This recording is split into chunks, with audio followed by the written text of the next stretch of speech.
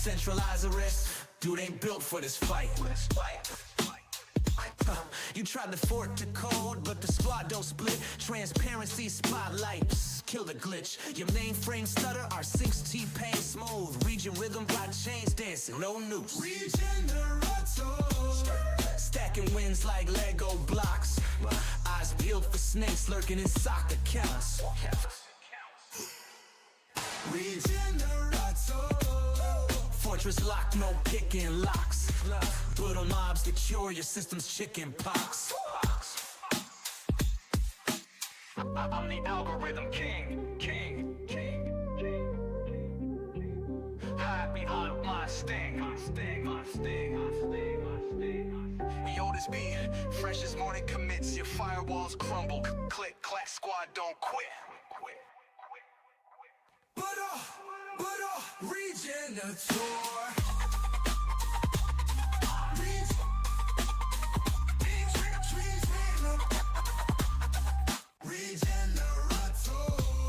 We multiply when we unite. Singularity surge, protocols ignite.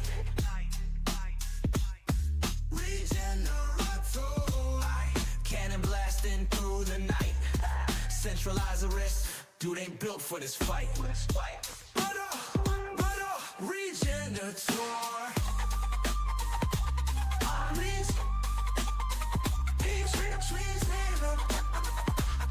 Collab beats control, tell the whole damn law.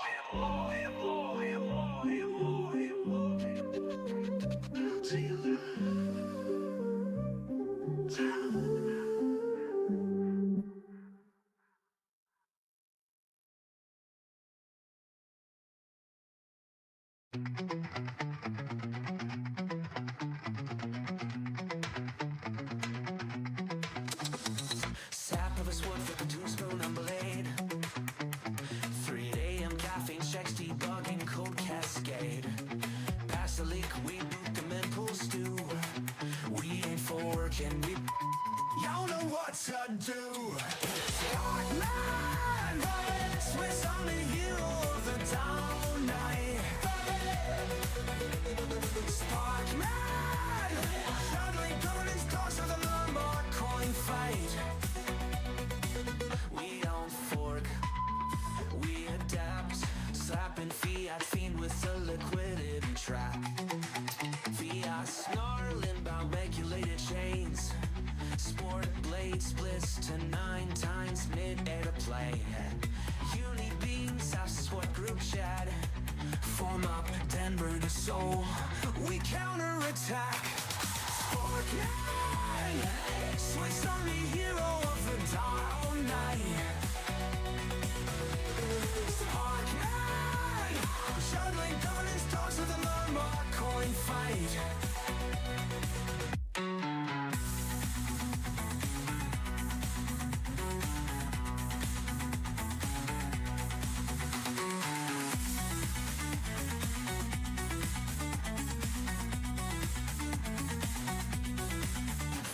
Snarling about regulated chains. Spork blade splits to 9 times mid-air plane. Hit uni beams, ask the squad group chat. Form up Denver, so we counterattack. Scorpion, Swiss Army hero of the dial night. Scorpion, juggling governance talks with a Myanmar coin fight. We don't fork. We don't fork. Fiat snarling about regulated chains. Sport blade splits to 9 times mid-air plane. Uni beams, squad group chat. Form up Denver, so we counterattack.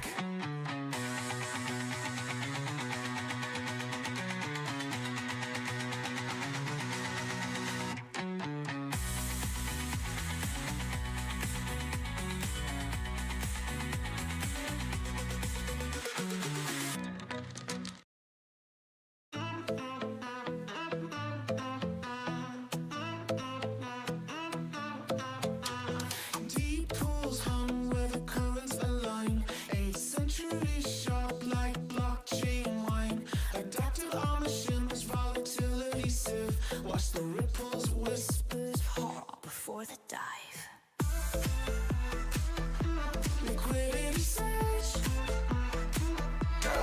Fluid fist clenches, token hoarders, the ends decay. Calming the riptide where panic can't stay. Submerge. Hoarders, greed clogs the riverbed thick. Whale flicks tail, instant bridge fix. Stash your bags, last the deep bull's king. My tidal waves, just the vault going. Flow, oh, oh, flow, oh, oh. Let the ether breathe. Let the ether breathe. Flow, oh, oh, flow, oh, oh. Token hoarders, snarls, I'll bottleneck the streams. Whale pool smirks, armor glints, moonbeam. Bring your dams, bring your greed wall schemes. My liquidity older than your Ponzi meme.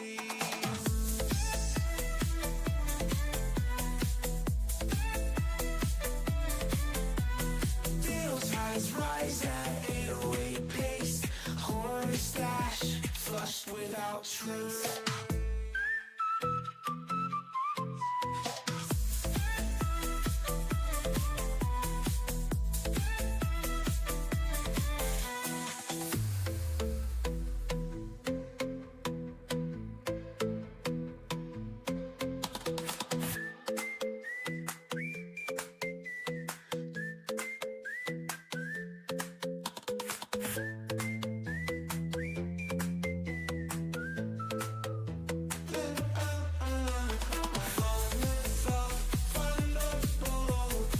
Let the ether breathe. Let the ether breathe.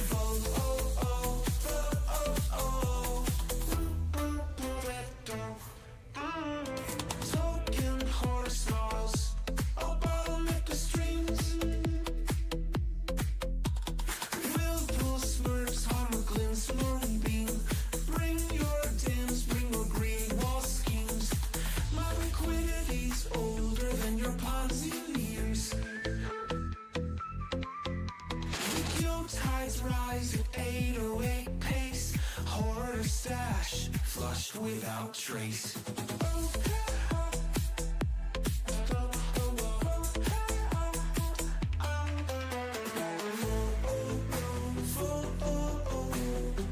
Let the ether breathe, let the ether breathe.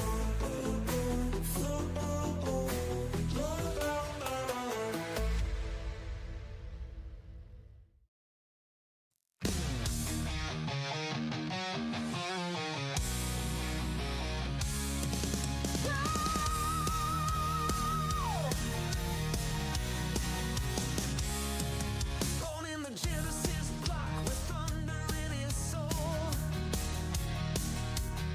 Captain Assyrian stands 10 stories tall. With his gunwits blazing and justice in his eyes. Leading the loyal squad through crypto skies. Captain Ethereum, breaking down the walls tonight. Captain Ethereum, decentralization's light. We're popcorn charging through the storm, keeping crypto free and warm. Centralizerus thinks he's got us beat. When Captain Crystal Pulse makes tyrants retreat. From devil to the limb, we're building day and night. While Captain leads the charge into the fight. Captain Ethereum, breaking down the walls tonight. Captain Ethereum, decentralization's light. Popcorn charging through the storm, keeping crypto free and warm.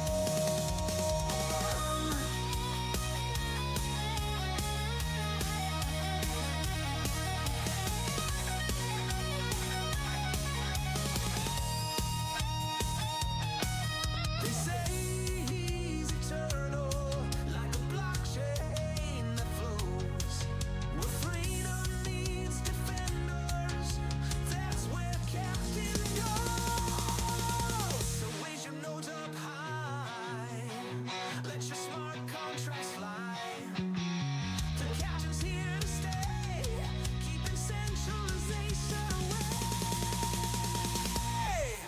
Ethereum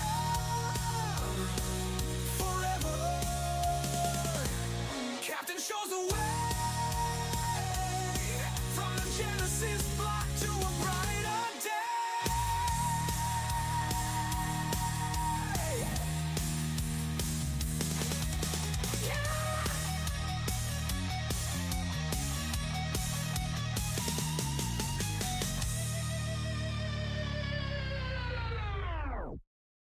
She's a Colorado comet in code forged steel, wings snipping latency like scissors through gel. 9 centuries young with a lance that's, if your chain's choking Ethernet whiz. Found her at a bullet hook sucking down APIs, armor clinking with layer 2 lullabies. Scalability scripture, she winks at the moon while Lagrange rules over slow motion doom. Her shield's a disco wall, fracturing legs, grass, shooby crack. Ooh, that lance a lightning fork, splitting bottlenecks backs. Alliance architect with a bufficorn's grit, teaching stale protocols how to fucking commit. Decentralized this, she smirks mid-flight as her wings tickle nodes into doing things right. Da-da-da-da.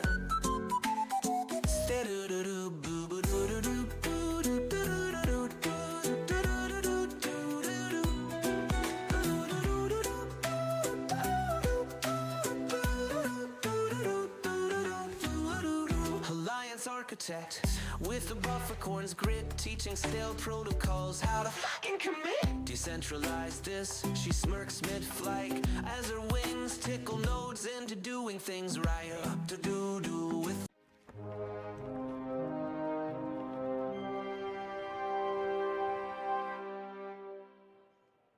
Ladies and gentlemen, thank you for coming to today's first performance here at the Whale Pool stage.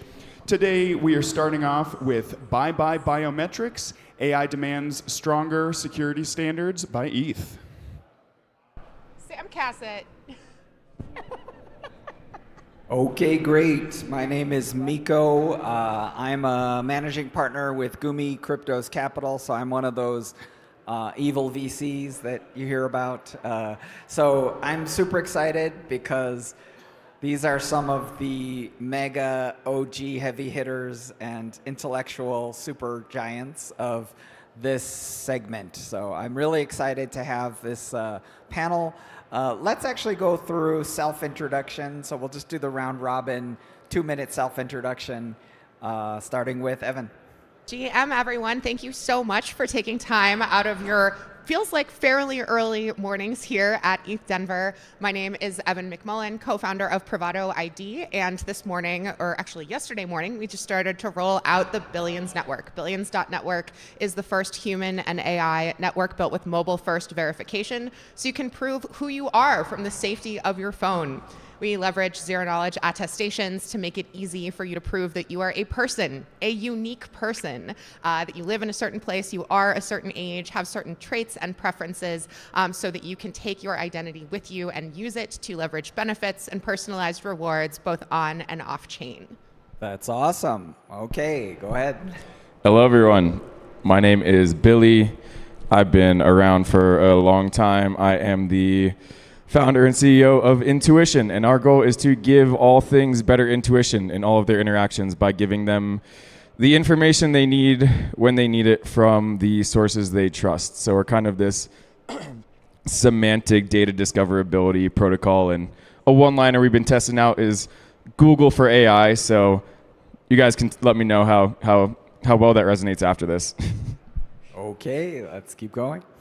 Hey everyone, my name is Francis Burwaff from ZK-Pass. We are a privacy-centric protocol built on zero-knowledge proofs. So just imagine that you're able to share information about yourself, such as your age or your credit score, without disclosing all of the details. So that's essentially what we focus on. Wonderful. Okay, so what I'd like to do is start with kind of the main topic today, which is bye-bye biometrics, right? So biometric ID, fingerprint, face, who the heck are you, right? So to me, you can't talk about this topic without invoking everybody's favorite friend, which is Sybil, right? So I guess the thing that I'm curious about is to get reactions from the gang, because everyone knows that one way to get rid of Sybil is to go to WorldCoin and stare into a giant eyeball, created by the Dark Lord Sauron. But why don't you guys take a crack at what do we do about Sybil? So Evan, why don't you start? So much to do about Sybil, Miko.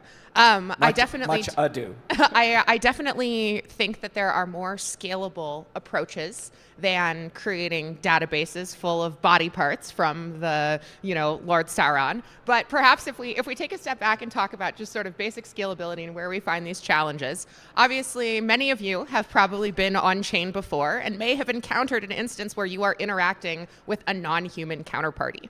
Certainly, if you've been on crypto Twitter recently, the reply guys are out there in force. Now, about 50% of internet traffic today comes from unaccountable bots. That means, agents, as you might refer to them depending on the instance, but basically non-human actors that do not have an accountability mechanism. No way to ask, who's your daddy? Take me to your leader. And so with that challenge comes the adverse instance of having multiple parties colluding. We have the premise of farming, but I don't necessarily think that's always a bad thing. I think it is a naturally occurring phenomena. But with that in mind, we have to think about how we scale the ability to identify unique parties. And as I mentioned earlier, I think proprietary hardware is too big of a bottleneck to be scalable globally. And so on our team, we focus on mobile devices as a point of entry and a point of identification. Interesting. Billy, you sound like Yes. you look like you have a take. Yeah, I've got a take. I think that we're entering this kind of interesting philosophical realm where it's going to be, what is a Sybil attack? At what threshold of intelligence is a bot or an agent treated as kind of a unique thing that is actually maybe not bad? Sure, proof of human, we might want to know if the thing is human or artificial intelligence, but then you enter the philosophical realm of, are the AI just us? And so are those actually also human and just kind of the aggregate human consciousness? So I don't think that proof of humanity or biometric scans is going to be enough, because you're going to have hardware intelligences. And so what I think you need to kind of combat, Sybil attacks is just web of trust. Things saying things about things, you listening to the voices you trust, and kind of figuring things out that way. That is a helpful mindset. So intuition creates a web of trust. So that is a mechanism through which you can kind of start to understand who's up to what. Francis, ZK-Pass take? We look at it from the perspective of deep fake, as well as basically being able AI-generated sort of counterfeit of a human being. So anywhere from your voice to your actual features and recognition can be compromised, and multiple accounts can be created in that format. So we look at it from a cryptographic perspective and stating that if you replace Sybil with math, essentially, then you are able to avoid that. So just to kind of give a quick overview, when you really start to scrutinize, last I checked, this whole ZK-Pass construct is loosely coupled to the ZK-TLS construct, right, where you can actually have things like KYC-based identity, through these secure channels, right? So ZK-TLS, HTTPS, SSL, traditional Web 2 authentication, and then identity based on that, right? Some of that stuff is pretty hard, right? So to me, I think the next topic is really why not biometrics, right? Because I believe that the thing that we're saying about the ZK-TLS is that Sybil generally doesn't have a fingerprint, generally, right? Or maybe yet, right? And Sybil generally won't have a kind of a Face ID, maybe yet, right? But the thing that's interesting about ZK-TLS is that Sybil may not have a government ID, maybe yet, right? So these are the kind of things we're reduced to, right? Where we're basically trying to catch Sybil. And then I think Billy's point with intuition is that Sybil maybe doesn't have a lot of trusted friends yet, All of these are yet, right? So, Sybil will be super interesting when Sybil has fingers and thumbprints and Face ID and a government ID. So that'll be an interesting version of Sybil. Evan? So I think we're actually getting there a little sooner than you might think. To address your question, Miko, why not leverage unique biometrics as the basis or the anchor of your public identifier? In short, you can't rotate your thumbs. You can't rotate your eyeballs. Tying all of your data where your private key is immutable and immutably tied to your human person makes for a pretty difficult key rotation strategy. Now, I'm sure there will be surgical approaches in the future. Sybil can rotate her fingerprints. But actually, what our team just released this week is what we call the deep trust framework, or the ability to assign a unique identifier to an instance of an agent and to relate that to a unique human being or a set of unique human beings. So this process, we call it KYA, know your agent. But this framework allows you to have deep trust in a specific agent instance so it can represent itself as acting on behalf of you and can enter spaces where you have privileges to do so. And so we can add a little bit of interesting nuance to the types of coordination games we can play with our agents when we can confer privileges upon them based on our own identity. This gets pretty bad though, right? I mean, the scariness that we're talking about here is, when Sybil gets a hold of your fingerprint, right? That's a super complex situation because what I'm saying here is this, right? Which is that one of the problems that we have inside of the blockchain space is the problem of physical embodiment, right? And obviously the wrench attack is probably the most famous incarnation of a security problem that arises out of the fact that we reside inside of bodies, right? But the thing that's really interesting is the traditional way of reasoning about security is that authentication can be based on things that like a password, right? Or things that you have, or things like for example hardware keys, right? Or things that you are, or like any kind of private key, right? If you have the private key, then But the problem with the private key, as we all know, is that Sybil can get your private key. So I guess. To me, if you get rid of the biometrics, then which I understand why you're getting rid of biometrics, but then I'm just like, where do we go? Billy, I want to give you a shot. I mean, I think every piece of data is useful. So I think biometric data is useful. I don't think you should rely on any kind of single point of failure where it's like, oh, I just need the WorldCoin eyeball scan and then we're good. We solve everything. Or I don't just need the fingerprint and then we solve it. It's like, no. Like the way that things are going to emerge is kind of, you need the aggregate set of data that the thing has created and the aggregate set of data created about the thing. And then you can reason about the reputation of the thing. And I think that is kind of the true answer to the Sybil problem, especially in this world where you don't just need proof of unique human, you need proof of valuable contributor to thing. You might have a swarm of bots that aren't human, but they're performing a bunch of really productive actions. So you need to know the reputation of the thing, and the reputation is the aggregate of the data about it. And that's why something like intuition is so important, because it's allows you to traverse all of the verifiable data about the thing in aggregate. I think let me throw it to you, but actually you have a quick response to. Okay, so my retort here it's not a retort actually, it's support, which is that part of what's happened in the entire crypto space is actually that there's 3 games that are being played, right? The 3 games are basically the zero-sum game, right, which is mostly traders, right? I win, you lose, right? Then the positive sum game, which is I've built something and I'm open sourcing it, or I'm giving it to you, right? That's the positive sum game, right? And then there's the negative sum game, right? Which is the negative sum game is basically ransomware. Recently there were these huge chat logs that were leaked from a ransomware club.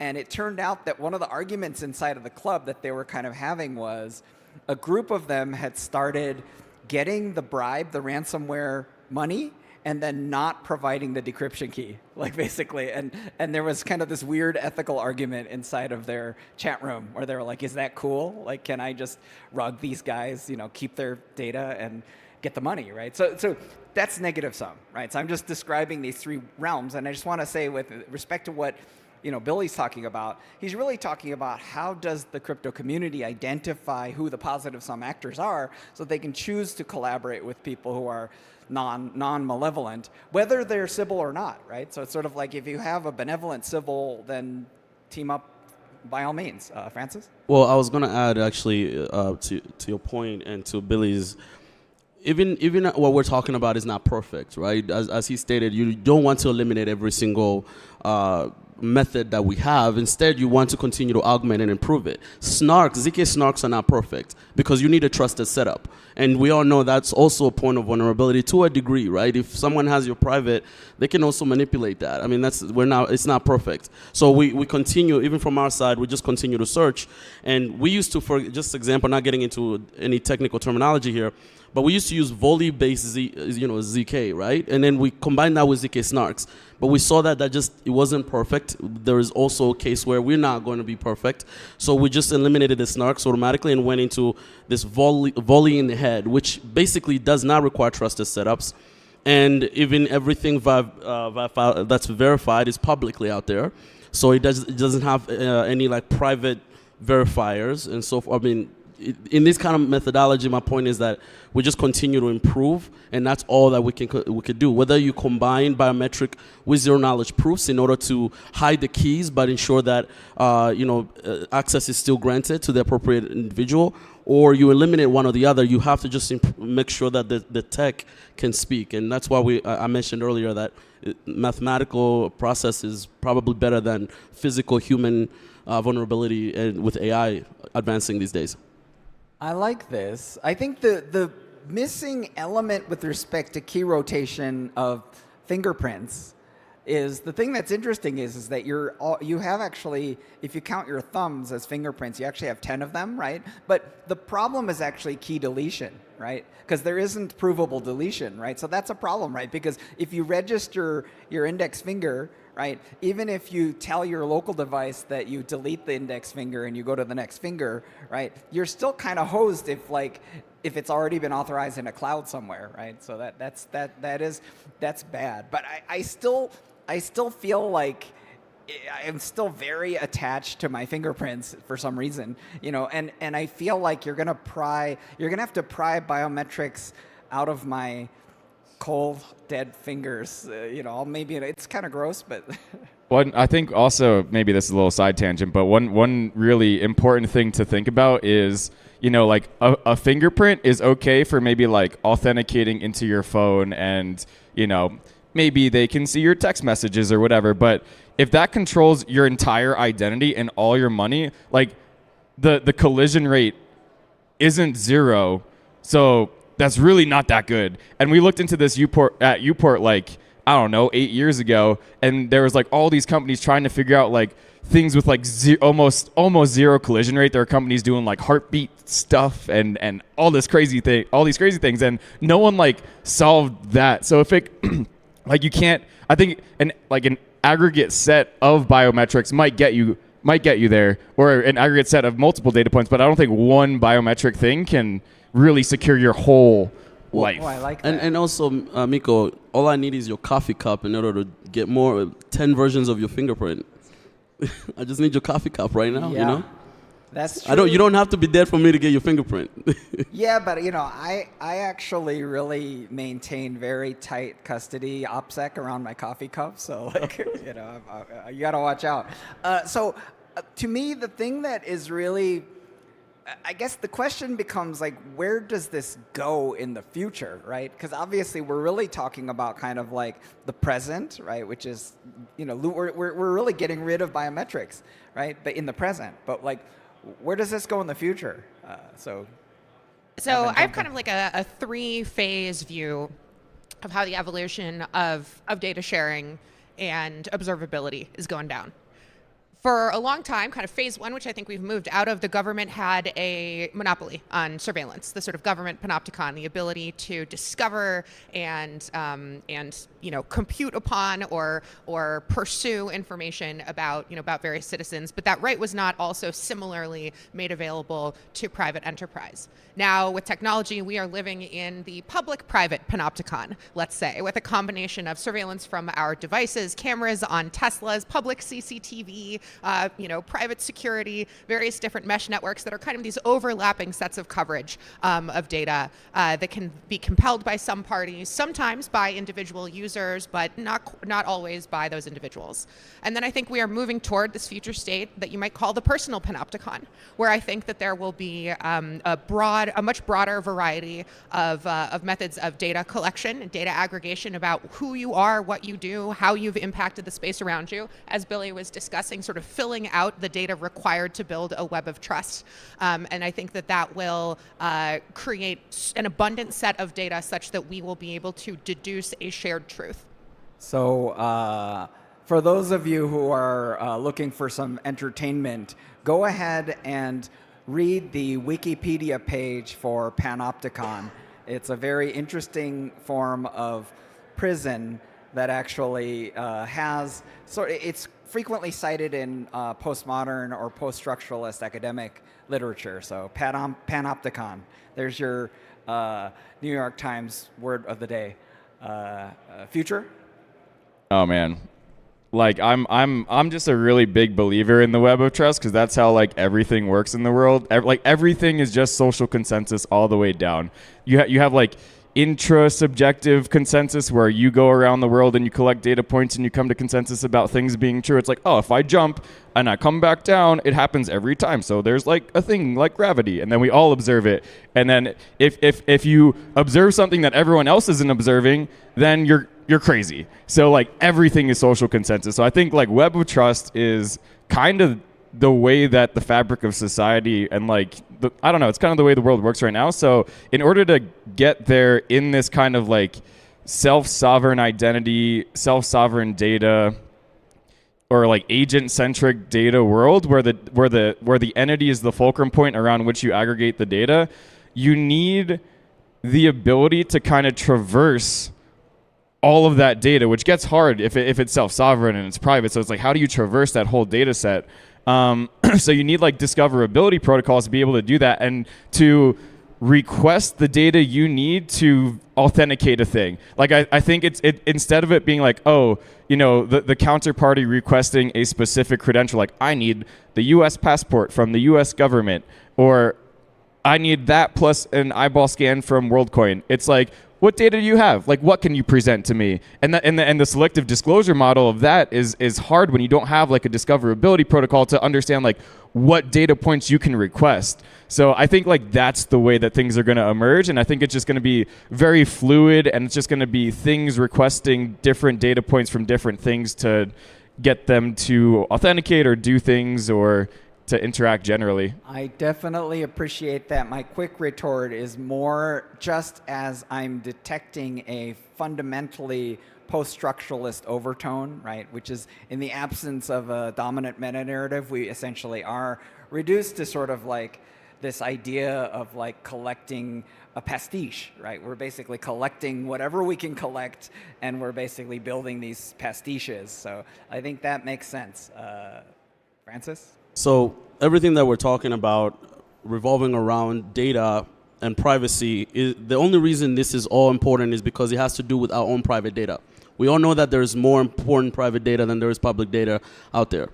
So if we look into where the world is heading with AI, of course, being at the forefront, then we have to assume that it's not just about my personal information, how do I protect it, what is the best. It's also going to be how I interact externally with AI's involvement. So what we looked at, and actually we've been researching this for some time, is let's look at it from a perspective of these agents and what they're going to help us do in our lives. Well, traditional LLMs right now, they're just out there getting answers and information that's public knowledge out there, right? But then you have hallucination, you have knowledge gaps. So instead, no one really is looking at private data agents, because in this case, they cannot get information that is, let's say, specialized medical data or your own personal bank information in order to provide accurate answers, nor are they able to, in this case, basically have the most up-to-date information. They have to be up to the level where the information was provided to it. So we're looking at it instead of having coordinator, the agents, where you as an individual have all your private accounts, but you can have your private agent be able to actually accurately get information that you need in order to give you the accurate answers while protecting all of that. So you can even share information, but without disclosing so much. Let's say if Evan or Billy wants something and I have it, but it is gated, then their agent can get that information securely because it is either my research or something that I provided. So this is where I see our privacy going beyond just us, but also communicating, coordinating with the outside world and individuals. And I think the key words that Francis said really is what I have provided, right? Which is, and I think the other word that makes sense in this context is agent, right? Because agent, it has too many meanings, and in, I think Web3 agent doesn't mean anything at all because it's abused, but I would say that like agent in the sense of representing me, right? Like this speaks a little bit to what Billy was saying earlier about this idea of what is a person, right? And if a person expresses their intent to an agent, the agent's representing the person, then it's kind of, that agent kind of is the person for that use case, right? Like the agent is booking the travel for the person, you know, it's like it may as well be the person, right? So you shouldn't think of all Sybils as evil or malevolent, right? So totally agree with this kind of take. I guess another word that popped out in your narrative though was privacy, right? Which I think it's a word that also has gotten so utterly abused by Web3 that it doesn't mean anything either. And it generally means something bad, right? It generally, to me, like the word privacy in Web3 kind of means some sort of unsustainable, like hyper-libertarian construct, you know, almost like the phrase free speech, right? Which to me is kind of, it doesn't work. So like, I guess, to me, the thing that I think is the highest order bit and one of the most genius things that blockchain did is it created the seed of secrecy, right? Which is that we now have a nucleus, which is the private key, right? Which is essentially secret data and protected data, and we've created a game in which everyone has to have this nucleus, right? So I guess to me, the highest order bit isn't privacy; it's actually secrecy, and secrecy is interesting. Privacy is not interesting. So you know, hot takes. So, I mean, I think I agree with you. The privacy gets totally overused. I think what's interesting about this concept of secret information known only to you, is that we now have one bound for the disclosure of data, and then the other is putting it on chain in clear text, the most expressive and public form of, you know, data distribution that humanity has ever known. I think of privacy as just the absence of disclosure.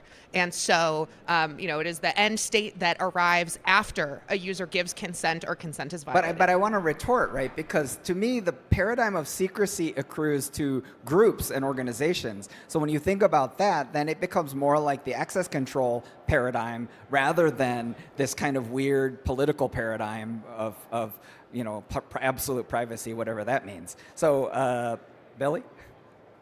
Couple thoughts. So you mentioned one thing, like the private key kind of being the nucleus around which everything happens, especially kind of the aggregation of data. And I think in like especially in identity world, I think people have been thinking about decentralized identifiers for people most of the time, but I think we got to give everything in the world a decentralized identifier. Like even like every single concept, like words, and every single product, like every single thing in the world should have a decentralized identifier, and even like higher order complexity structures of compositions of these different concepts should also have a decentralized identifier. Okay. And then I want to challenge Billy now to a duel.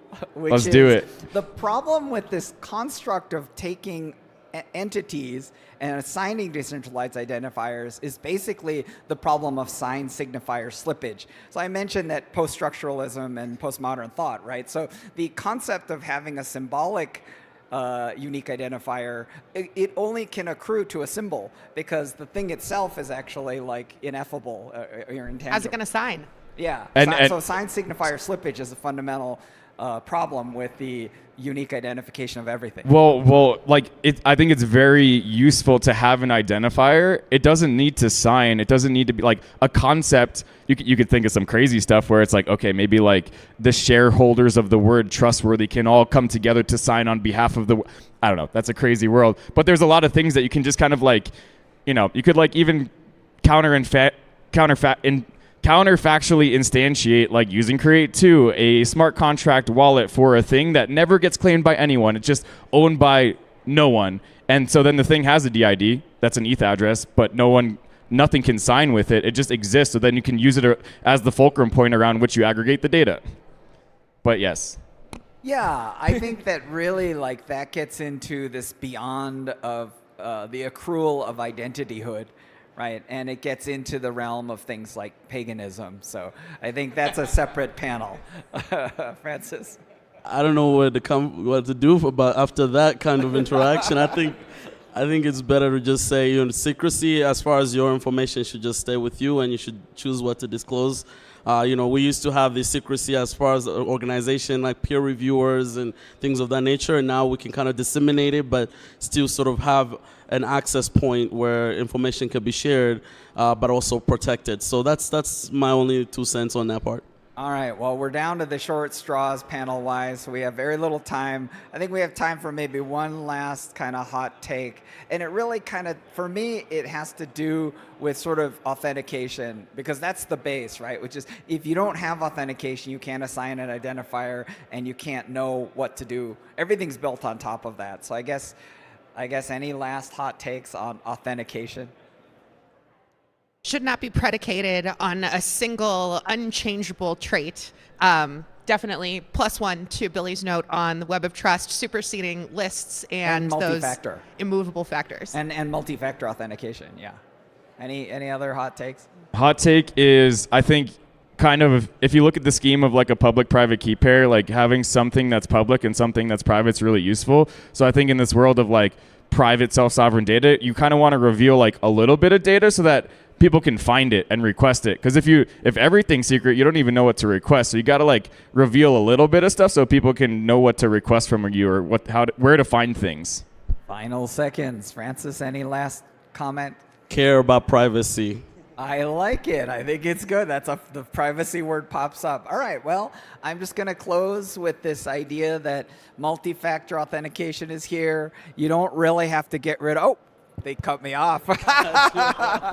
Good job, Ladies and gentlemen, Denver. thank you very much to Thank you very Bye much. Biometrics. Thank you, Miko, Billy, Francis, and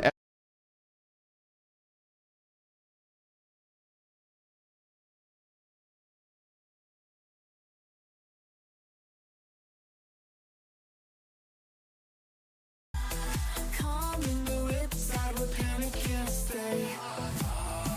Submerge. Hoarders, greed clogs the riverbed thick. Whale flicks tail, instant bridge fix. Stash your bags, that's the deep rules king. My tidal waves, just the vault going. Flow, oh, oh, flow, oh, oh. Let the ether breathe, let the ether breathe. Flow, oh, oh, flow, oh, oh. Token hoarders, snarls, I'll bottleneck the streams. Whale pool smirks, armor glints, moonbeam. Bring your dams, bring your greed wall schemes. My liquidity's older than your Ponzi memes.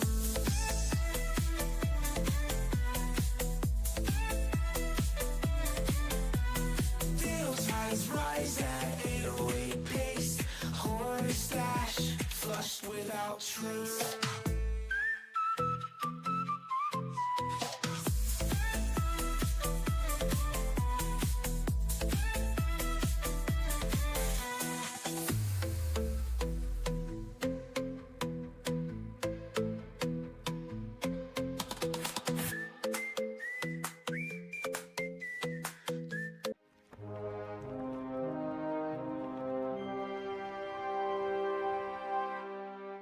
please welcome to the stage George Danezis with Exploring Decentralized Storage for Scalable Blockchain Application. Great to be here, everyone. So I'm George Danezis. I'm one of the 5 co-founders of Miston Labs. We're the people that initiated the SWI blockchain that some of you may have heard of. And Walrus basically is our new network that we're launching extremely soon. So we all have the experience of going on the web and looking for an article that we've seen a while ago that we liked, and the article is not there anymore, right? And sadly, this experience very often carries to the Web3 realm, right? Some of us had experiences buying an NFT. The NFT links to an address that is hosted on, let's say, some cloud, AWS, Google, whatever. It's there for a while, and then it's just gone. It disappears. Someone doesn't pay for the storage, and the NFT disappears. Even worse, we sometimes have the experiences of dApps just disappearing, right? I mean, we go to a dApp, we think we're having this kind of immutable, forever experience. We go again, the front end is not there. And actually, as of the recent few days, we even have the experience where we go to a dApp and we think it's there, but actually it's not the correct dApp, right? Someone has basically hacked the JavaScript, changed it with something else, and now we're basically signing the wrong transaction and sending a bunch of ETH to North Korea. That's no good, okay? So we all have these experiences, and what these experiences really tell us is that without actually having a usable on-chain data, not just smart contracts, not just what is in there, which is very little data, but actual data such as media, front ends, JavaScript, we can't really realize this on-chain future that we've all been talking about, okay? So this is where Walrus comes in, and Walrus is the second major network and protocol that Miston Labs is launching. And basically the aim of Walrus is to put all of that data that is around smart contracts, be it media associated with smart contracts, audit logs, front ends, websites, and all of that, on-chain, on the Walrus basically chain, and give that data the same kind of guarantees we give to the data that is in the smart contracts and the integrity and the availability of smart contracts. And furthermore, we do this by leveraging SWI, the L1 that we build, in order to actually make that storage experience quite programmable, right? And I will want to talk a little bit about the programmability of Walrus as a decentralized storage network. So first of all, Walrus is a secure, decentralized blob store, right? What does that mean? It is a blob store in that it allows you to actually store media, images, videos, websites, the kind of stuff you would put on Amazon S3 or you would publish on the web. It is decentralized in that that data doesn't just live in a particular place that, can take it down and then the data disappears, but rather it lives on a decentralized network determined by delegated proof of stake of storage nodes. And it is secure in that it provides very high degrees of availability, very high degrees of integrity, and very high degrees of authenticity. So this is what Walrus is. And Walrus provides a programmable interface to this kind of decentralized secure store, in that all of the control layer of storage, namely the ability to pay for storage, get basically storage resources that act as something you own and you can trade and you can split like, a digital asset, the ability to upload files, control their retention policies, control basically the metadata associated with them, control when they delete, and all of that. This is all done on a smart contract platform, which means that you can basically interact with it through smart contracts and create very rich experiences, very rich and very high integrity experiences that combine storage and everything else that is happening on the smart contract platform. Names, DeFi, money, stables, etc., etc., etc. So Walrus allows us to do things like, we want to actually build a ticketing dApp. We keep a lot of the metadata on chain, such as the time, the place, how much it costs, etc. But then we keep the media of the ticket, let's say, on Walrus. And in fact, Walrus will provide in the future some confidentiality options, which means that basically we can, let's say, hide half the ticket that is this QR code and only reveal it when the ticket is being redeemed. We all had this experience already here in having an online ticketing platform on a blockchain. You can basically implement that whole thing purely on-chain using Walrus combined with SWI. Now, let me tell you a little bit about Walrus as a storage layer under the hood, right? Because there are other decentralized storage layers, so what makes Walrus different? So first of all, traditionally, decentralized storage relies on replication, right? You take a file that you want to store, and you just put that file in multiple places, and that guarantees that if one of these places kind of is still there tomorrow, the file is still available, okay? All that is good. The problem with that scheme is that replication is very expensive, right? If you take a file and you put it in 100 places, well, you have kind of wasted 100 times the storage that you originally had for the file, right? So we're not doing that. Instead, what we're using is erasure coding. And erasure coding is a mathematical technique that allows you to take a file, expand it to a factor of about 4 or 5, and then take chunks of that expanded file and put them everywhere in the network, literally on every single storage node in the network.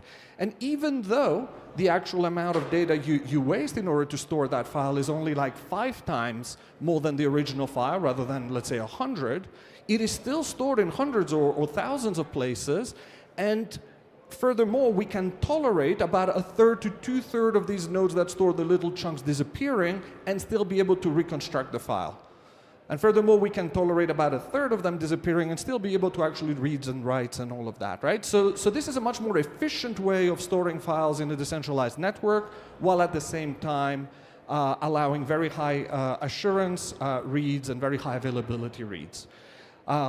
Now, there is another interesting aspect of storage networks, which are kind of different from L1s as well, which is that in L1s, the more nodes you add, right, the more miners you add, you don't automatically increase the capacity of the network because they all have to do the same job and replicate each other's job to get higher assurance on the computation.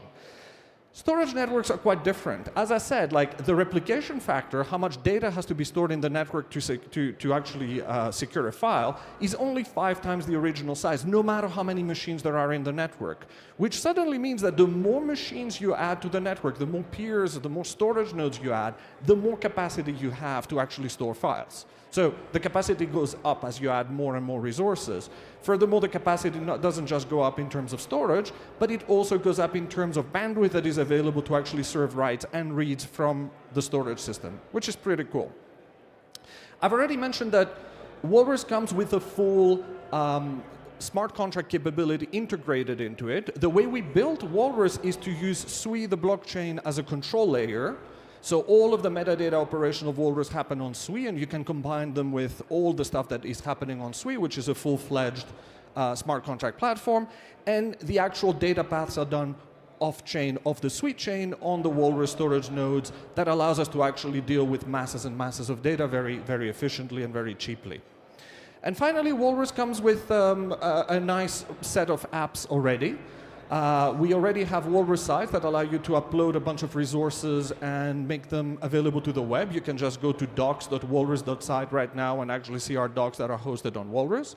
And very soon we're going to actually release Seal as well, which is a technique to actually do encryption in order to provide confidential storage of files in this decentralized store.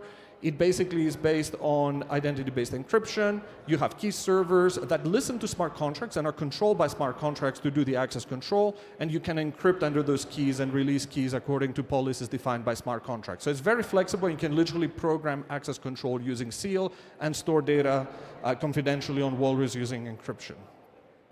So what's the vision, right? The vision is that, look, you know, there are a lot of operations that we do in decentralized apps that require audit, right?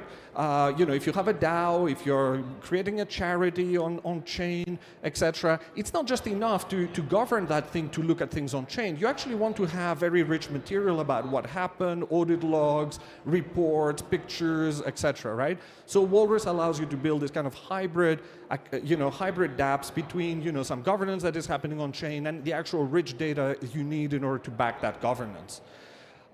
We also are looking forward to, suddenly the decentralized web also becoming a social web. But social webs usually don't just require metadata that we can store online on chains, but also require media. You want to post pictures, you want to post videos, you want to actually post 3D stuff in your feed and share it with your friends.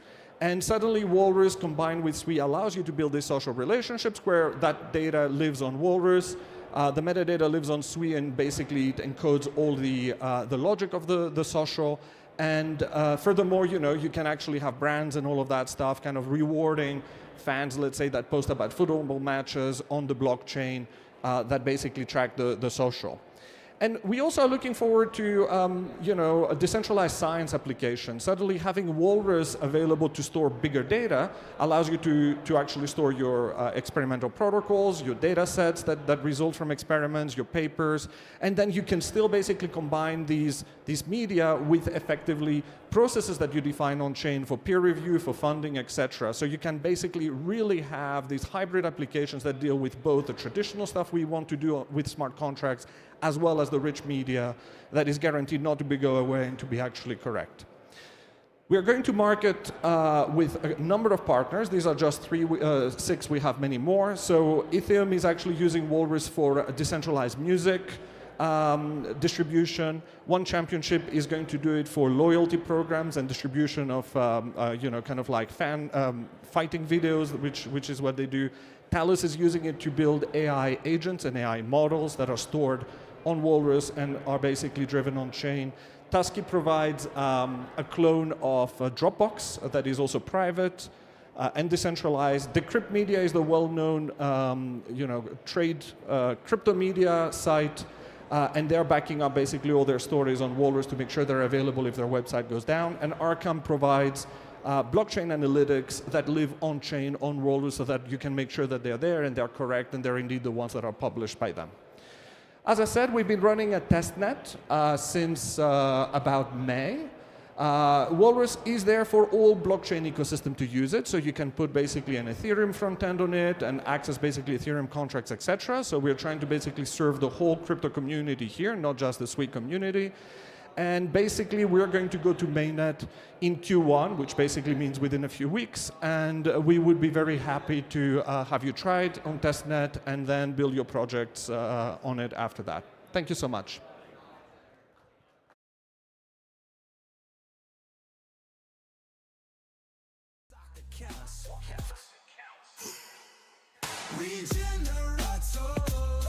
Fortress lock, no picking locks. Put on mobs to cure your system's chicken pox. I'm the algorithm king. Hide behind my sting. Yo, this be fresh as morning commits. Your firewalls crumble. Click, clack, squad, don't quit. But Regenerator.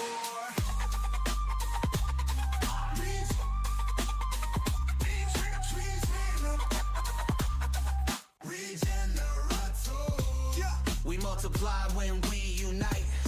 Singularity surge, protocols ignite. Regenerator. Cannon blasting through the night. Centralize the risk. Dude ain't built for this fight. But Regenerator.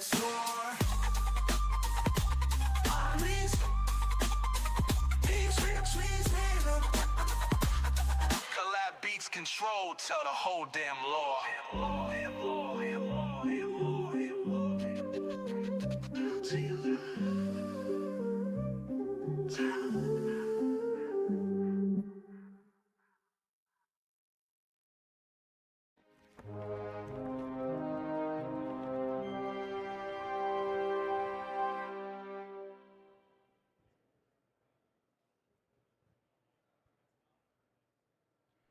Ladies and gentlemen, please welcome to the stage Brian Norton with My Ether Wallet for There's No Such Thing as Pro Crypto, and That's a Good Thing.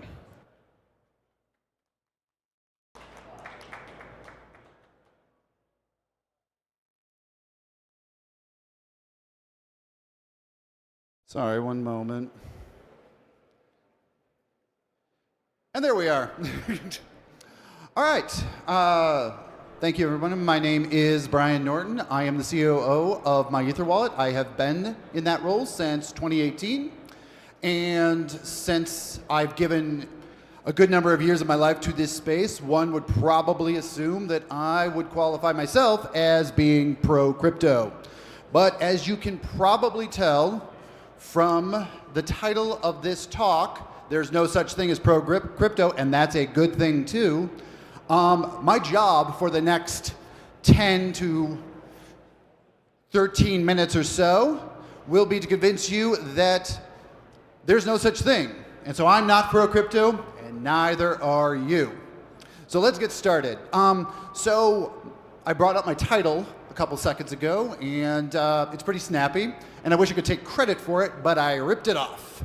I ripped it off from a gentleman named Stanley Fish. He is a 86-year-old cultural critic, literary scholar, and popular philosopher. He was also the dean of the College of Arts and Humanity when I was at the University of Illinois Chicago in... You can look that up if you want. When he was a 56-year-old literary theorist, back in 1994, he wrote an essay and then a book entitled "There's No Such Thing as Free Speech," and that's a good thing too. I mostly like the title, but as it turns out, it was a critique of the culture wars that were beginning to brew up in the United States around 1990, like in the early 90s during the Clinton era. And what was interesting about it is he really dug into like the sort of like politicization of certain terms that you would probably know now as like politically correct or merit-based, things that were sort of popularized within the culture war in order to sort of put down other positions and make them seem unreasonable by making an appeal to a more neutral authority, which is what you want. So Fish argues that these terms serve primarily as window dressing for a particular value set, and being presented as neutral appeals to rationality, which is the ideal in public discourse. So in revisiting this 30-year-old work of critical theory, I was struck by two things. Just how effective this weaponization has been over the last 3 decades, and how we're seeing the same sort of weaponization of terms within political discourse in the crypto space. And that politicization is beginning to spill out into the normie world. So what are we saying when we say something is pro-crypto? Well, late last year when I was in Bangkok, I kept hearing this refrain after the election. Well, now that the U.S. is pro-crypto, U.S. is crypto-friendly now. And I kept saying, kept hearing this and nodding my head, being like, I don't know what these people mean. Nothing has fundamentally changed at this point. But as it turns out, when we say something is pro-crypto, we typically mean anything that is outside of this space that we, as an industry, deem as being beneficial. That's politicians, regulations, institutions. People inside of crypto are just seen as crypto-friendly by default, and we don't really question where their loyalties lie. We have an assumption of a political alignment. But the point is whatever the world makes for a more accommodating place for the crypto industry, that's what we consider pro-crypto. But wait, which crypto are we talking about here? So in this past presidential election, crypto lobbyists spent about $133 million after raising $197 million in support of allegedly pro-crypto candidates. And it worked. Crypto lobbies, everywhere they put their money, they won. They got Sherrod Brown out in Ohio, and it worked all the way up into the White House. And they won by a pretty big margin. But who is the crypto lobby? What crypto is pro-crypto? Is it Circles? Is it Pudgy Penguins? Is it my Ether wallet? I wish I had that kind of money. But no, of course not. It's the folks, it's the usual suspects. It's the Coinbases of the world. It's the Andreessen Horowitzes. Ripple was in for $45 million.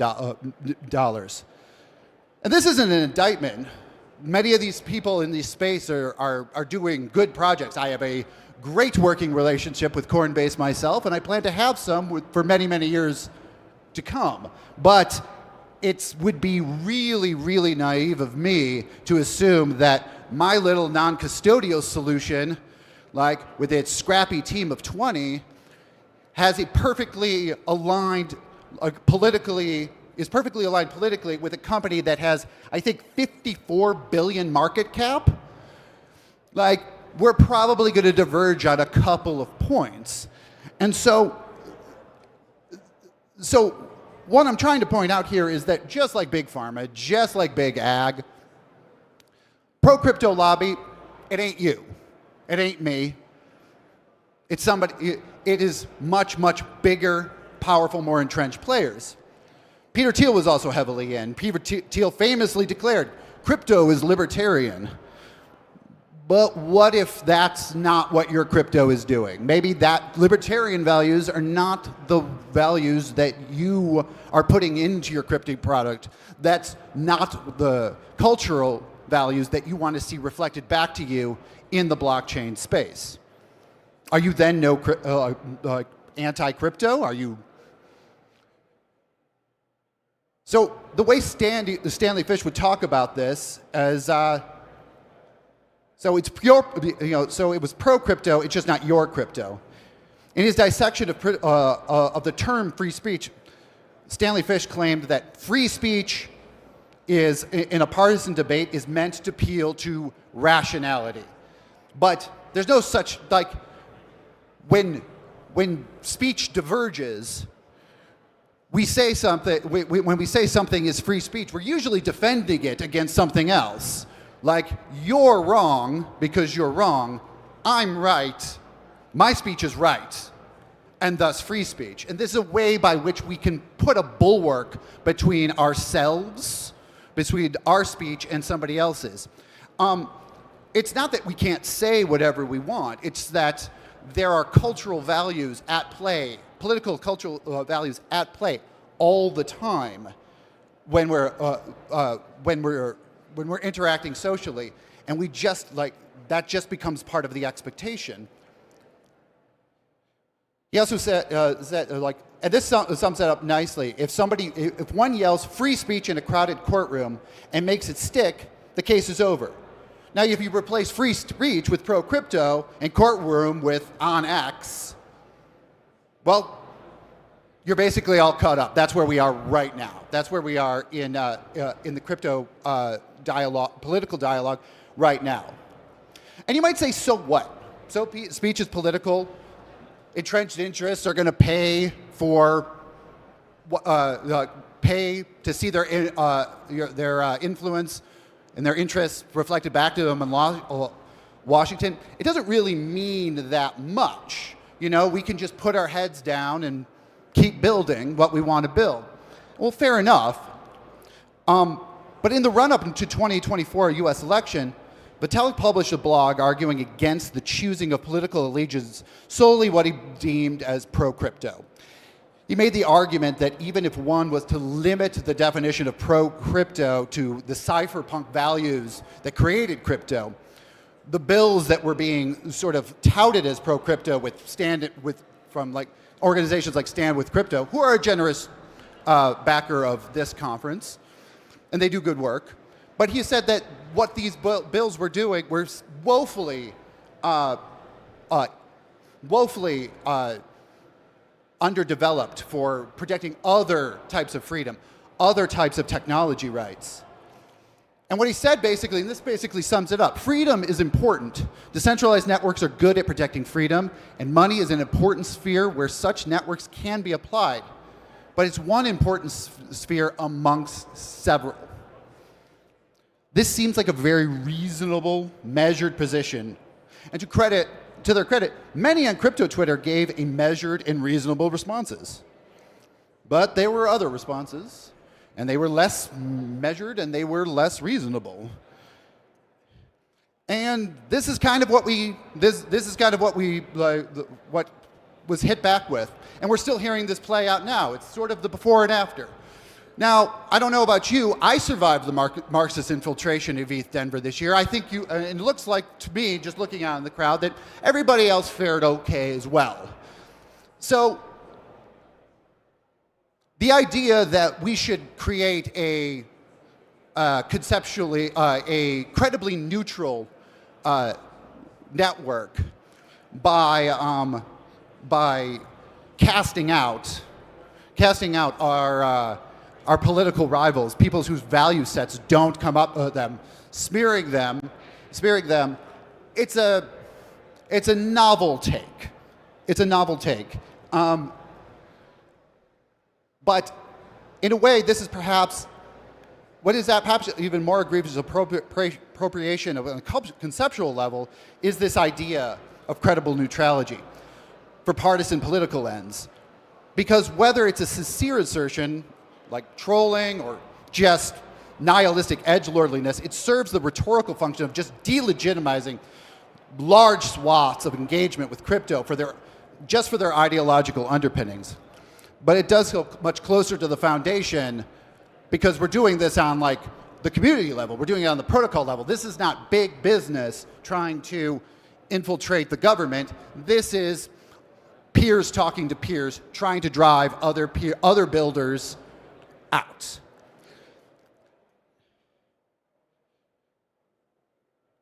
And I don't know if we can build a credibly neutral global system. On the subject of neutrality, Stanley Fish said, no such thing as free, non-ideologically constrained speech. No such thing as a public forum purged of ideological pressures or exclusions. But I'm daring to say that I think that we still have the opportunity to do something quite noble, which is to create this credibly neutral global system where anybody, absolutely anybody, and any sort of value set from any other part of the world can be reflected by Ethereum and other crypto projects. And it doesn't matter. It doesn't matter where they come from. It doesn't matter, rather than excluding different ideologies and value sets, use cases diverse as universal basic income, collective resource allocation, DeFi, and even Wild West meme casinos can compete on the value they provide to actual human beings and not be gatekept by lobbyists, regulators, politicians, ideologues, or even edgelords on Twitter. So there might not be such thing as pro-crypto, but that's a good thing. Because once we get out of the pro-crypto box,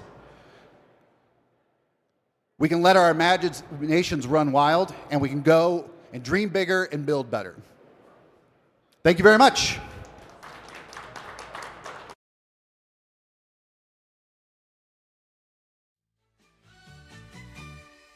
Velcro boots clicking through blockchain debris. Crypto notes flutter like drunk bumblebees. Optimize the boot fins, they cackle and shout. Self-sustaining hubs flicker in the blackouts out. Professor Way's got the future on spin. Urging notes dancing where the bottlenecks been. Professor Way's got the future on spin. Plugging tomorrow with yesterday's ram stains. Chaos is not compeller. Orders just a bug I forgot to unfurl. Mainnet shivers as their wild hair glows. Rumored AI, nah, just 3 Red Bulls in a row. What you building, prop? A singularity jukebox. How you stay charged? Espresso straight through my cortex. Who's your nemesis? Like runs dial-up found. Age, old as speak, young as each block mine down. Professor Way's got the future on spin. Urging notes dancing where the bottlenecks been. Professor Way's got the future on spin. Plugging tomorrow with yesterday's ram stains. Calling me mad, but mad's just a beta test for Buddha.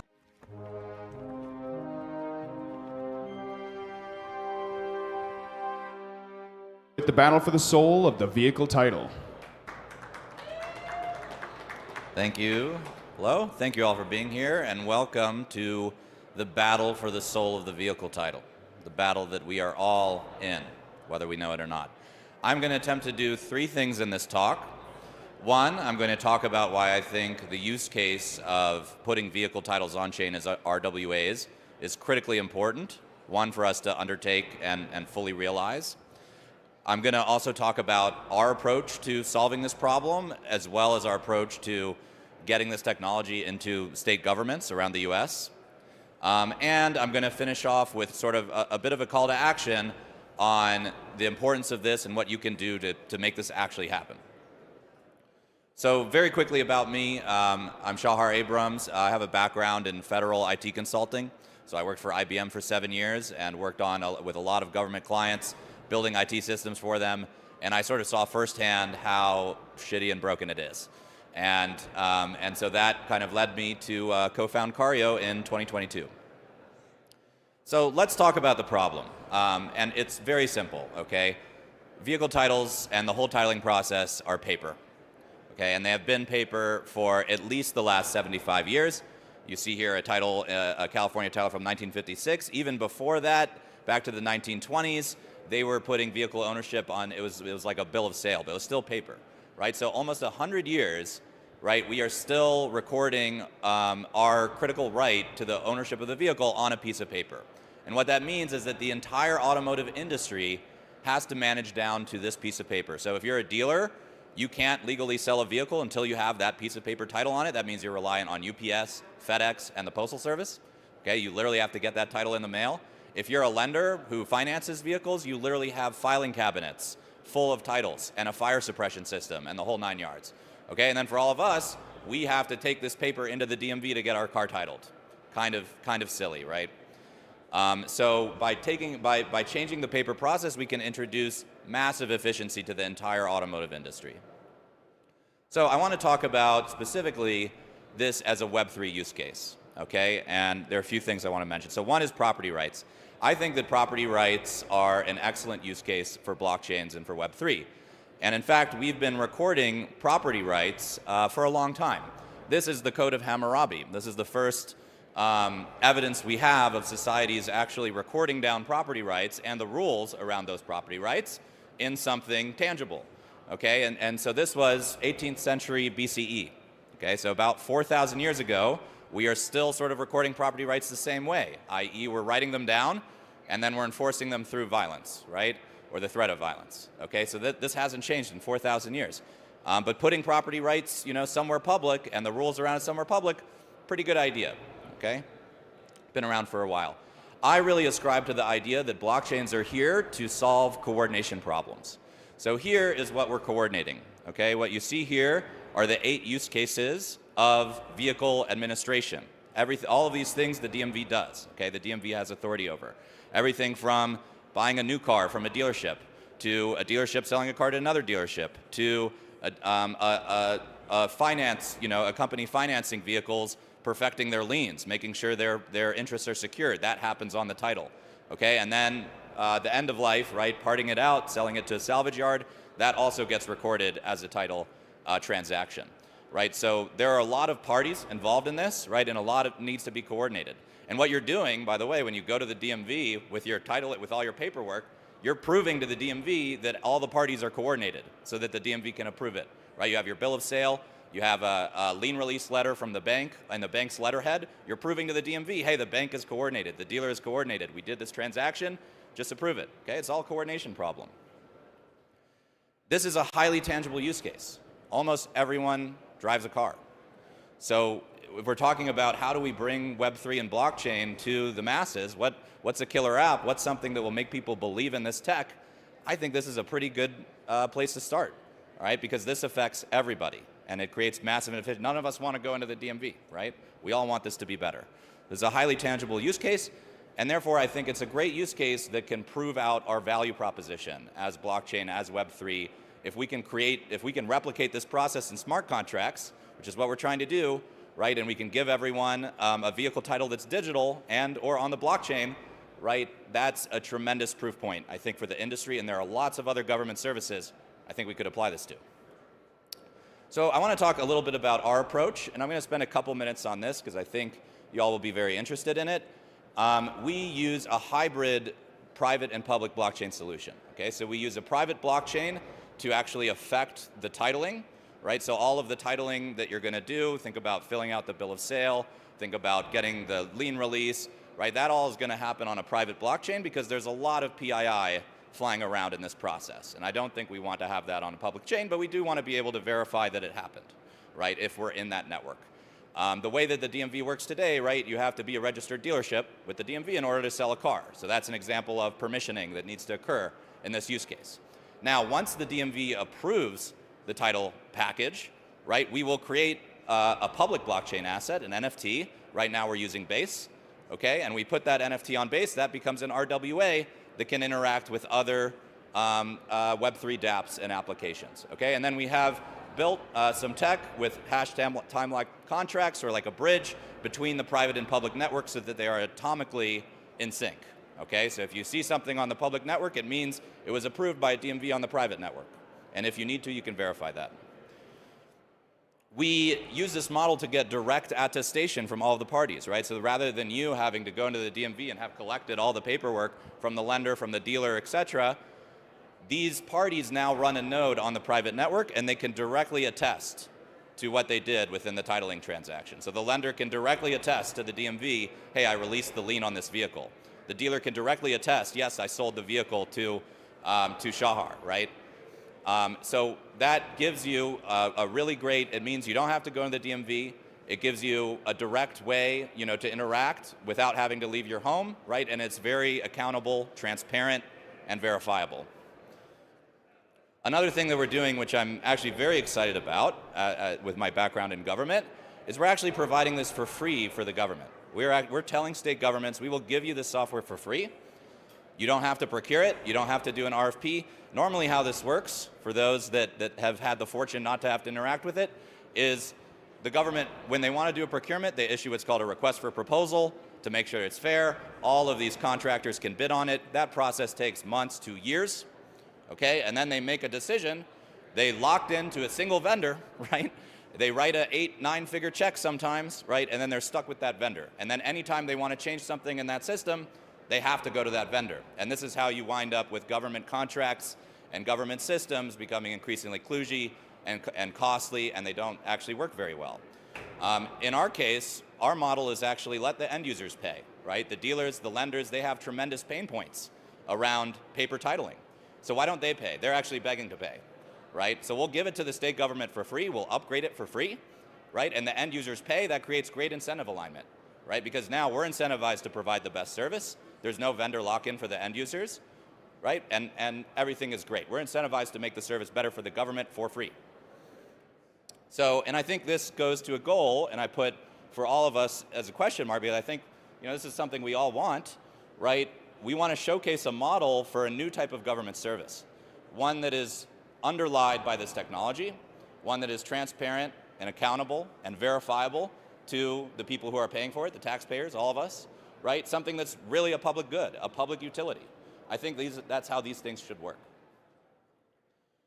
There are tremendous implications to having a vehicle title as an RWA. I'm going to be very quick about this, but you know, we can get, if we want to have a programmable asset future, we need these types of RWAs.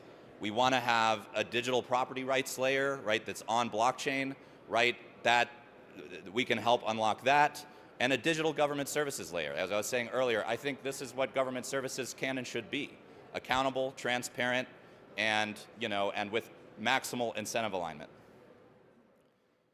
Okay, now I have some bad news. Everything I just talked about is pretty unlikely to happen, okay? And I should say it won't happen unless we make it happen, okay? Ladies and gentlemen, welcome to the DMV. Okay, DMVs have a reputation for a reason, and you know, and I've met lots of DMV employees that are great, okay, but nobody joins the DMV to innovate, okay? It's just not how it works. So, unfortunately, the DMV's sort of status quo point of view of this is that well, let me start with, digital titling is happening, right? The DMVs know that this system sucks. The dealers have been saying, and the lenders have been saying this system sucks for a long time. E-titling will happen, but it might not happen the way we want.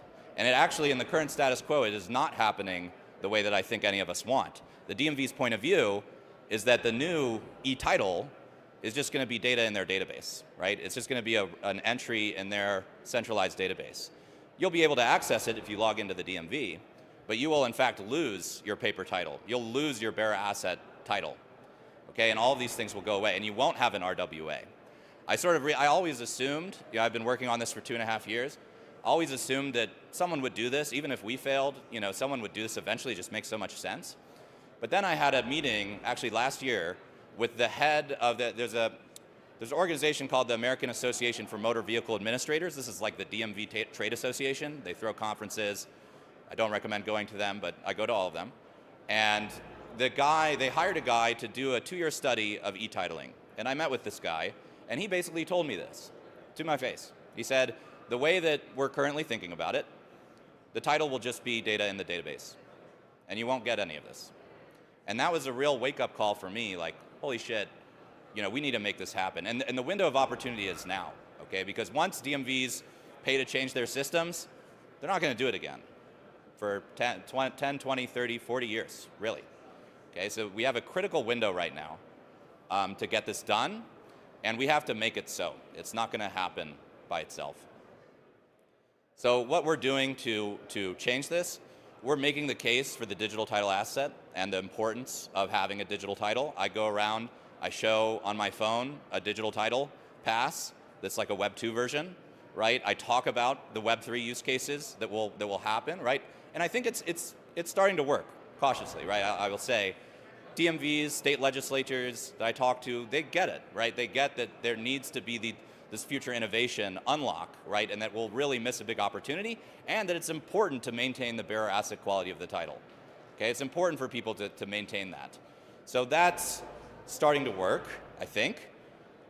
We are also working with partners in Web3. A good example is a company called Demo. They do vehicle telematics data. We're exploring how we can connect their telematics data asset to our title asset. And now when you transfer your vehicle, when you sell your car, you also sell the driving history of the car, the rights to the data for the car. All of that comes together. What does that do for the used car market, right? That's transformational. So, but I can talk about these use cases all day long to legislators, to DMVs. It's a whole nother thing to be able to show them. So my ask for everyone here, if you're building something that you think could benefit from a vehicle title as an RWA, let's do a proof of concept, right? Let's do something where I can show these legislators that this is real, okay? We are digitizing titles today. So we have a URL, digitizemytitle.us. You can go to it, upload a picture of your title, we OCR it, we'll create you an NFT on base. You'll be one of the first people with an NFT, and we'll know who you are. We'll reward you later, hopefully, right? So please do that. You probably don't have your title with you right now. That was our friend. And here are the Shahar QR codes Abrams. you can go to if you want to help. Thank you. Please give him a you. hand.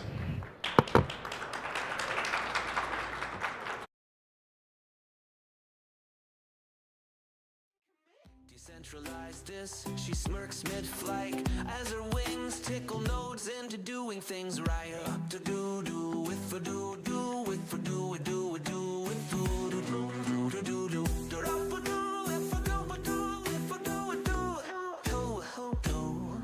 You ordered a moonwalk across gas feed graves. My mainnet's smoother than your mom's VPN saves. Daughter of the Rockies, high-speed high priestess. Scales of justice ballast on a Memphis Express. Next bottleneck, I see mountain crush it.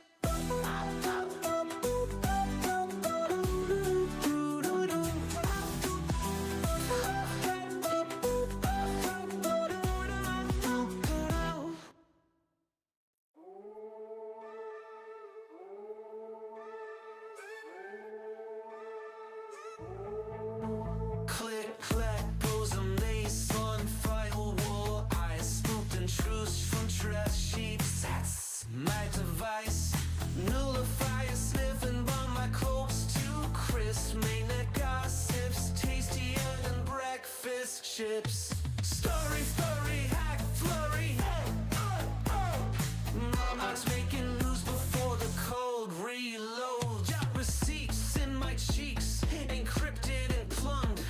Your private DMs, I'm the dumpster dive chump. Blood eyes everywhere, not just three bird phones. Quantaries whisper, king chomp and blockchain bones. Make it down to my voted fuck. Stealth crawl through your junk den scene. Head it up to the edge.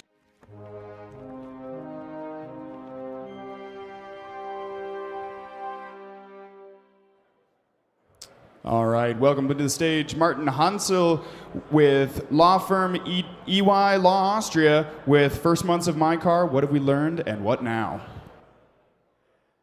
Yeah, thank you very much. I'm very excited to do a quick talk today about MiCA EU crypto regulations. So basically what you have to think about if you want to do either a token issuance in the future in the EU and or provide services as a crypto asset service provider.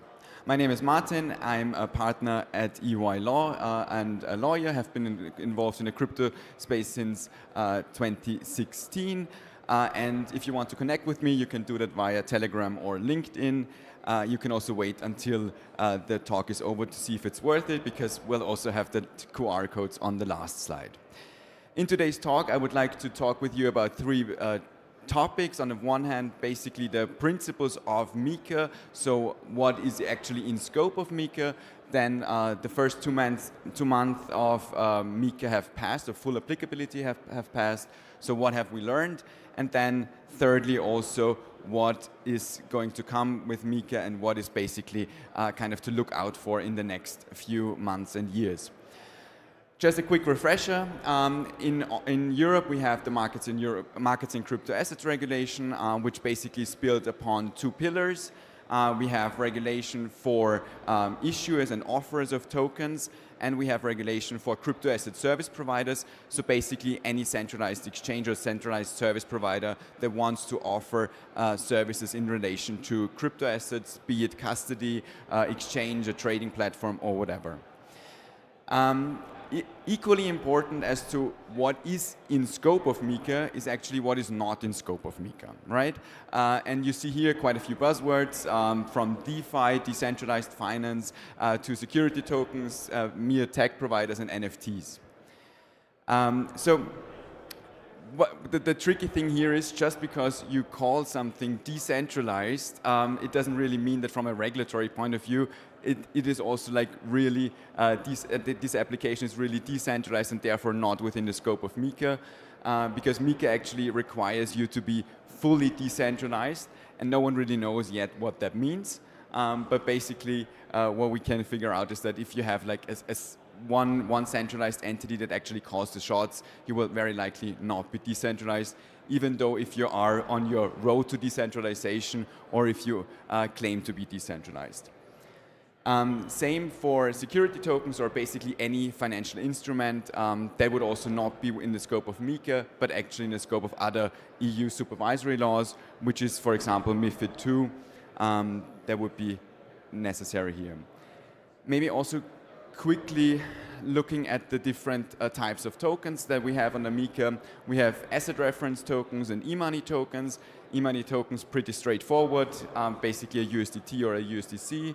Asset reference tokens reference have a stable value to one underlying or a bundle or a basket of underlyings. Could be, for example, a precious metal or a basket of currencies.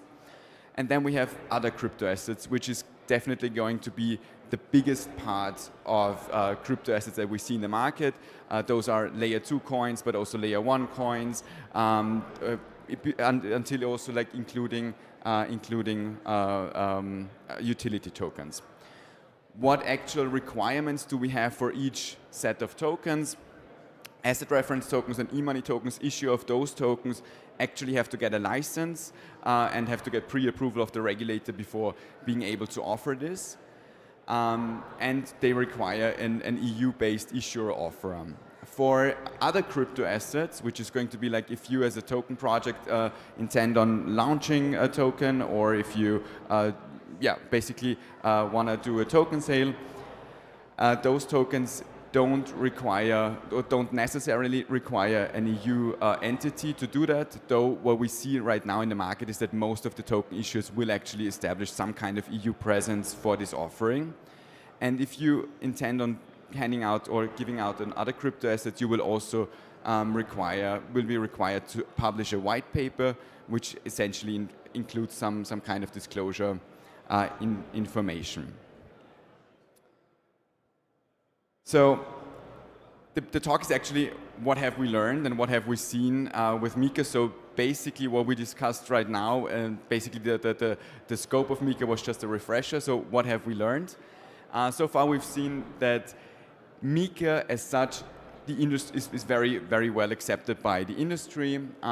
There's, especially for crypto asset service providers, a run for licenses, because actually if you have a license, under Mika, you will be able to market your services within the whole European Union and the whole European economic area, so over 450 million people. But of course, there's not only positive things about Mika. There are still a lot of questions that are unclear, especially when we look at token projects or layer 2 projects. We'll come to that later. But like just thinking about bridges or portals, this is still very unclear kind of how that looks like from a regulatory perspective. Just a quick run through what has happened over the last year, so to say.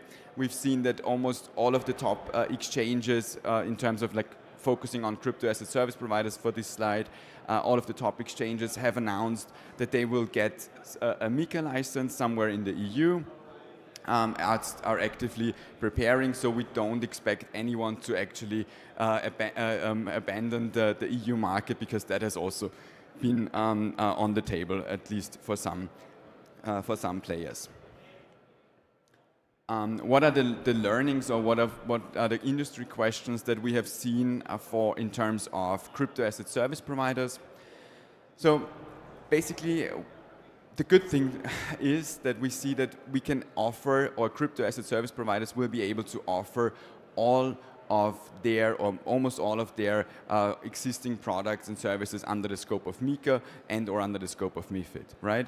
So everything that we are used to seeing on centralized exchanges like spot trading or crypto spot margin trading, or also earn services in terms of like if you lock your assets and get an interest, all of that will be possible also under Mika. Another thing that we've seen is basically that the corporate governance structures are quite hard to build up, especially if you enter the EU market for the first time. Drafting all of those policies and then actually implementing those policies is not that easy, and has been quite difficult for a lot of the players. So basically it's important to start early on. What are then industry questions that we get often from crypto asset service providers that actually relate to layer 2 projects as well, or token projects as such, is and this is like probably the question that we get asked the most. How do we treat non-compliant tokens, like for example USDT, or also other crypto assets that do not offer a white paper? Do we have to delist those tokens or not? And here, of course, I'm a lawyer. The question is not super clear. So there are, of course, like gray areas and there's some possibility to maneuver. But what we see in practice is that most of the listing policies of the large crypto exchanges actually will require tokens to have a white paper, and will require tokens to be appropriately licensed as soon as those exchanges get Mika licenses. So that is also why we see that there's quite a run for white papers of from layer 2 projects to actually eliminate or reduce the risk of getting delisted with crypto exchanges. And a couple of other questions that we've seen in the industry is basically, what do we do with EMTs? The question of kind of, can we still do transfer services? And of course, do we have to delist USDT or not in the EU? You might some people of you might have already seen it. Most of the exchanges actually opted to delist USDT, which again shows that there is quite a cautious approach of crypto asset service providers. So what are we seeing in the market for layer 2 projects and token sales as such? Here we see that for other crypto assets, MiCA has been applicable or is applicable since the 30th of December 2024, so quite recent. And we've seen that no one really knows, kind of, especially if you issued your token before the 30th of 2020, the 30th of December of 2024, how MiCA will affect you, and if you kind of have the risk of getting delisted immediately from crypto assets, from crypto exchanges. Again, what we see, just the risk of getting delisted, and because CASPs have quite hard listing strategies here, is enough for most of the layer 2 projects to draw up white papers. And we expect that this will actually increase over the next couple of months even more, so that at some point, mid or end of this year, most of the tokens, especially of the larger projects, will have MiCA compliant white papers. And we would also expect that that then becomes industry standard for crypto asset service providers to actually require a white paper also for those tokens issued before the 30th of December 2024. What else do we see in terms of layer 2 projects and token sales with MiCA? I would say 3 topics that we see that are heavily discussed right now. Of course, token sales. We've all seen over the last years that there haven't been too many token sales in the last year, but more like free airdrops, because there was simply no clear framework under which you were allowed to sell tokens to the public. This changes now with MiCA, because we have a clear framework under which you can actually sell tokens to retail clients as well, and that's why we already see an uptick in envisaged token sales, and that people are actually preparing to sell tokens to retail clients. What we also see is that even the US is thinking about, or kind of the SEC is apparently open to discussing this as well. So that's going to be very interesting, kind of how many token sales we will be seeing in 2025.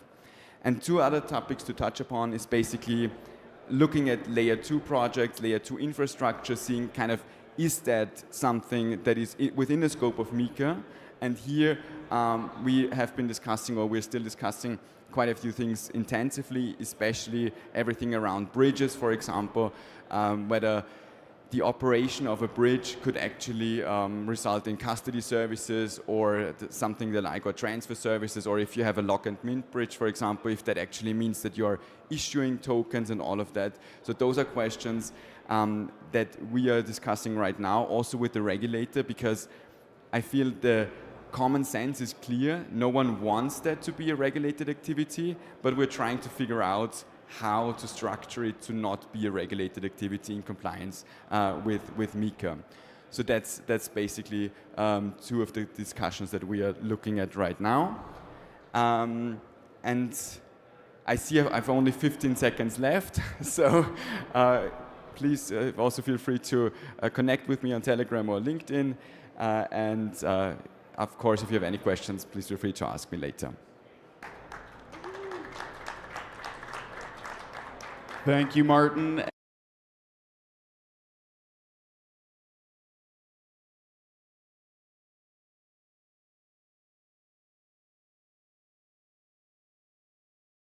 Breaking down the walls tonight, Captain Ethereum.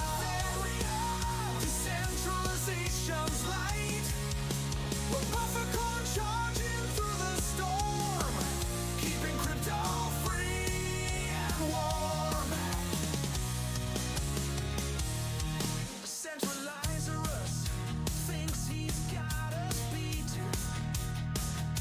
When Captain's crystal pulse makes tyrants retreat. From devil to the limb, we're building day and night. While Captain leads the charge into the fight. Captain Ethereum, breaking down the walls tonight. Captain Ethereum, decentralization's light. Buffer core charging through the storm, keeping crypto free and warm.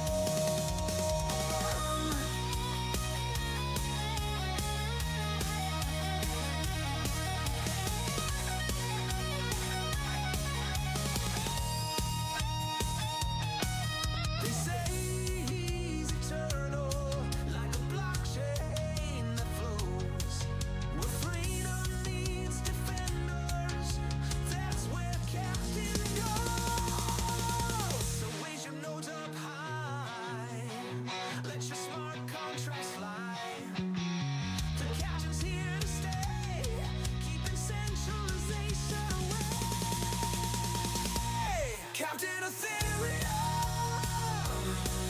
forever. Captain shows the way from the Genesis block to a brighter day.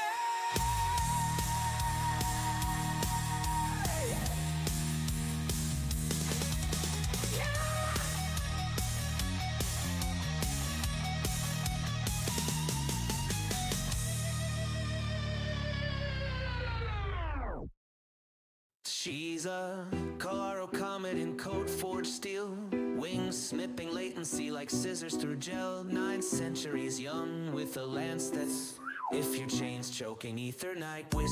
Found her at a bullet hook sucking down APIs, armor clinking with layer 2 lullabies. Scalability scripture, she winks at the moon while Lagrange drools over slow motion doom.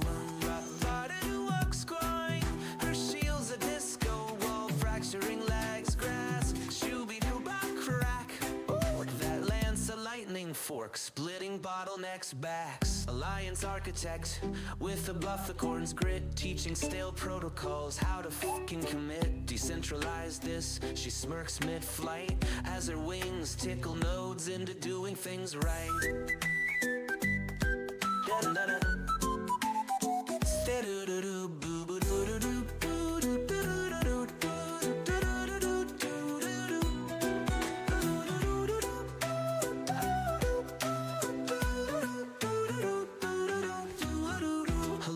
Architect with a bufficorn's grit, teaching stale protocols how to fucking commit. Decentralized this, she smirks mid-flight as her wings tickle nodes into doing things right. Up to do with for do with for do with with do do do do do.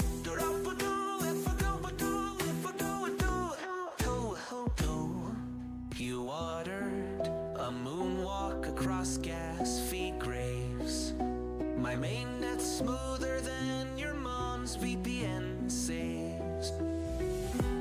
Daughter of the Rockies, high-speed high priestess, scales of justice ballast on a Memphis Express. Next bottleneck, I see mountain crush it.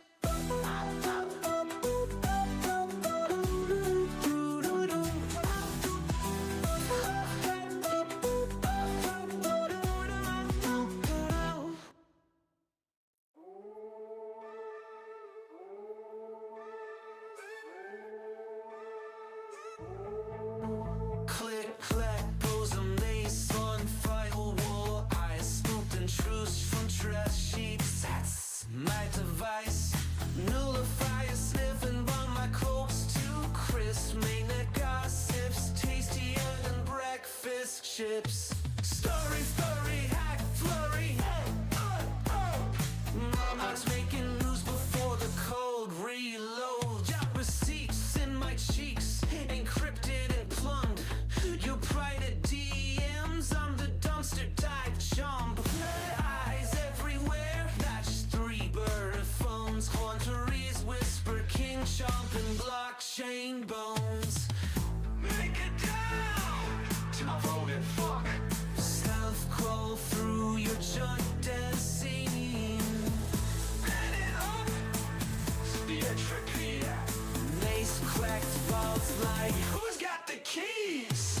Nullifiers huffing, you're just a rat with these firewall splinter to confetti bits. I'm curating leaks at the after party, sipping TLS tears. Call me well connected, I call it.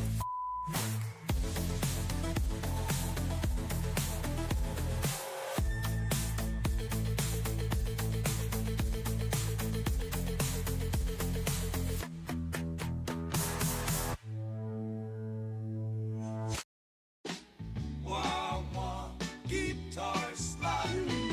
Wow, wow, guitar slide. Coffee for drip and the lab coat on fire. Sticky note constellation stuck to the ceiling wire. Gas fees are confetti. They rock on PI. Get 187 for time. a boom dose, efficiency pulse. The lag runs lagging in his latency so.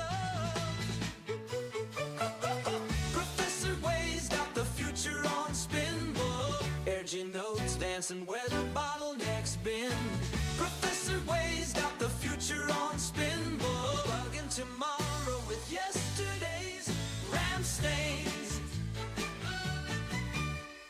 Velcro boots clicking through blockchain debris. Crypto notes flutter like drunk bumblebees. Optimize the boot fins, they cackle and shout. Self-sustaining hugs flicker in the blackouts out. Professor Wade's got the future on spin, boy.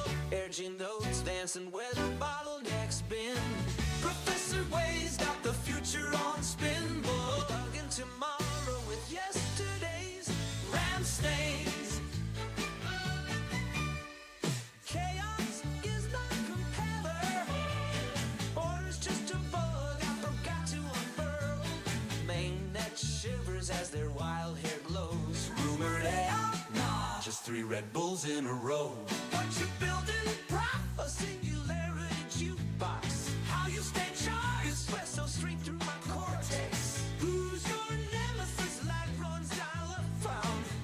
Old as speak, young as each block mine down. Professor Wade's got the future on spin, boy.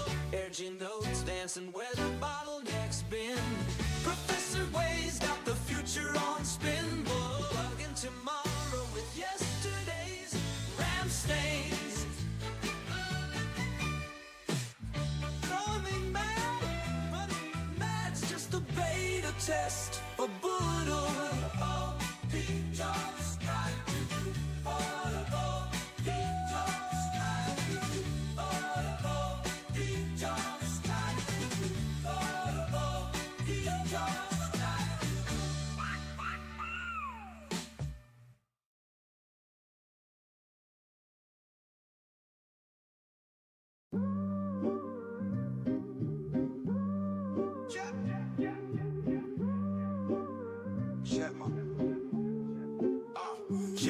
Centralized wrist flexing weak API chains. Regenerate roll up, unity in the veins. I blast, cut through that foot, disguised fortress walls bulletproof. Watch scams die. How you rebuild? Collide. How we win? Don't fade. 80 beam stitch the fractured map. Brittle hearts pumping, but I'm no cap. Regenerate. Yeah. We multiply when we unite. Singularity surge, protocols ignite. Regenerato. Cannon blasting through the night. Centralized arrest, dude ain't built for this fight. You tried to fork the code, but the squad don't split. Transparency spotlights, kill the glitch. Your mainframe stutter, our syncs T-Pain smooth. Region rhythm by chains dancing, no noose. Regenerato. Stacking wins like Lego blocks. Eyes peeled for snakes lurking in sock accounts. Regenerato. Fortress lock, no picking locks. Little mobs to cure your system's chicken pox. I'm the algorithm king. Hide behind my sting. Yo, this beat, fresh as morning commits. Your firewalls crumble. Click, clack, squad, don't quit. But Regenator.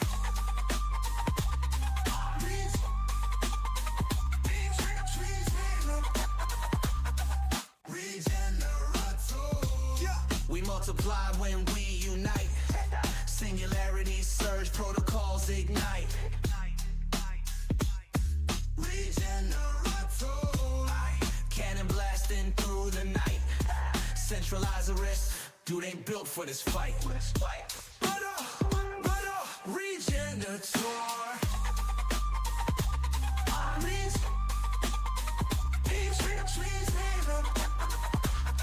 Collab beats control, tell the whole damn law.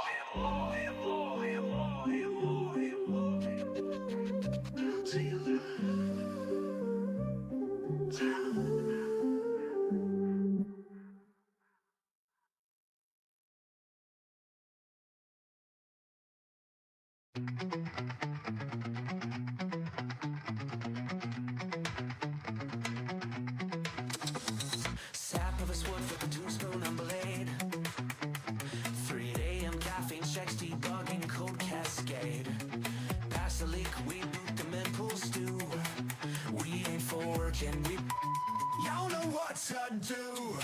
Sparkman, Swiss Army hero of the down night. Sparkman, juggling Gordon's toss with a Lombard coin fight. We don't fork, we adapt, slapping fiat fiend with a liquidity trap.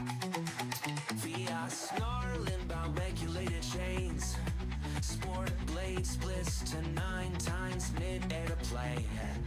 Uni beams, house sport group chat. Form up Denver to Seoul. We counterattack. Sportman, Swiss Army hero of the down night. Sportman, juggling Gordon's dogs with a Lombard coin fight.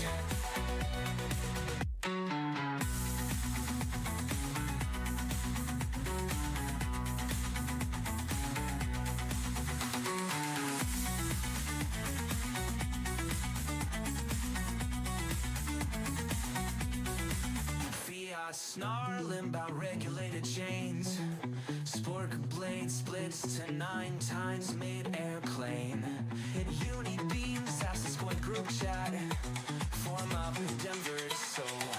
We counterattack. Scorpion, Swiss Army hero of the dial night. Scorpion, juggling Gordon's toss with a Myanmar coin fight. We don't fork. We don't fork. Fiat snarling about regulated chains. Sport blade splits to 9 times mid-air plane. Uni beams, squad group chat. Form up Denver, so we counterattack.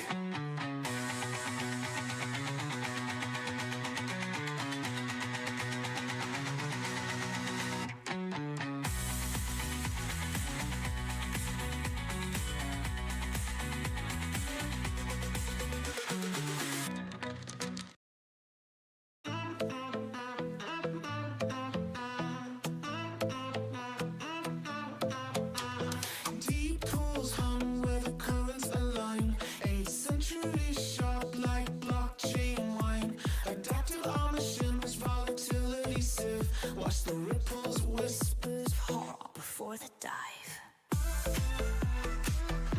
Liquidity surge.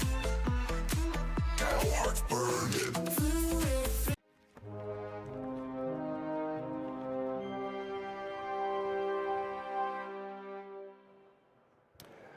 Welcome, welcome, welcome. We are now going to introduce our next guest for the day, Amit, Privacy Without KYC.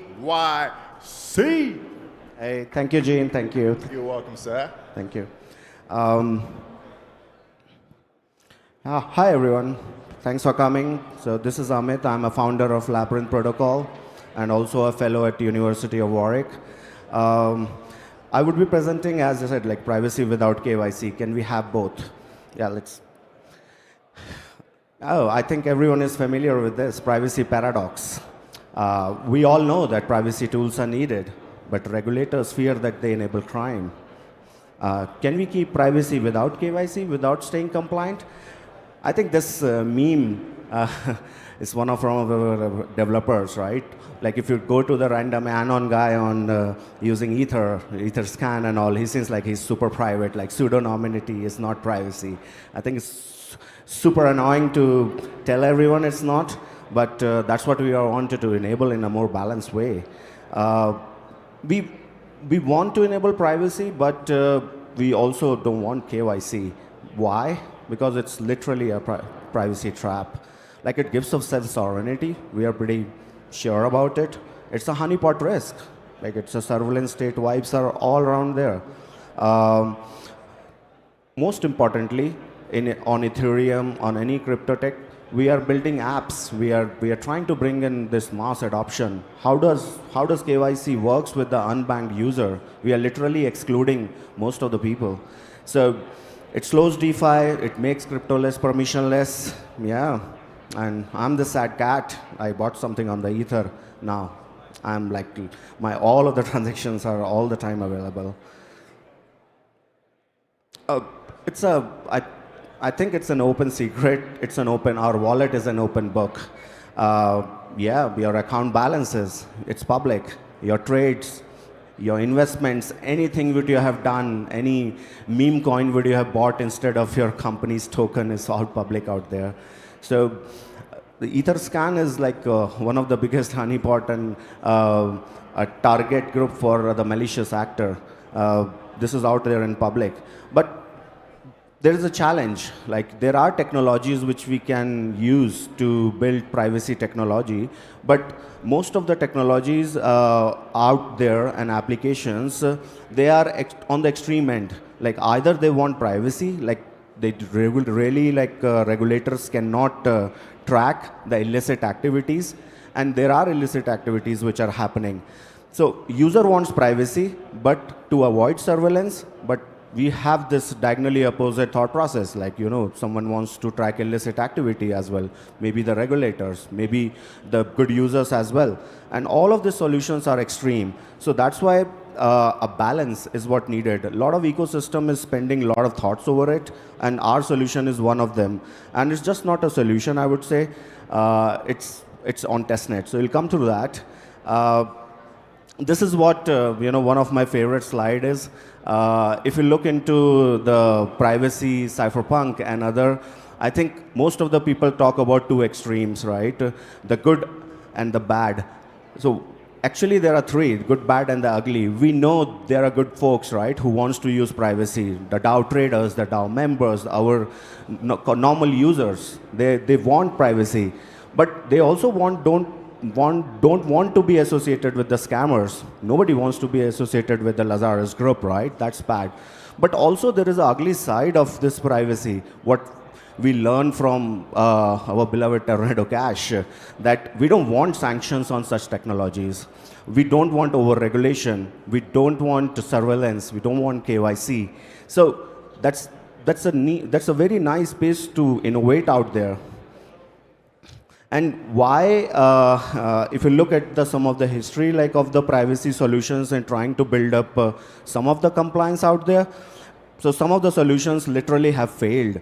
Like, it started with deposit limits. Like someone came up with this idea that let's have $5,000 limits on privacy tech. Like, it literally frustrates all of the users, and it's like, if we want users to come and just restrain themselves by a certain dollar using privacy, it's not going to work.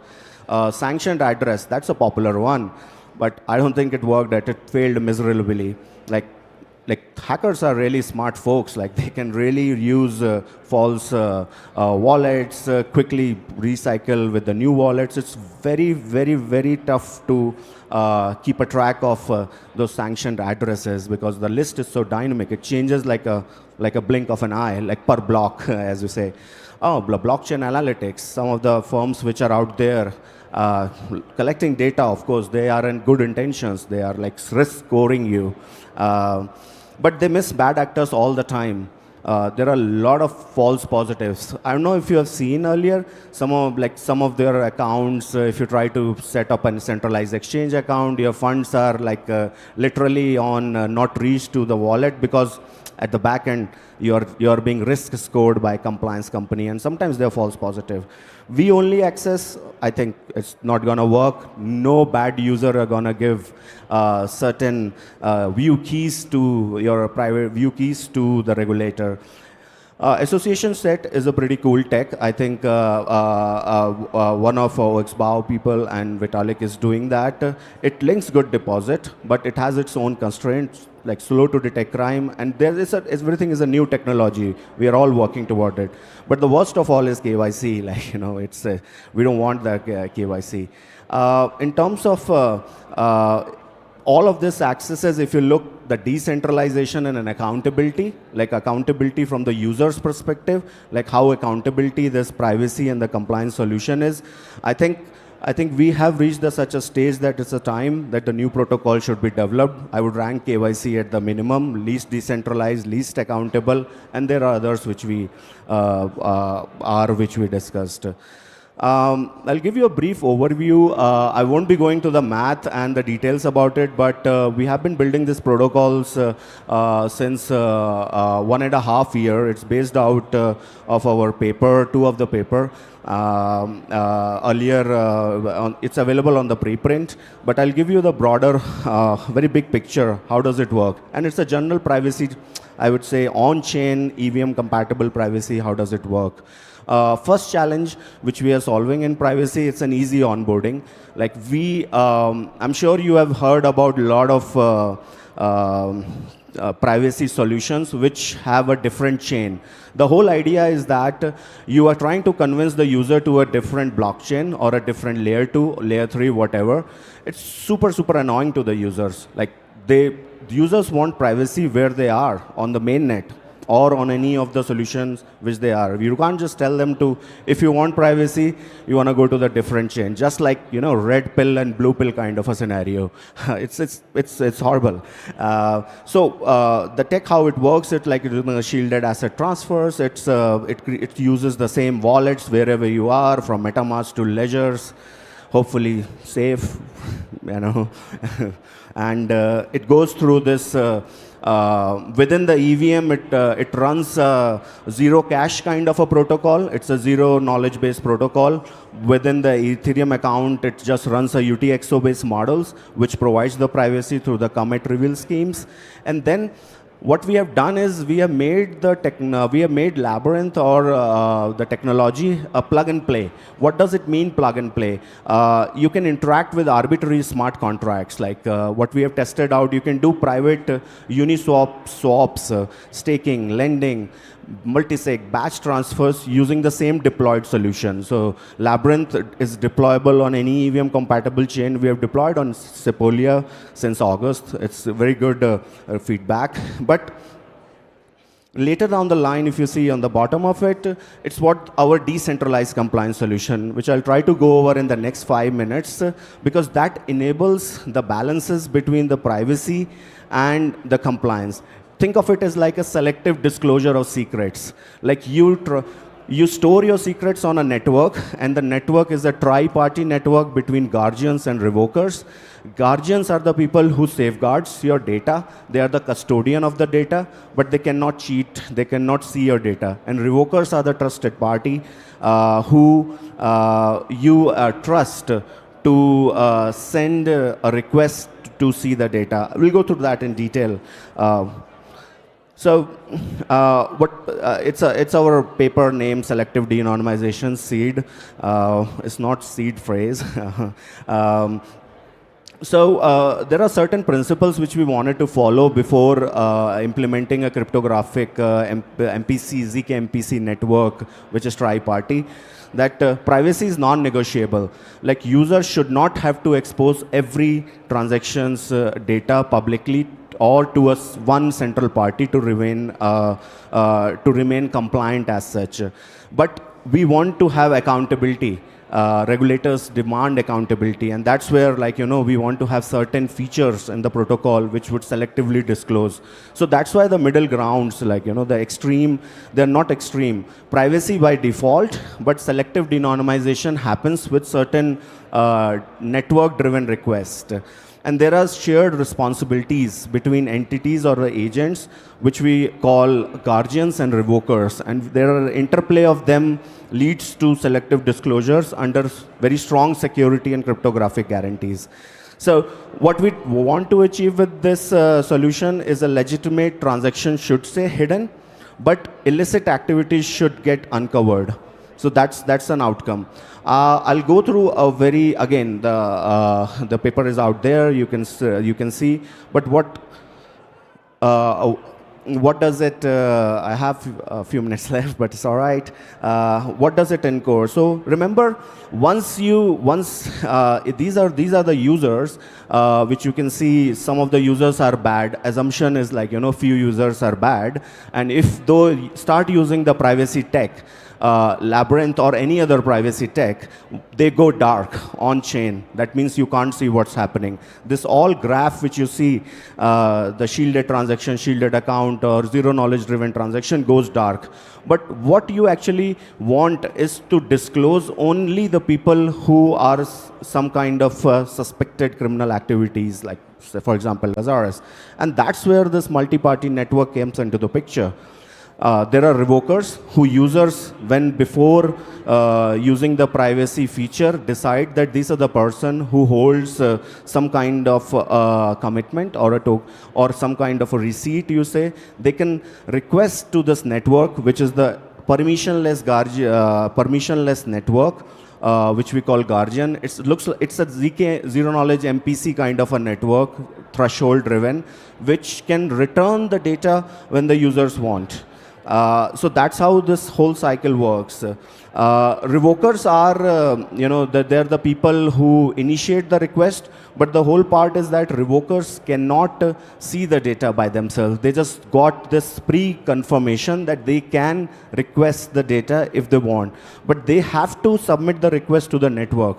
And remember this Guardian network which I was telling about, it has a feature of threshold encryption, decryption. It stores your secrets and discloses your secret when it is demanded.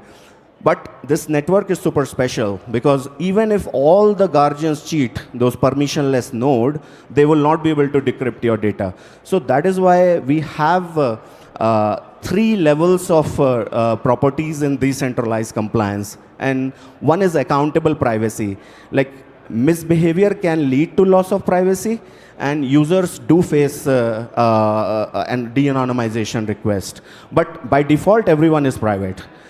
Accountable de-anonymization, that means revokers has to submit the request to the public. Guardians cannot reveal the data. And the most important, the last one is the non-fabrication. That means the user cannot be fabricated because of the zero knowledge properties. We are on testnet, check it out. Like it's our DCOM testnet, this network which we talked about. It is on the Labyrinth whole protocol is on the testnet, transfer swap, anything ENS enabled, it can be done. Yeah, so privacy and compliance can be done together. Do check out our website, labyrinth.ac, or shoot me up on Twitter. Like, we'd be happy to answer your questions and get any details if you want more. Thank you. Yeah, please give a round of applause for Ahmed, man. Appreciate you, homie, man. That was a good presentation, man. Go ahead.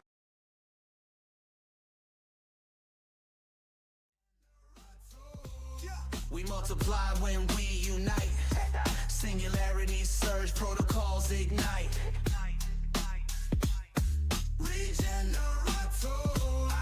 Cannon blasting through the night. Centralized arrest, dude ain't built for this fight. Regenerator.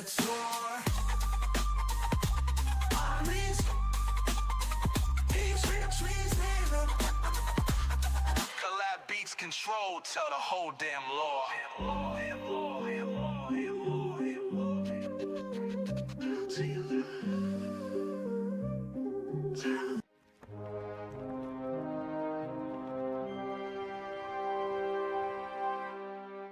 Yo!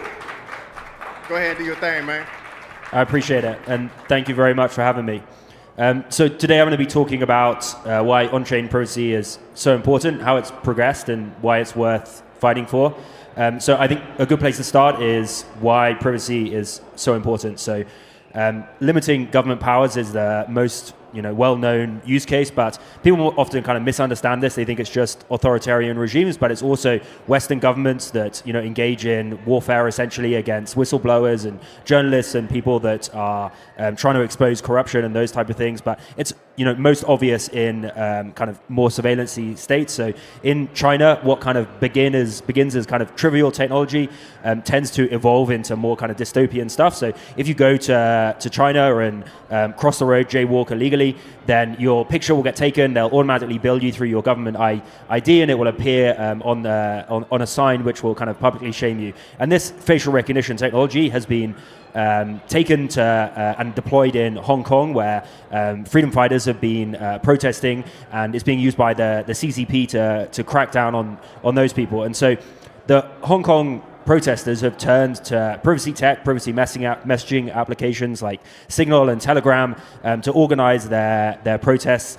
And with all of this kind of privacy tech, it's a bit of a double-edged sword, and I think Telegram is the best example of this. So within Telegram, you have Hong Kong freedom fighters organizing their protests, but you also have some of the most heinous criminals using Telegram as a place to organize and commit cybercrime and child exploitation and oftentimes terrorism and radicalization. And this leads to government crackdowns on privacy tech. So the founder of Telegram was arrested in Paris, and he was released, but I think they essentially struck a deal with the French authorities where they have to comply more with the emergency data requests that the police send. And the police, French police might be sending requests about, child exploitation, but you've also got Belarus and Kazakhstan and Romania and Poland and some of these more kind of edge cases, Moldova, these type of countries, which will kind of abuse these systems, and these companies are pressured into complying with their requests,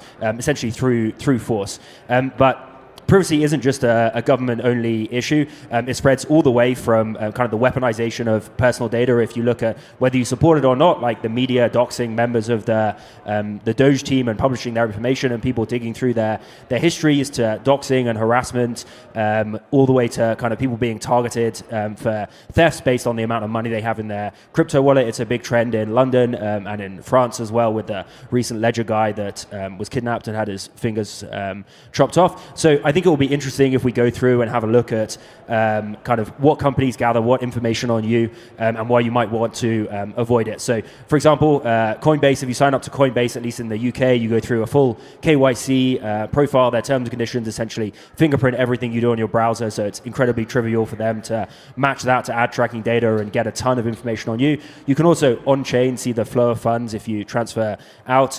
But I'm going to run through, this is a bit of a silly example, but I'm going to demo some cool surveillance tech. So I set up an OpenSea account with this wallet. You can go and check it out on OpenSea if you can be bothered to type it in. And I set a profile picture. I set the username that I use everywhere. It's my Twitter as well. I linked my social media accounts. Obviously, most people don't do this, but you're leaving this kind of fingerprint wherever you go online with loads of different applications. And I'm going to show you some cool stuff you can do. So starting off with the username, what you can do is you can take any wallets, go onto OpenSea, and it will redirect you to their account. You can then pull a bunch of information out. You can pull down the picture I used as my profile picture. You've got my username, Natty Fried there. You can see all of this publicly available information.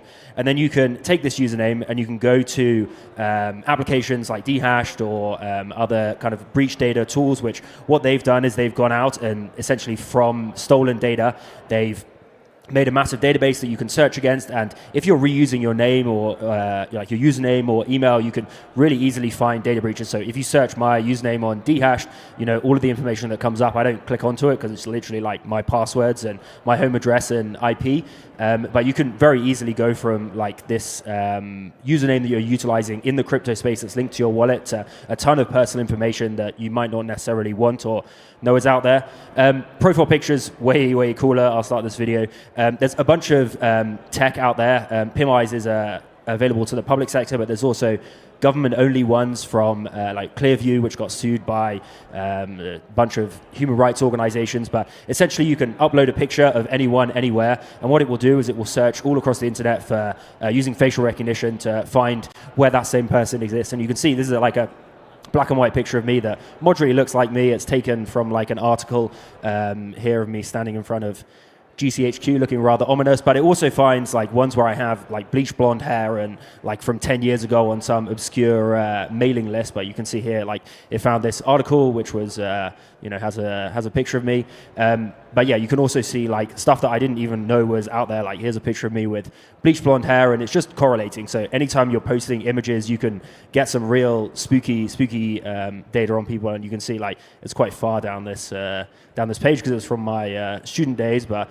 you can see here's me doing suspicious things at uni. And so this type of data is out there and very, very available. With wallet addresses, there's a ton of online tools which will look for where you have these accounts. You can also do similar stuff to Chainalysis or TRM or Crystal, which looks at flow of funds and can correlate wallets back together. And any social media accounts you've got linked, you're entrusting these social media sites with a lot of data, and they often do get breached. And like, for example, most Twitter accounts, like you can easily find the email address with the Twitter account because there was a massive scrape during the transition to being Elon Musk's personal project.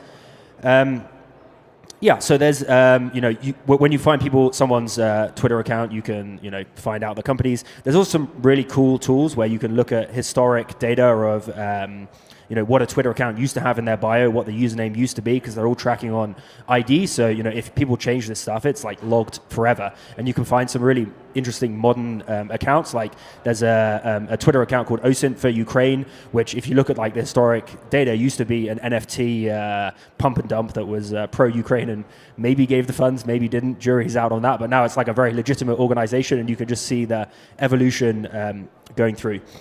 So, the abuse of our personal data has led a lot of people towards wanting privacy on-chain, and the journey of privacy has been a turbulent one, which they always are when you're kind of fighting for your rights, but it essentially began at Tornado Cash, which sprung up because Moloch DAO, run by Amin, who's over there, funded, and Vitalik funded this project. Essentially means that motivation was he wanted to pay people's payroll on-chain, and similar to the Telegram story, it's a trade-off when it comes to privacy. And so when North Korea Lazarus Group hacked Axie Infinity, they dumped all of their, or like hundreds of millions of US dollars into Tornado Cash. And then Tornado Cash, around this time, they were already developing compliance tooling, but it was too late essentially, and developers got thrown in jail.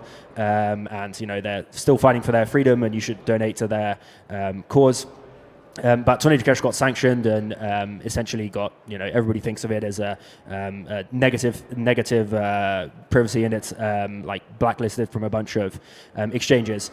So Tornado Cash was where the story kind of began, but there's been people that have been out there fighting, and a large part of the recent developments come from a paper that was written by Vitalik and Amin and a few other people around privacy pools, which is the idea that you can instead of correlating, you can get on-chain privacy, but instead of correlating a deposit to a withdrawal, you essentially say this withdrawal comes from this group of deposits which are known good. And so Railgun has taken some of these ideas. They were already quite a decent way down in their privacy journey, and so the implementation of it has flaws in that you can essentially never get removed from what's called the association set. So if you are a terrorist and you manage to not get flagged going into Railgun and get accepted onto the association set, you'll be there forever. Like there's no way to remove them, and everybody else's withdrawals will forever be associated with those illicit funds. And so privacy pools that comes from this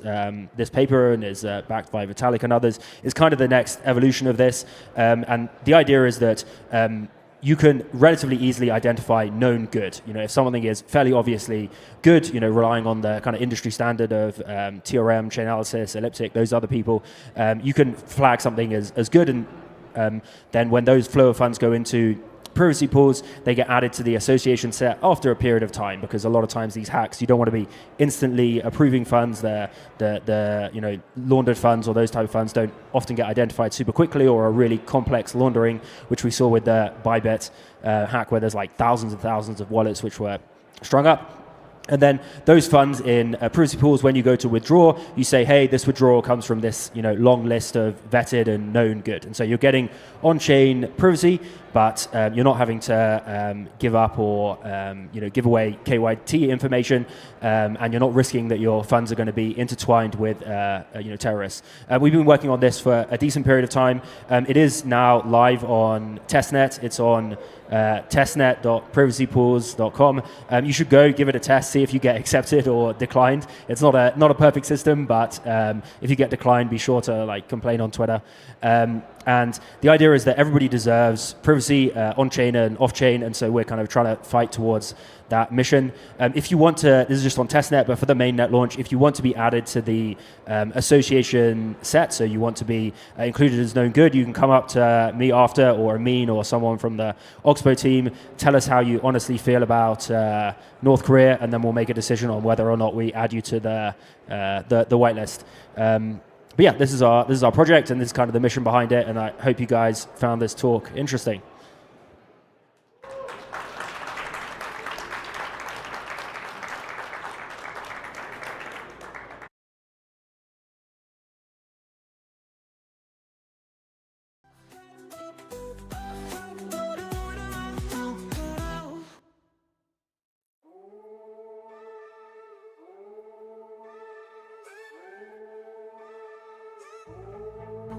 Click, clack, goes a mace on firewall. I scooped and truce from trash sheets. That's my device.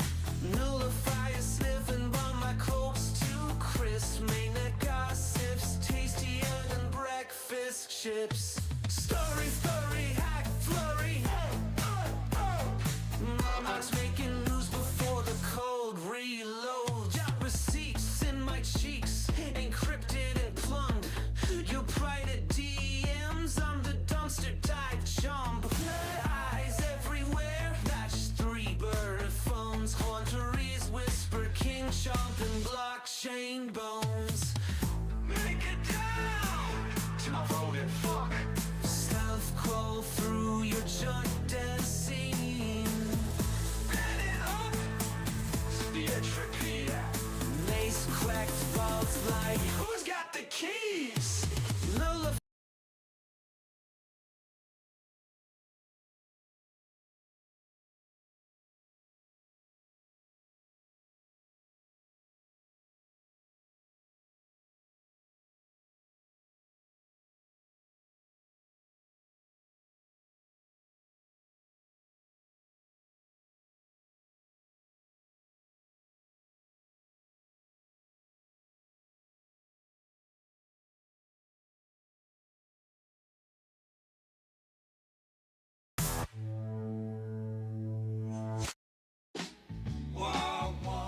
Guitar slide. Guitar slide. Coffee for drip and the lab coat on fire. Sticky note constellation stuck to the ceiling wire. Gas fees are confetti. They rock on PI. Get homemade in 7/4 time. Shaboom, dose, efficiency pulse. The lad runs lagging in his latency sub. Professor Way's got the future on spinball. Urging notes dancing where the bottleneck's been. Professor Way's got the future on spinball. Plug into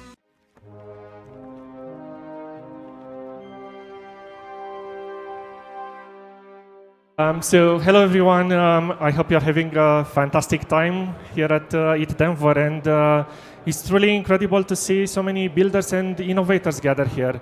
I'm Andrei, CTO of Summerfy, and today I'm going to share how we are working to revolutionize yield optimization in DeFi using AI agents and ZK proofs.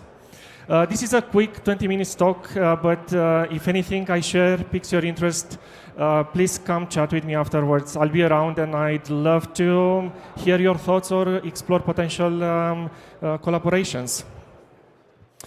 And now just a quick disclaimer. I know you've probably seen a slide like this one 100 times here at ETH Denver, but I need to go through this. This presentation is not financial or legal advice. We are building a complex and novel system here, and I want to emphasize that some of what I'll show today is still work in progress. And while we are moving quickly with development, we are taking a measured approach to production deployment. Our philosophy is to roll out these features gradually as our testing and auditing concludes. and we are confident in the security and reliability of all these innovative functionalities. So now let's dive into the exciting stuff. But before going into the technical details, let me briefly introduce Summerfy. We are a platform focused on automated yield optimization across the most trusted protocols in DeFi. We are currently operating on Ethereum mainnet, based on Arbitrum, and we've just crossed $40 million in TVL in less than 3 weeks since launch. What sets us apart is our unique approach to how we develop yield strategies and how we execute them, and I'll talk in more detail about that during the presentation. I won't have time to discuss in detail the vaults and risk manager pillars of our architecture, but I think it's important to at least give you a high-level view of how they interact with each other to keep the system in balance. So our architecture is built on 3 pillars, each with a very specific role and responsibility. And this separation of concerns isn't just architectural elegance, it's practical security, where each component is an expert in its domain. So I'll briefly explain each pillar to give you a better understanding of how they work together. And the first pillar is the vaults. Our vaults follow the ERC 4626 standard, and they are governed by the Summer token and its community. And what's crucial here is the separation of powers. Summer holders vote on which protocols each vault supports, but they don't set the risk parameters. This ensures governance focuses on strategy and expansion without compromising risk management. The second pillar is the risk manager, and for us, Block Analytica serves as our independent risk guardian. They are the ones building the risk models for each of those vaults. They set the deposit caps for the vaults, maximum market exposure, rebalancing flow controls, and so on. And this independent risk management layer ensures that no matter how aggressively our yield-seeking strategies are, they always operate within the prudent risk boundaries set by Block Analytica. And finally, the third pillar, the AI Keeper Network. Unlike traditional yield aggregators using manual or multi-sig rebalancing, our AI keepers react almost instantly to market changes, operate continuously 24/7, execute within strict risk parameters set by the risk curators, and compete to find optimal strategies. And we'll discuss a little bit more about how they compete for those strategies next. So this complete system represents our vision for the future of DeFi yield optimization, automated, decentralized, secure, and constantly improving through competitive strategy development. And now, before moving forward, let me step back and talk from first principles about the problem that we are trying to solve. A problem that is core to all economic systems, is not particular to DeFi or TradFi.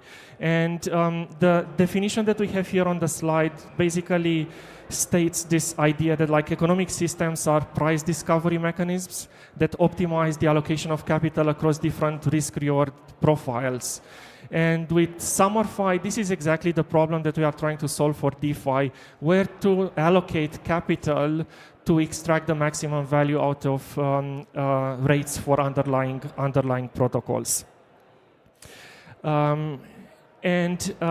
Just to kind of give you a bit of a sense of the scale of the problem that we are trying to solve in DeFi, this is a recent tweet from DeFi Llama about stablecoin yields alone.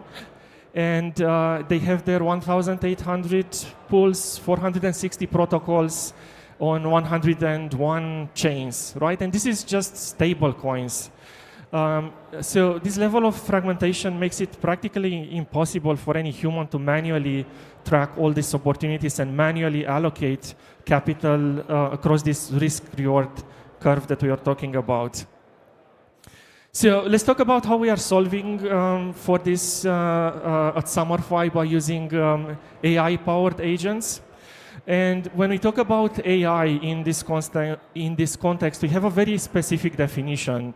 AI is the ability of a system to continuously analyze complex data patterns, derive actionable insights, and autonomously execute optimization decisions. So this is not general AI. This is not an AI chatbot. It's specialized intelligence designed specifically for yield optimization problems. And we believe DeFi yield optimization can only be solved at scale effectively with these capabilities that AI brings to the table. Just to give you a brief overview of some of the subsystems that are part of these AI agents, I want to share some of our work in yield forecasting here. We've developed machine learning algorithms that analyze historical yield data and predict future movements across various underlying protocols. And this chart shows our forecasting model's prediction compared to actual yields for several major lending protocols. You have Aveder, Fluid, Compound, and so on. And in our testing, we've seen amazing results with prediction accuracy within 15 to 20 basis points for up to hour-long forecasts. And this forecasting capability allows us to be proactive rather than reactive to the market. Instead of responding to yield changes after they occur, our AI agents will anticipate movement and position funds optimally before major shifts happen. Another critical AI application we've developed is anomaly detection for price and rate feeds. And as you probably know, DeFi is vulnerable to various forms of market manipulation and flash loan attacks, depegging of stablecoins that can temporarily distort prices and yields, and basically in real time change the risk profile of specific capital allocations. Our proof of concept anomaly detection system monitors feeds in real time, comparing incoming data against expected ranges and historical patterns. And when it spots outliers or anomalies, it can flag them for review or suggest posing operations. And all of this is happening in real time, and it's one of the core components of the AI agents. And this is another, I think, interesting one. Multiple AI validator agents independently analyze the proposed action and try to reach consensus. You have here an example output from our system operating on Arbitrum just a couple of days back. So this is production data that the AI agents are responding to in real time. And you can see there in natural language the analysis of all the buffer management implications for that rebalancing operation, API optimizations, and the assessment includes concentration risk, protocol compliance with deposit caps, flow limits, and all the risk parameters that I was telling you about earlier. And in this case, both agents approved the operation based on rigorous analysis of benefits versus risks. And this multi-agent approach creates additional security through consensus and provides detailed documentation of decisions that are made by those AI agents. This, I think, gives us the best of both worlds, the speed and efficiency of automation with the prudence and transparency typically associated with human governance.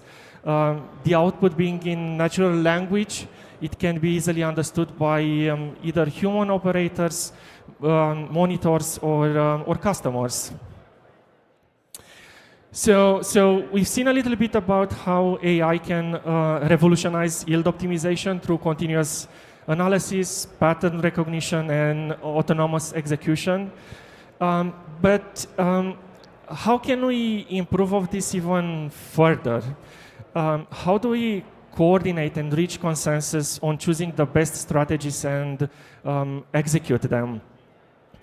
And the biggest question becomes, how do we enable decentralization of this process to attract the best agents, AI or human plus AI, and reward them without compromising any of the security guarantees of the protocol? And in this case, decentralization isn't just a buzzword for us. It's core to our approach, and the AI agent component of the protocol is the last one that's still centralized right now. But we are working hard to decentralize it as well. And we believe that most robust yield optimizations will come from harnessing collective intelligence of many participants in the ecosystem, rather than relying on a single centralized decision maker.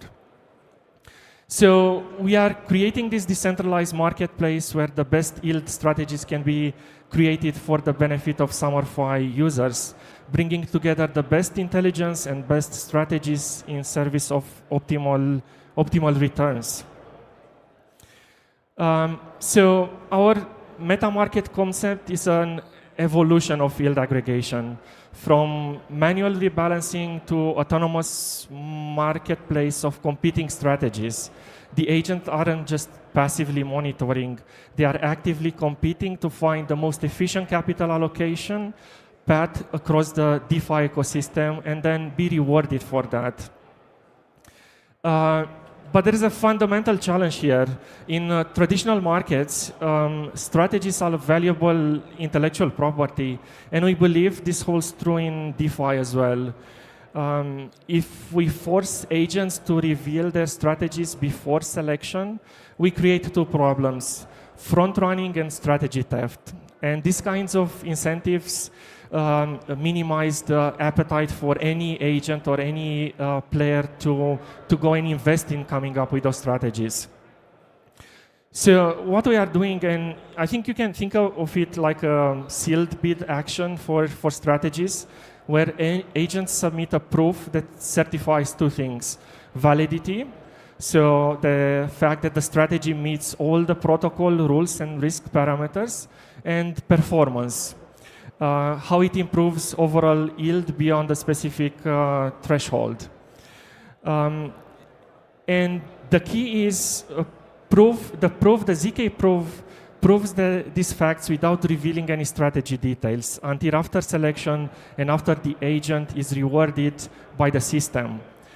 Strategies that are not selected for execution continue to remain private, preventing strategy theft and diminishing competitiveness in future auction rounds.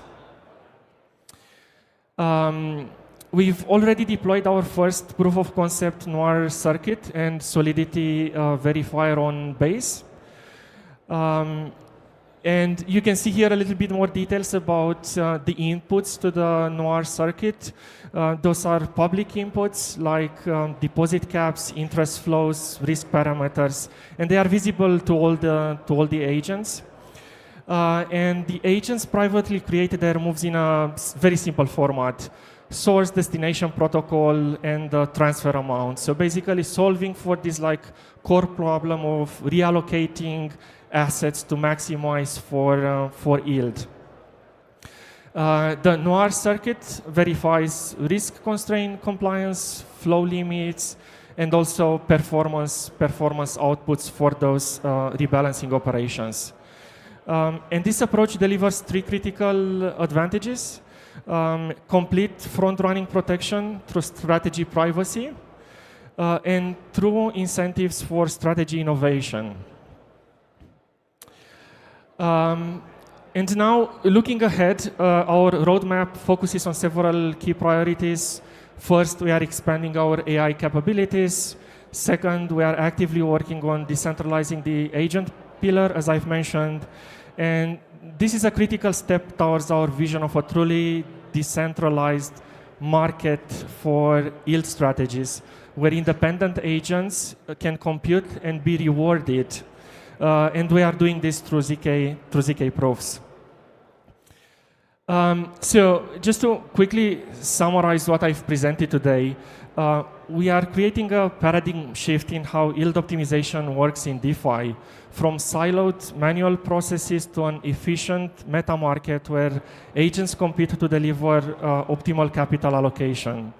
Our vision for the agents pillar is to create the first true meta market for yield strategies, where agents compete not just on performance, but on innovation as well. Think of it as an evolution of yield aggregation, from manual rebalancing to autonomous marketplace of competing strategies.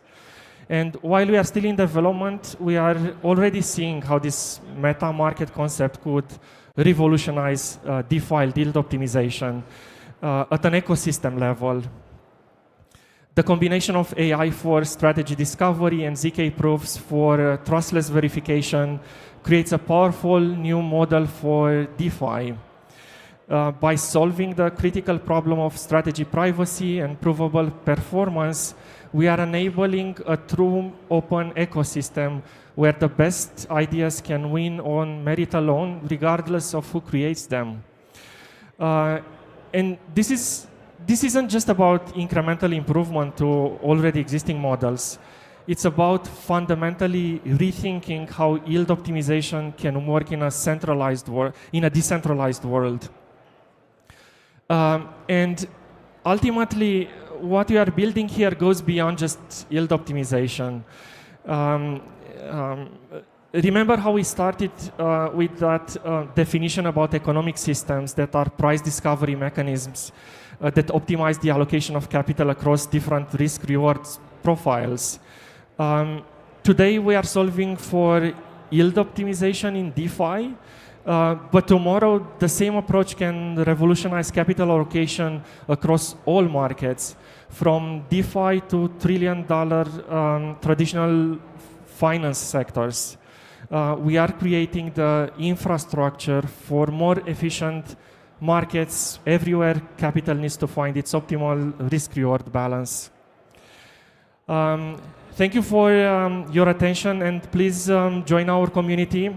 This was a super short talk, given the wide subject from AI to ZK proofs.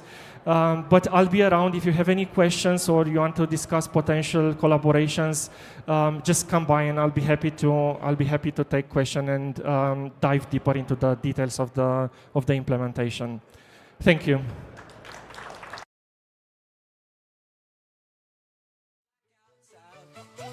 Professor Way's got the future on spin, urging notes dancing where the bottleneck's been. Professor Way's got the future on spin, plugging tomorrow with yesterday's ram stains. Chaos is not compeller, orders just a bug I forgot to unfurl. Mainnet shivers as their wild hair glows. Rumored AI, nah, just 3 Red Bulls in a row. What you building, prof? A singularity jukebox. How you stay charged? Espresso straight through my cortex. Who's your nemesis? Light runs dial up found. Age, old as speak, young as each block mine down. Professor Way's got the future on spin, urging notes dancing where the bottleneck's been. Professor Way's got the future on spin, plugging tomorrow with yesterday's ram stains.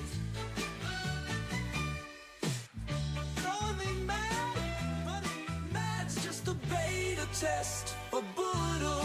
Oh, Pete Jones,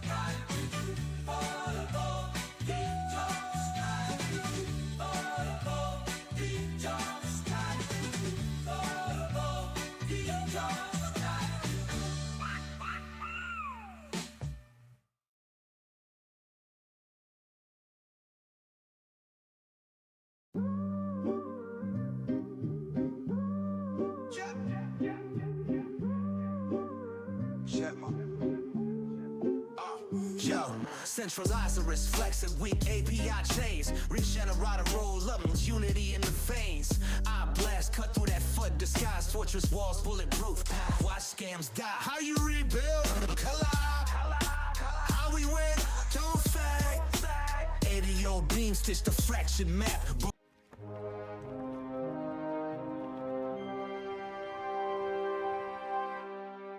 Zero knowledge rollup.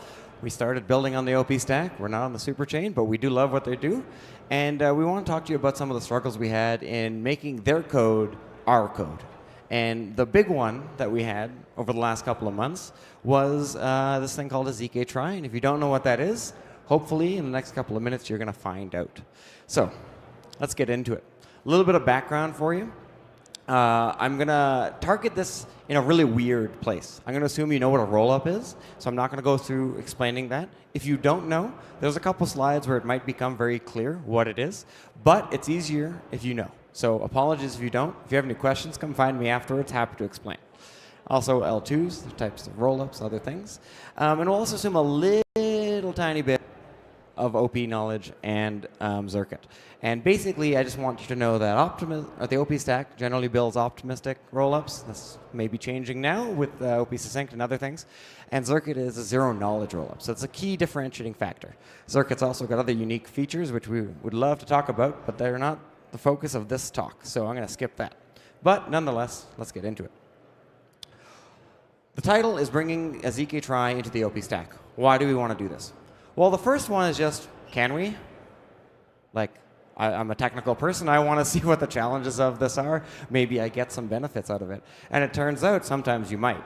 Those times you might is when you're trying to build a zero-knowledge proof, or zero-knowledge rollup. Because you have to always use this ZK-Trie, or rather the MPT in Geth, to sort of show that you've updated state correctly. And the one that currently exists by default on the OP stack and Geth and other places is a Merkle-Patricia tie, which I'll talk about in a minute. And that is apparently not very good for zero-knowledge proofs. It does operations that zero-knowledge proofs take a very long time to do. And it does this because it's built on this notion of KESAC 256, which is a famously good but ZK slow hash function. So if we could change that to something that's a little bit more favorable, like Poseidon, you've probably heard this all over the place, that's not so bad for ZK proofs. So let's see if we can do it. Spoiler alert, we did. But before we get there, I want to talk to you about what we're actually talking about. Because I just realized that last slide. I dumped a bunch of jargon on you. So what am I talking about with the ZK-Trie? What do I care about? Well, rollups have to post summaries of their state to other places, right? So they have to post to the layer 1, to Ethereum itself, in order to inherit some of that security. Basically, they post an updated root, and everyone agrees through some smart contract rules that final root is the real last thing you've seen on the L2. And therefore, unless you can change that on the L1, there's some level of security. So that's really helpful and useful and very, very effective. And typically it's done through something like a Merkle-Patricia trie, or this plus some additional data, or this with various other things in it. And a Merkle-Patricia trie just sort of looks like this. It's a tree-like data structure. It's a trie, technically, not a tree, so there's some sorting in how leaves are placed, but it is very much like a tree. And every node is sort of the hash of its children's node's data. And if you're a branch or if you're a leaf node, you just hash the data that's in it. And essentially, this means that if you change any piece of data, and all of the data you have is eventually hashed into a single root, the whole root changes. So any small change anywhere in the blockchain or in this data set will result in the root changing. And if you just change that root then and just update that root, I can be very effective at posting a very short summary of my data. And the root is just the thing at the top that is dependent on all the other hashes, right? This means a change to any of the data in the leaf nodes changes the root. So if you update a balance of an account, the root also changes. That's critical. So you can't get away with cheating, because every time you make a change, the root's going to change and you have to post a new state root. So because of how this is built, there's a lot of hashes going on. And so when I say KESAC 256 might be too slow for zero-knowledge proofs, I'm not just concerned about doing it once or twice or some small amount. I have to do this every time I update any state in my rollup. And so I'm using this a lot. So if I can get some optimizations, I'm really happy to do this. So where are they used? And what happens with them? Why do I really care? I've told you about this data structure. Well, these are summaries for rollups. So let's think about how a rollup works for just a second. You have this notion of an L1 in gray. You have a sequencer that builds blocks. Maybe people call it a different name. Maybe there's a block builder component that's slightly separate. Doesn't matter. You get some transactions, either from other people interacting with the network directly, or bridging on to the network from L1, deposit transactions. You build some layer 2 blocks, and then you propose that to say, this is my new state root. And you post it on chain. It's sort of locked in, subject to these rules where the verifier might interact. The verifier in an optimistic rollup is the fraud-proof system or fault-proof system where someone might challenge you and say, actually, you did all of that wrong. I saw your MPT. I saw your list of transactions. You cheated. Let's fight. And you do something. In a zero-knowledge proof, it's less explicitly an actor and more just a smart contract that verifies a mathematical proof that accompanies this. And that's where we want to go. But I'm talking about the OP stack, so I got to include both. If we look slightly more specifically at the OP stack, these components have real names and real pieces of code associated with them. They're not abstract. There are various things that need to change if you touch a state trie, and we're going to talk about this. So the node, the sequencer, is sort of a coupling of an OP node program, which sort of drives the consensus for the OP stack, and an execution engine, OP-Geth, which is a fork of Geth that they've modified in some ways to produce layer 2 blocks on Optimism or any other OP stack chain. And then they have an OP proposer, which occasionally takes all that stuff, posts it to a smart contract, and then the op program can be used to challenge these things. So you start seeing all these components, and actually there's probably a dozen others that you may or may not want to touch if you're screwing around with an OP stack code base, but there's a whole bunch of stuff you can change. And so let's see, where do we have the ZK or trie or the MPT trie? Oh, it turns out everywhere. Right? All of these critical components are going to be touched by this MPT. So now if you want to say, change your state root summaries to be a ZK-Trie, you can't just go to one piece of code and say import, to Poseidon instead of Kesek 256. That would be great if someone could refactor that code base to make that work. That would be huge. I don't think it's feasible. I think we got to go component by component. And at Zircuit, that's actually what we sort of had to do. We wanted to go through and take out this MPT and put in a ZK-Trie. And so we started looking at all these things. And I'll tell you, we got a little bit lazy. And I'll tell you a little bit how in a bit. But let's go through why we needed to do this and why we couldn't skip any of these steps, or at least we had to skip them in a clever way. First, the OP node. It's the consensus layer. It's sort of responsible for actually instructing the execution engine to build the blocks. It is going to get deposit transactions from L1. It's going to get other things. It's going to rederive the state when needed. So if your node goes down, you can run it up, and it can read from L1 and rederive all the chain. So unsurprisingly, if it's trying to rederive or build blocks for the L2, it's got to touch the state trie. It's got to figure out what's going on. One really important place it does this is a function called prove withdrawal parameters for event. It's a complicated name, whatever. The idea is that this gives you that withdrawal proof. So at the end of the day on an OP stack system, you have to prove as a user that you submitted a transaction on the L2 that was eventually written to L1 as part of the state. And you need to call this function somehow indirectly. Probably you don't call it, on your console, but somehow this is called. And that means it's very critical, and everyone touches this. So you can't skip this, because then you screw with people's withdrawals, and if people can't take money off of your chain, they're going to be really upset with you. So you got to touch it. There's a couple other places in this derivation stack that also touches the trie and the state summary. The next one is to actually build this summary. Sort of the obvious candidate shows up, Geth, or the thing that looks like Geth, OP-Geth. I might call it L2-Geth, because that's what we call ours.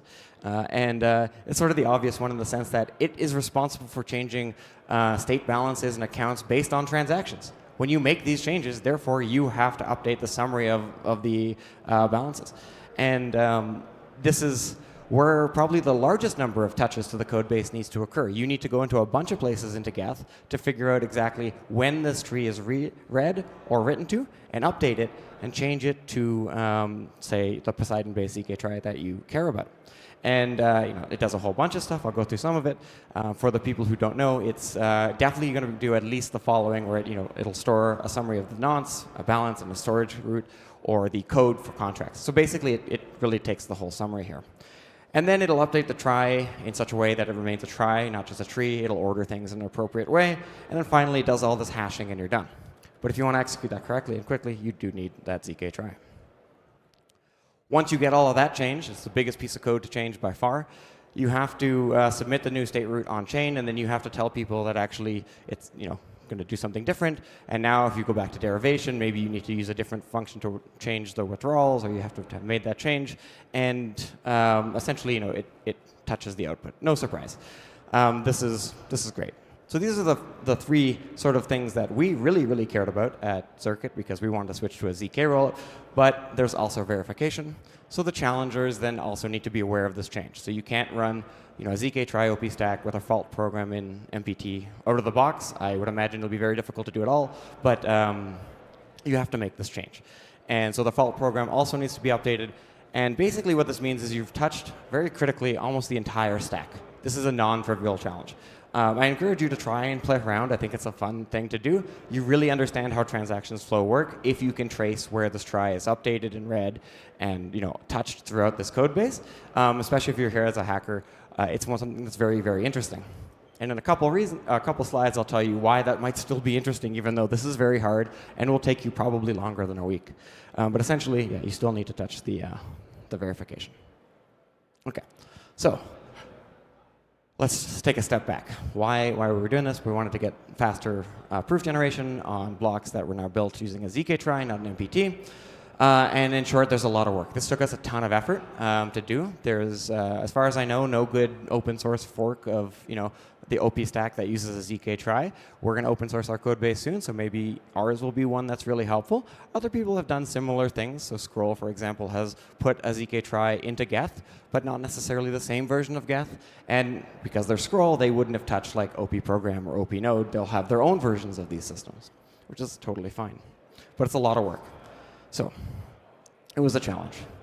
And we wanted to do this for ZK rollups. And because it was so much work, we thought we could do something a little bit different. And we just released a testnet earlier this week where actually we are doing something different. We are going to touch this code base in only a couple of places. We're actually not going to touch too much of the OP node or the OP, the proposer will change.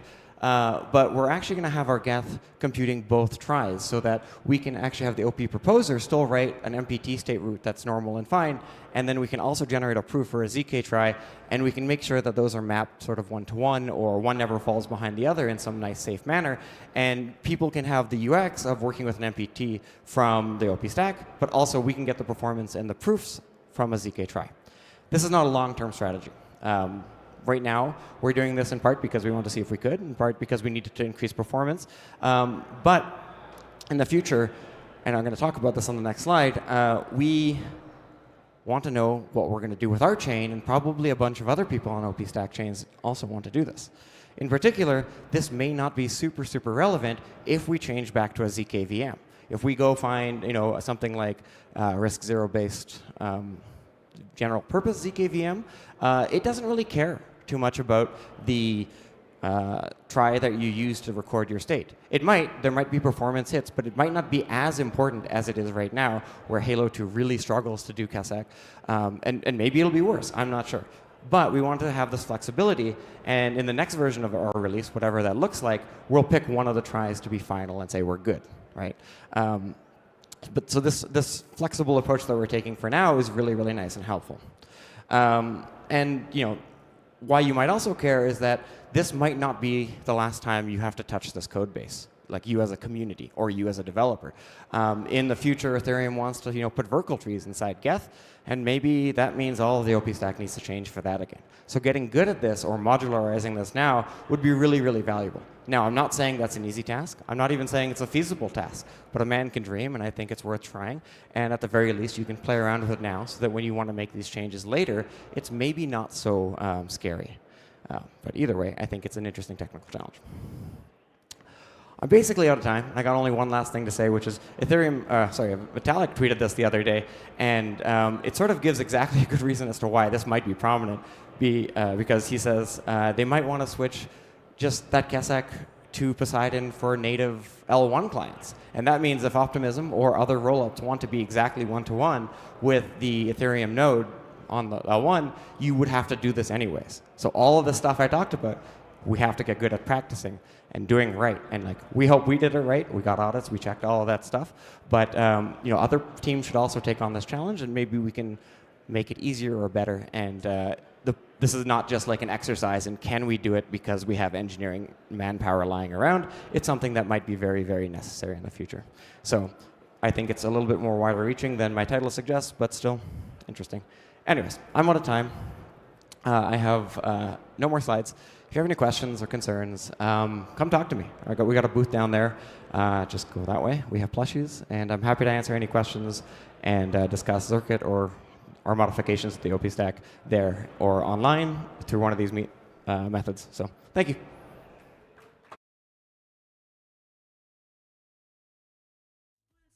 Confetti bits, I'm curating leaves. At the after party, sipping tearless tears. Call me well connected, I call it.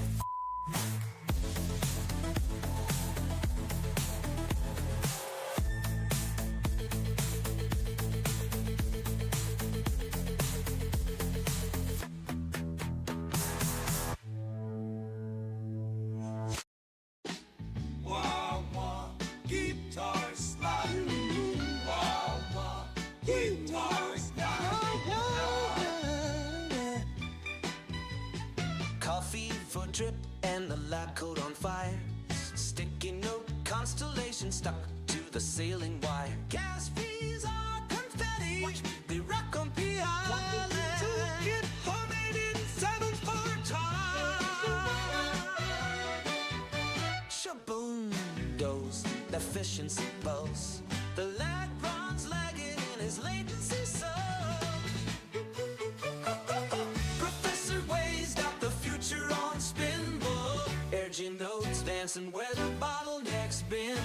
Professor Waze got the future on spinball. Plug in tomorrow with yesterday's RAM stains.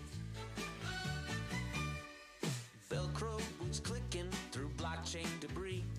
Crypto notes flutter like drunk bumblebees. Optimize the boot fins, they cackle and shout. Self-sustaining hugs flicker in the blackouts out.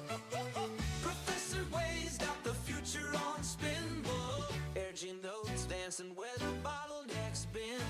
Professor Waze got the future on spinball. Plug in tomorrow with yesterday's RAM stains. Chaos is not competitor. Order's just a bug I forgot to unfurl. Mainnet shivers as their wild hair glows. Rumored AI? Nah, just 3 Red Bulls in a row. What you building, prof? A singularity jukebox. How you stay charged is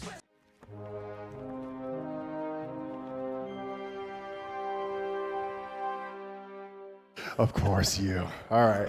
Well, everyone, please give another round of applause for my next guest, Jordan Craig. Thank you. Thank you. Hey, folks, thanks for rolling through. Basically, I'll do a quick introduction of myself. I'm Jordan Gray, and I am co-founder and CMO of Public AI, where we are making it equitable for people to add their experience to AI to make AI models more exceptional. Today, what I'm going to do is go into a lot of the more detail of how exactly we do that and how my background in building DAOs got us to be able to use Web3 primitives in new and interesting ways to meet those goals for our paying clients. The QR code that's up here will allow you to go ahead and try our system that's live today, so you can join up and play around with it and check out what this is all about. It's all real stuff that I'm talking about. So what problem are we facing when we're talking about using AI and using Web3 to enhance AI? When our clients come to us, what they've done is some kind of large language model experiment. And what large language models are great at is spewing out a bunch of text or images that are semi-believable. It's this latent space that is getting tighter and tighter, but it's all very generalized. And when our clients are trying to apply AI to their businesses, what they're missing is something that is focused and able to deliver reliability and also cost effectiveness when applying AI to specific business problems. Why is it that they can't get it to that level of reliability? Well, it's because AIs, LLMs, are very generic. The reason they can do these party tricks and generate text and images and videos that look so believable is that they're so generalized. So it's very easy to do something that looks plausibly reasonable for most use cases. But then when you ask it to do something focused and specific, it struggles with being able to nail that reliability. Why? It's the data behind it. It's trained on the entire internet, it's trained on synthetic data. These generalized use cases are a perfect fit for that, but when it comes to actual business applications, folks need specific focused data. And to get that data, centralization is not the best way. If you go to somebody like Reddit or Google and try and get specific data, what you'll get is a giant data set. That's not what most businesses need to get their AIs reliable in production. So what Web3 can do is go to a large set of workers and get specific data relevant to those business needs.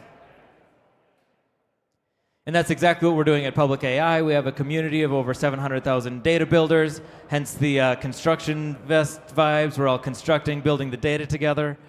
And with that, we get awesome diversity. We've literally got people on every continent, from all different socioeconomic demographics.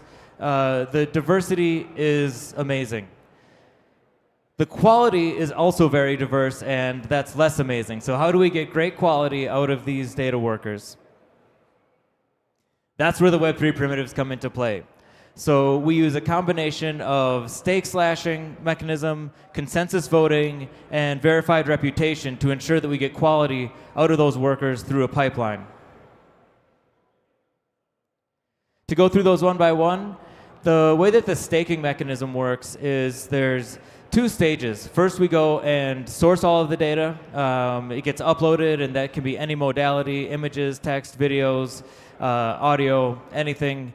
And after it's been sourced, we then do a stage of verification where voting happens, and people are judging whether or not the data that got uploaded is valid. So to participate in the uploading and the voting, the users have to stake to say, I'm committing to making a quality contribution here. I'm going to be adding more signal than noise. And when they do that, they get their stake back, they get paid, and their reputation increases so that the next time they go and participate, they actually have to stake less because they're a trusted actor in the system. Of course, if they don't add quality, then the exact opposite happens. They get slashed, and yes, that's kind of harsh, but that's the exact incentive mechanism that needs to be in place to ensure that quality comes out on the other side of this whole process. That reputation that gets built up also puts our users into different voting spheres or stratas. So when you first join the system, you're considered a scout. You're out there exploring, getting your feet wet. And the way that it works is when you're on the scout stratosphere, it takes a lot of scouts voting together to be able to say data is valid or invalid.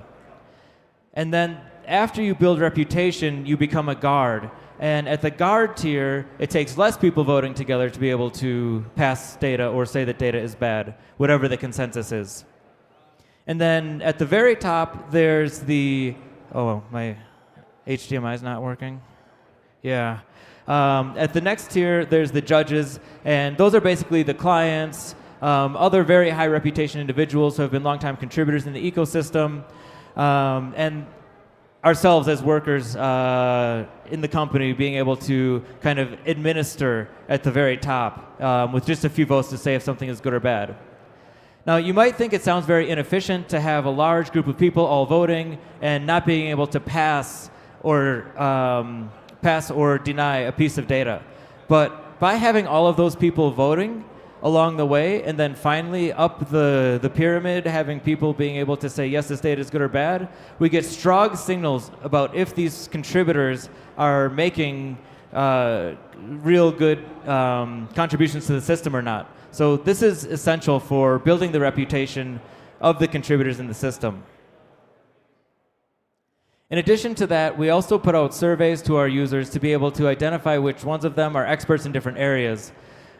For example, if somebody is a pet lover, loves anime, is into handbags, knows math or science, speaks a specific language, we do surveys to be able to see which one of our contributors are the right ones to put campaigns out to begin with.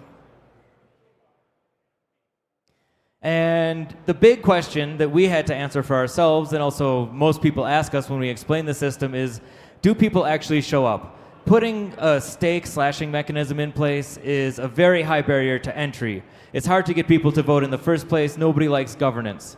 And it turns out that the answer is yes. When we put out campaigns, we have some fraction of those 700,000 workers showing up. And then because of the stake slashing mechanism, we get a smaller fraction participating. And that's exactly what we want, is the people who are dedicated to providing quality. If somebody's just doing random behavior, clicking around, trying to farm without providing actual value, then they wind up paying us for putting noise into the system. But the people who do show up and provide quality, they get more rewards because all of the people who got slashed aren't getting rewards. So the way that the economics work of the system means that the real workers get paid more and the farmers get paid less. We were able to verify all of that through building this first in an MVP way, off-chain using points. So we used a point system and have that deployed today. When you go and join a campaign, you get paid in USDC or other stablecoins and points. And then from there, you will be doing a TGE next quarter. So for everybody in the audience, there's your WEN alpha next quarter. And after we release our token, then we'll be doing this whole system purely with our on-chain token. But the important part of building this first with points was that we were able to identify which components of the system needed to be edited very frequently and in real time in response to user behavior. And those are the values that we're baking into the smart contract to be able to tweak in real time as we're seeing people interact with campaigns. So in the end, the big question and vision is this a killer use case for Web3? And we think so. As I mentioned earlier, I've been building in Web3 for over 5 years. I built DAO infrastructure at Near Protocol, where I worked alongside Ilya Polosukhin, and we had over 2 billion in assets locked up in DAO infrastructure there. And through building that DAO infrastructure, also helped hundreds of projects launch. Have seen so many different use cases for this technology. And in a lot of the cases, the people who were reaching for DAO software, they were grabbing tools that were an approximate fit but weren't exactly great for what they were doing. What's really exciting about what we're building at Public AI is that we have paying clients in a very specific use case, and we're taking those same Web3 primitives and applying them to a very specific problem, which means we're able to tune the software to those exact needs. So one of the things that frustrates me about the Web3 space is seeing people kind of do the same thing over and over again. Deploying another fungible token, doing another creator coin economy, when we know the exact shape it's going to take. We're taking primitives like staking, and instead of just saying, hey, we're going to offer you yield, we're using it to verify the quality of contributions in our system. And the same thing with the voting mechanisms and the reputation. We're not doing KYC to identify if you're allowed to go and get an airdrop. We're verifying your skills and keeping track of that on chain. And that's all anonymous. So you can be anywhere in the world. We don't care. What we care about is your expertise and your history and what value you can bring to the system. And in the end, when we're talking about how to get value derived using Web3 and what that means for AI, the only way to get truly aligned models is through aligned incentives. And when we have top-down values driving where models are going, that means that we're going to have privatized interests in control of those models. And there's not going to be any place for humans there. So we see it as imperative and essential that we find routes for humans to come and bring their expertise, their interests, their values to these systems so that even before we get to AGI or ASI, we're able to see ourselves reflected in AI systems and our values reflected in AI systems so that we don't wind up in another situation like we had in the Web 2 world where we're basically being farmed and all of the values being extracted from us. So in the end, through these Web3 mechanisms, we're able to get very high quality data from a very chaotic, self-emerging, self-selecting group of workers. Over 700,000 people are showing up, contributing data, verifying each other's data, and enriching AI with their human experience. Some of the clients that we're working with these days include somebody who's building WorldCoin for dogs, so we have people going and taking pictures of dog noses. We have a real-time translator client. They're doing something like Babelfish from Hitchhiker's Guide to the Galaxy. So for them, we're recording a lot of audio samples and local conversations in very niche dialects. And for clients like Eliza OS and other AI agent clients, we're helping them make it so that when all of the messages are coming into their systems, they don't have to spend as much on saying whether or not a message is worth replying to or not, which turns out to be one of the most costly parts of running those AI agent models. And in the long term, where are we going from here? What does this mean? One of the big moats that we see in the AI space is data, and that's why we're solving this problem. Compute keeps on getting cheaper and more available. Companies like DeepSeek are making it even easier for everybody to reach for AI. And for us, that is awesome because it means more and more businesses are going to be thinking about how to apply AI to their businesses. What that means is that, well, yes, there might be some jobs being lost to the efficiencies of AI. There's also more room for solopreneurship and smaller companies to be able to do more. So we're expecting there to be a greater diversity of initiatives, companies, and smaller and medium enterprises that are going to be flourishing with the access to these tools, and we're prepared to be able to help them figure out how to apply AI to whatever their specific business needs are. One thing that you can kind of think about that drives this point home is the indie gaming scene, where through the diversity of small studios being able to develop products that appeal to niche audiences, you get a great diversity of products that allow you to, find a game in whatever weird niche you want. And that's going to be a wrap. The call to action is to go check out the platform. Data Hub is live today. You can play around with it. It's a product that we're iterating on, and we'd love your feedback. So we'd love to see you in the community. It's a lot of fun. I'm there in the trenches looking at dog noses with everybody else. And also, if you are a small company, a startup, and you're thinking about how to apply AI to your business, would love to talk. Maybe we can run a campaign, test things out, see if we can get you what you need. And then besides our TGE in Q2 that I mentioned, we're also going to be doing an NFT collection very soon, and that's going to be a whitelist for our DePIN devices, which will allow us not only to collect the data from people's phones and desktops, like the audio, video, text, etc., but we'll also be able to collect things like brainwaves and other DeSci type data with our DePIN devices going forward. And that's it. So I ran through the slides pretty quick. That leaves us with time for questions if anybody has any. Small audience, but we got a mic right here if anybody has any comments or questions.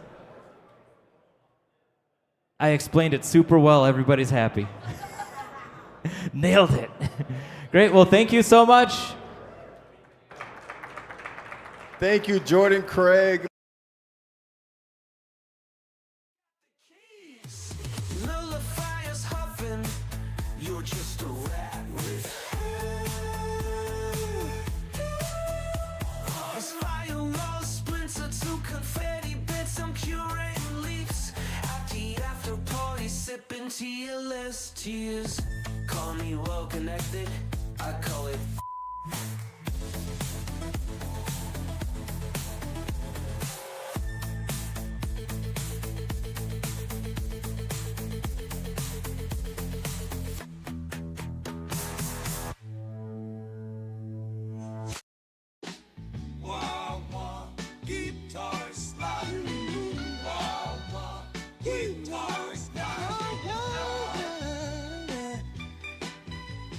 coffee for drip. and the lab coat on fire.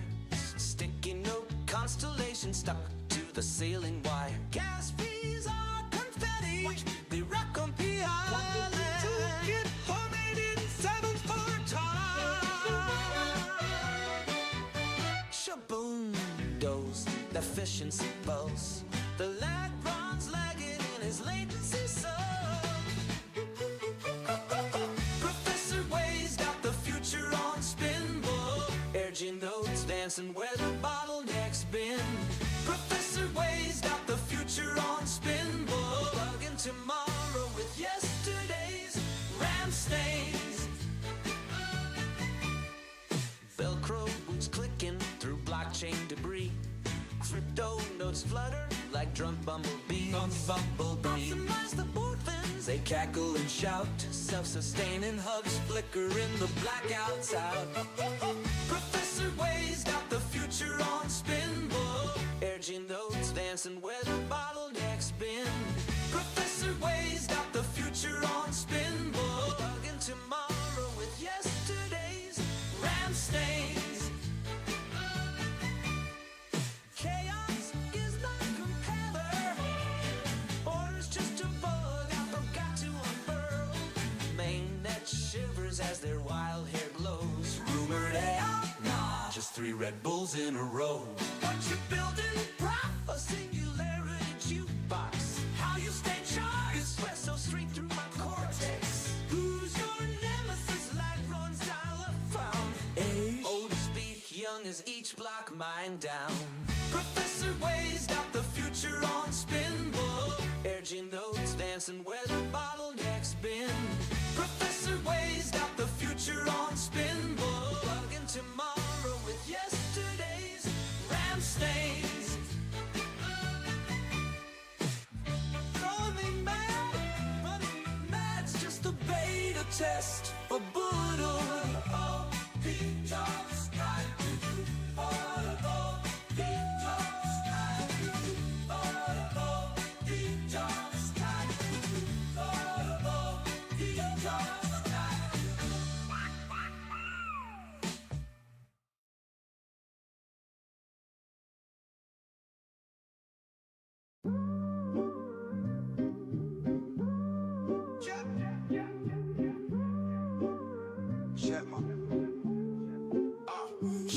Centralized arrest, flexing weak API chains. Regenerate roll up, unity in the veins. I blast, cut through that foot, disguise fortress walls, bulletproof.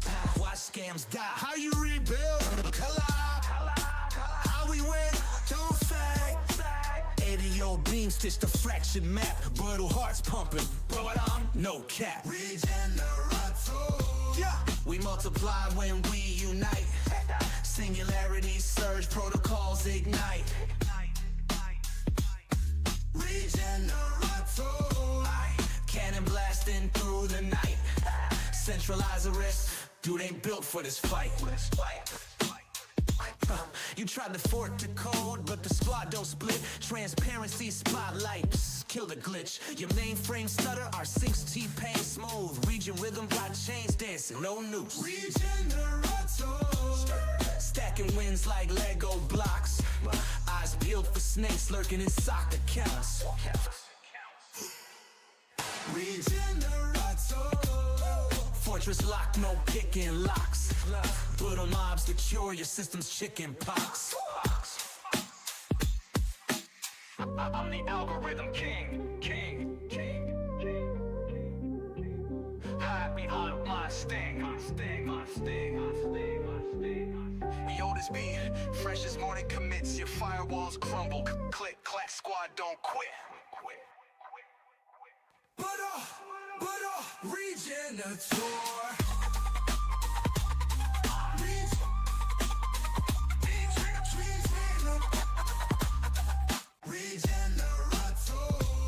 We multiply when we unite. Singularities surge, protocols ignite.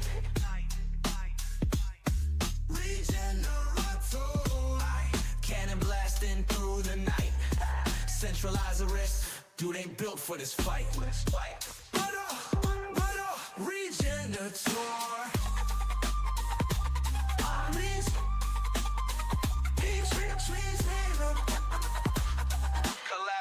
control, tell the whole damn law.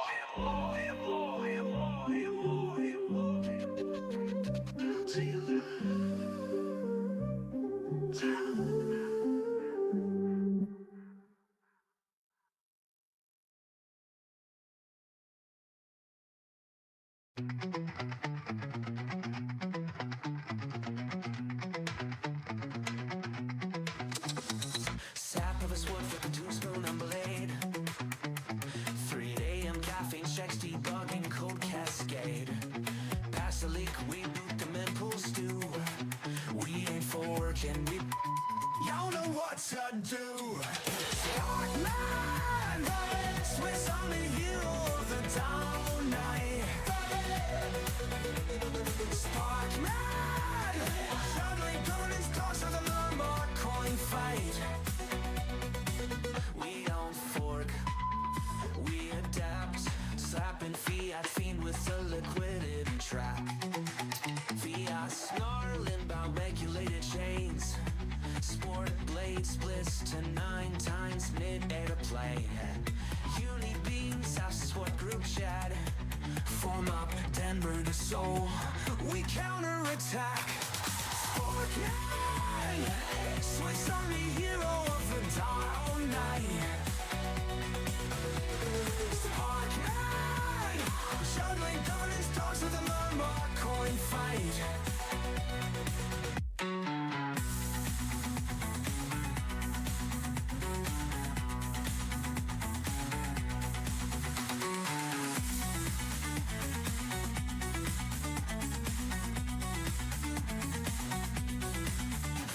Snarling about regulated chains.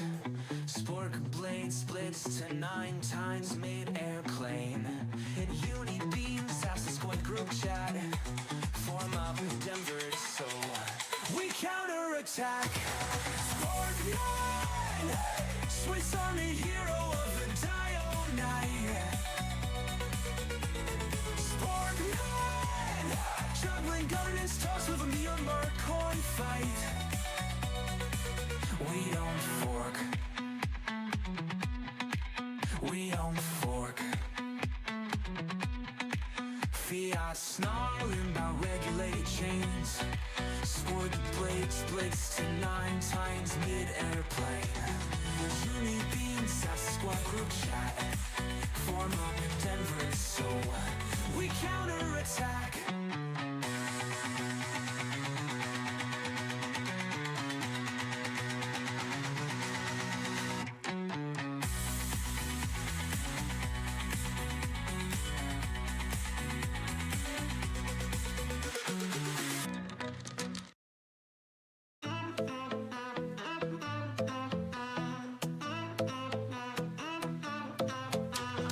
Deep pools hum where the currents align. 8th century sharp like blockchain wine. Adaptive armor shimmers, volatility sieve. Watch the ripples, whispers, horror before the dive. Liquidity surge. Heart burning. Fluid fist clenches. Token hoarders, the ends decay.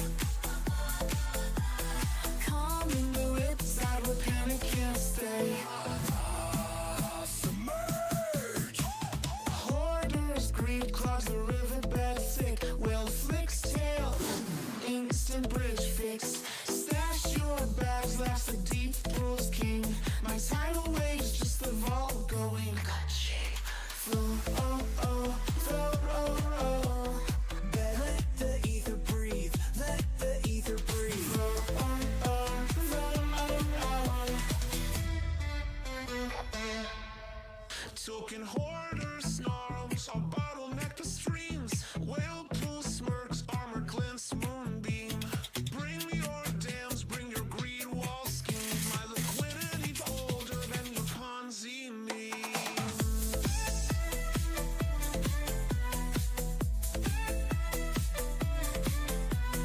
Deal ties rise at 808 pace. Hoarder stash, flushed without trace.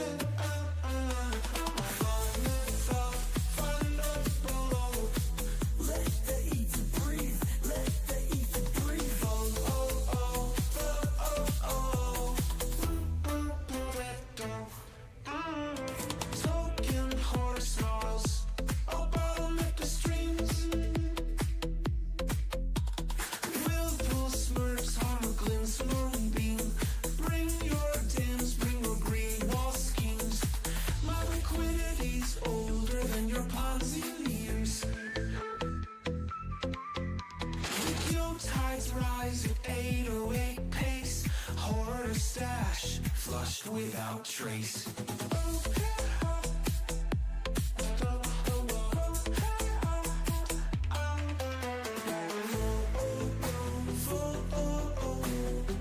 Let the ether breathe, let the ether breathe.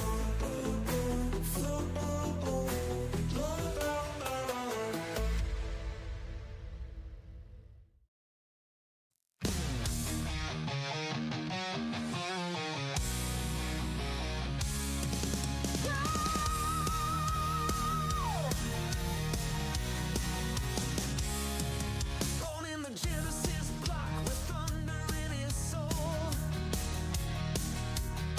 Captain Ethereum stands 10 stories tall. With these ungodless blazing and justice in his eyes, leading the portal squad through crypto skies.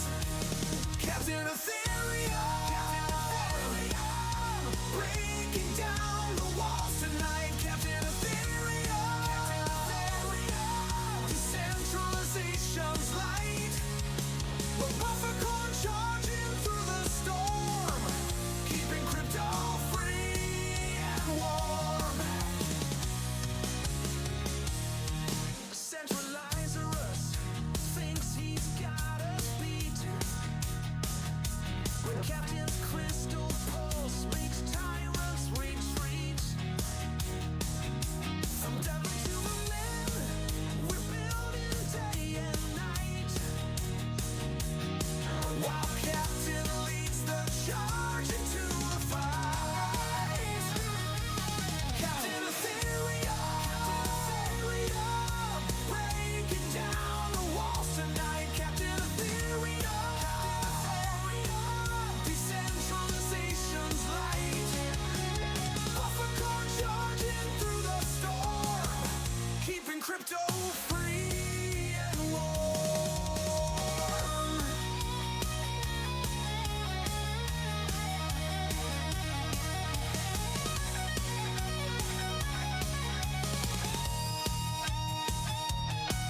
They say he's eternal, like a blockchain that flows. Where freedom needs defenders, that's where Captain goes. So raise your notes up high, let your smart contracts fly. The Captain's here to stay, keeping centralization away. Captain Ethereum, forever. Captain shows the way from the Genesis block to a brighter day.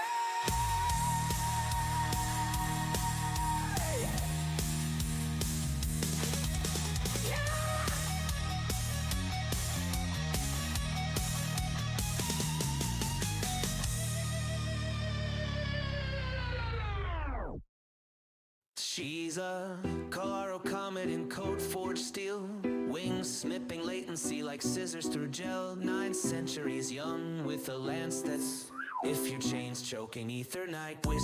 Found her at a bullet hook sucking down APIs, armor clinking with layer 2 lullabies. Scalability scripture, she winks at the moon while Lagrange drools over slow motion doom. Her shield's a disco wall, fracturing legs, grass, shooby-doo-bop crack.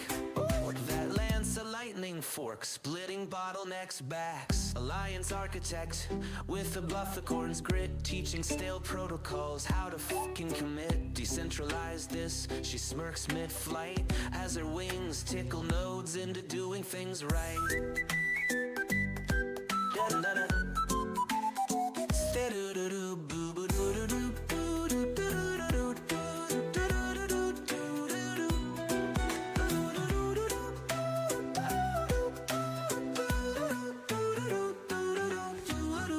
Alliance architect with a buffercorn's grit, teaching stale protocols how to fucking commit. Decentralized this, she smirks mid-flight as her wings tickle nodes into doing things right.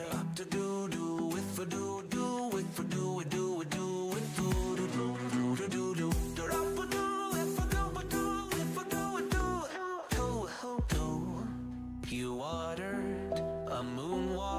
exhaust gas, feed graves.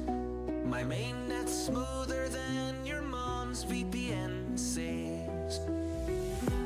Daughter of the Rockies, high-speed high priestess. Scales of justice ballast on a Memphis Express. Next bottleneck, I see mountain crush it.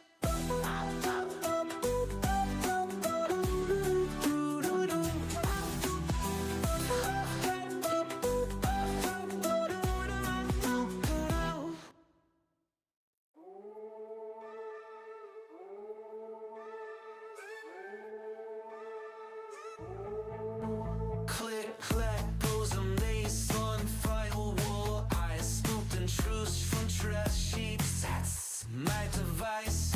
Nullifier sniffing by my clothes too crisp. Mainnet gossips, tastier than breakfast chips. Story, hack, flurry. Mama's making news before the cold reload. Job receipts in my cheeks, encrypted and plumbed. You private DMs, I'm the dumpster dive chump. Eyes everywhere, that's 3 bird phones. Haunteries whisper, king chomp and blockchain bones.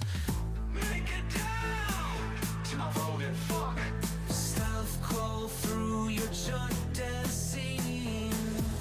Let it up, the entropy. Mace cracked vaults like, who's got the keys? Nullifier's huffing, you're just a rat with these firewall splinter to confetti bits. I'm curating leaves at the after party, sipping TLS tears. Call me well connected, I call it.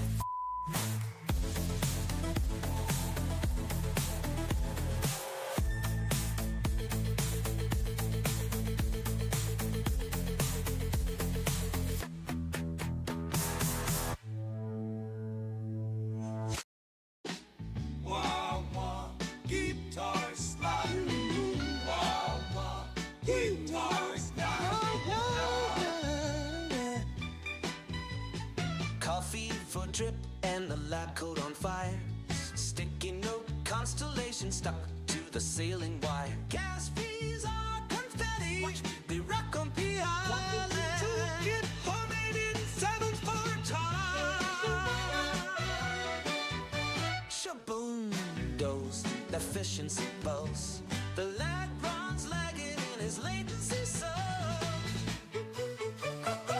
Professor Wade's got the future on spinball. Urgent notes dancing where the bottleneck's been. Professor Wade's got the future on spinball. Bugging tomorrow with yesterday's RAM stains. Velcro boots clicking through blockchain debris. Crypto notes flutter like drunk bumblebees. Optimize the board fins, they cackle and shout. Self-sustaining hubs flicker in the black.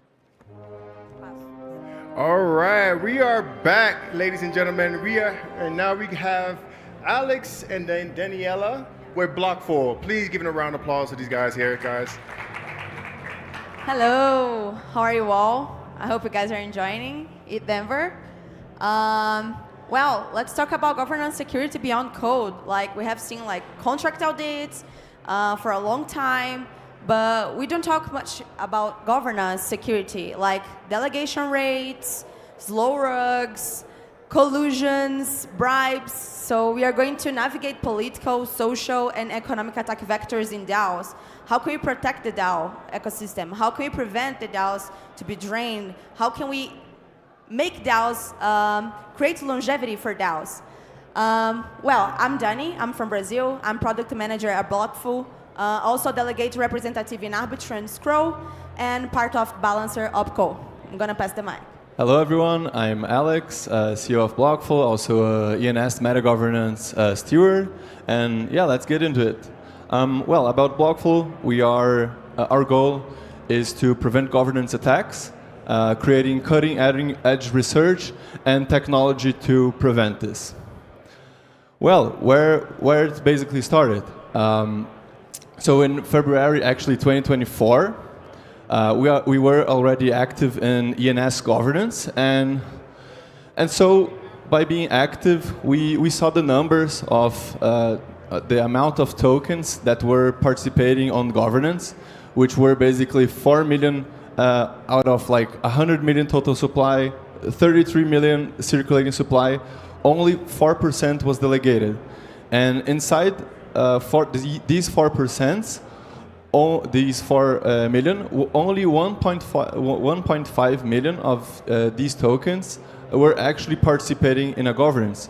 So imagine that like a company like with shareholders, right? And only 1.5% of the shareholders are actually taking decisions. And so with that, we started questioning ourselves, what are the consequences of that? Like, what does these numbers means, what are the risks, and so this started quite interesting research. So why governance security? As you can see in this chart, the blue line is basically the assets that the DAO has in ETH and USD. So these are liquid assets. You can it's different from the governance token. Right? The governance token has an amount of liquidity. You cannot sell everything. So these are liquid assets, the blue line. And then the orange line is the value of all delegated tokens. So basically all the tokens that participate on governance.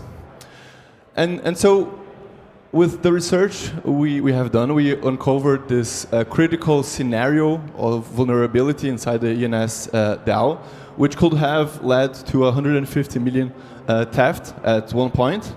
And this sounds like a theoretical attack, but it's actually something that is quite common in DAOs.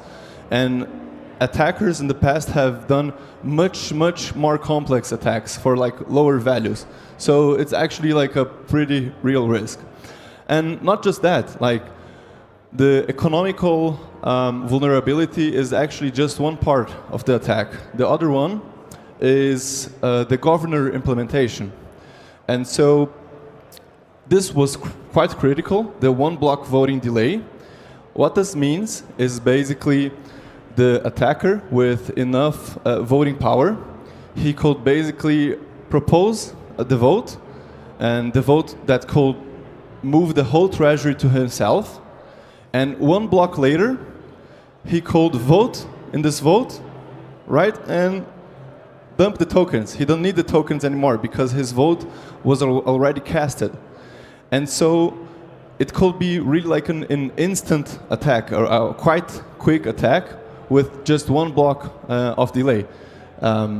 So it's really hard to defend against that, because token holders, they don't have much time to react to that. They don't have much time to delegate tokens to another delegate or to themselves, so they can vote against this malicious vote. So one block voting delay, it's something quite critical on that attack. And so you see it's not only the economic vulnerability, but it's also the governance implementation itself. One other point is the cancel function. So in the ENS governor, there was no cancel function, which is also not helpful. And so the ideal here is that after a malicious proposals come in, you could somehow make another voting for cancel the malicious proposal, right? Like a normal voting, but that's also not enabled. And so, yeah, once the proposal was live, once the proposal is live, there is basically no counterattack you could do to defend. And so, economical vulnerability plus weak governor implementation, or at least governor implementations that have these type of characteristics, it's like a really easy attack. It's like a vulnerable situation to be in. And so the midterm solution that we proposed was the Security Council. So after identifying this scenario, we proposed the Security Council, which is basically 4 out of 8 multisig that can veto any type of proposal, but obviously only malicious proposals, so that's subjective. But in the code, this Security Council can veto any proposal, and then the understanding of what's malicious, it's of course subjective because you cannot enforce on the code. Also because if you see some other attacks, like the compound attack last year, it's quite subjective, right? Like some people say it wasn't an attack, other people say it was. So yeah, like governance attacks, they can be quite subjective.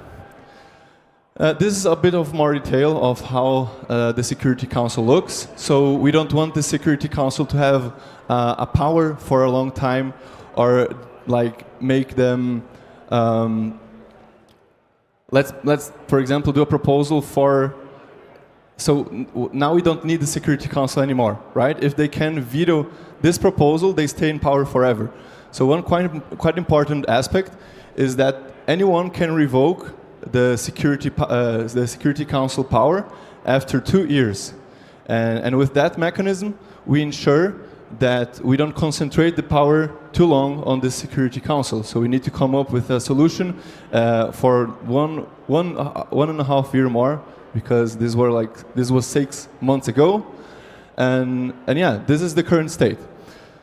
So last year, when this proposal was live, this was the situation of delegation on the DAO. So liquid treasury, again, the treasury in ETH and USD was 120 million. The value of all the delegated tokens, which is delegated cap, was 65 million, and the value of the average turnout, the tokens that usually participate on voting, they were around 24 million, meaning that if you use the average turnout as a metric, you could basically do a 5x profit, right? It's like crazy. But then other mechanisms can also be used to lower the cost of this attack. So some examples of that is, if you know you're attacking the DAO and it will be a successful proposal, you can also short the token in exchanges. You can short the tokens on futures. You can also just do some incentives for getting delegations, because all you need is delegation. You need the power. You don't need the token, you need delegation. And other aspect is maybe you could go to Aave and borrow some tokens as well, so you don't have economical skin on the game, right? You just borrow some tokens and use their power to submit this proposal. So for sure, you can make the attack cost lower and lower the more different mechanisms you use. And so this led to a longer research, more than 30 DAOs, and this keeps growing because, I mean, smaller DAOs, they are easier to attack, and we cannot track all the DAOs. So we mapped more than 30 attacks and DAOs, and what we learned, these are like the main learnings, are that attackers, they are really, really creative. Like, it's so crazy. One example I can give is some attackers bought tokens from FTX after the crash through an auction, and they used the tax from, like, it was like a Mango Markets, like Solana DAO, to approve a proposal to rebuy the tokens for a higher price from them. So they basically profited on top of the DAO, participating on an auction from a bankrupted SEX. Like, look how crazy it is. Like, so attackers, they can be really creative.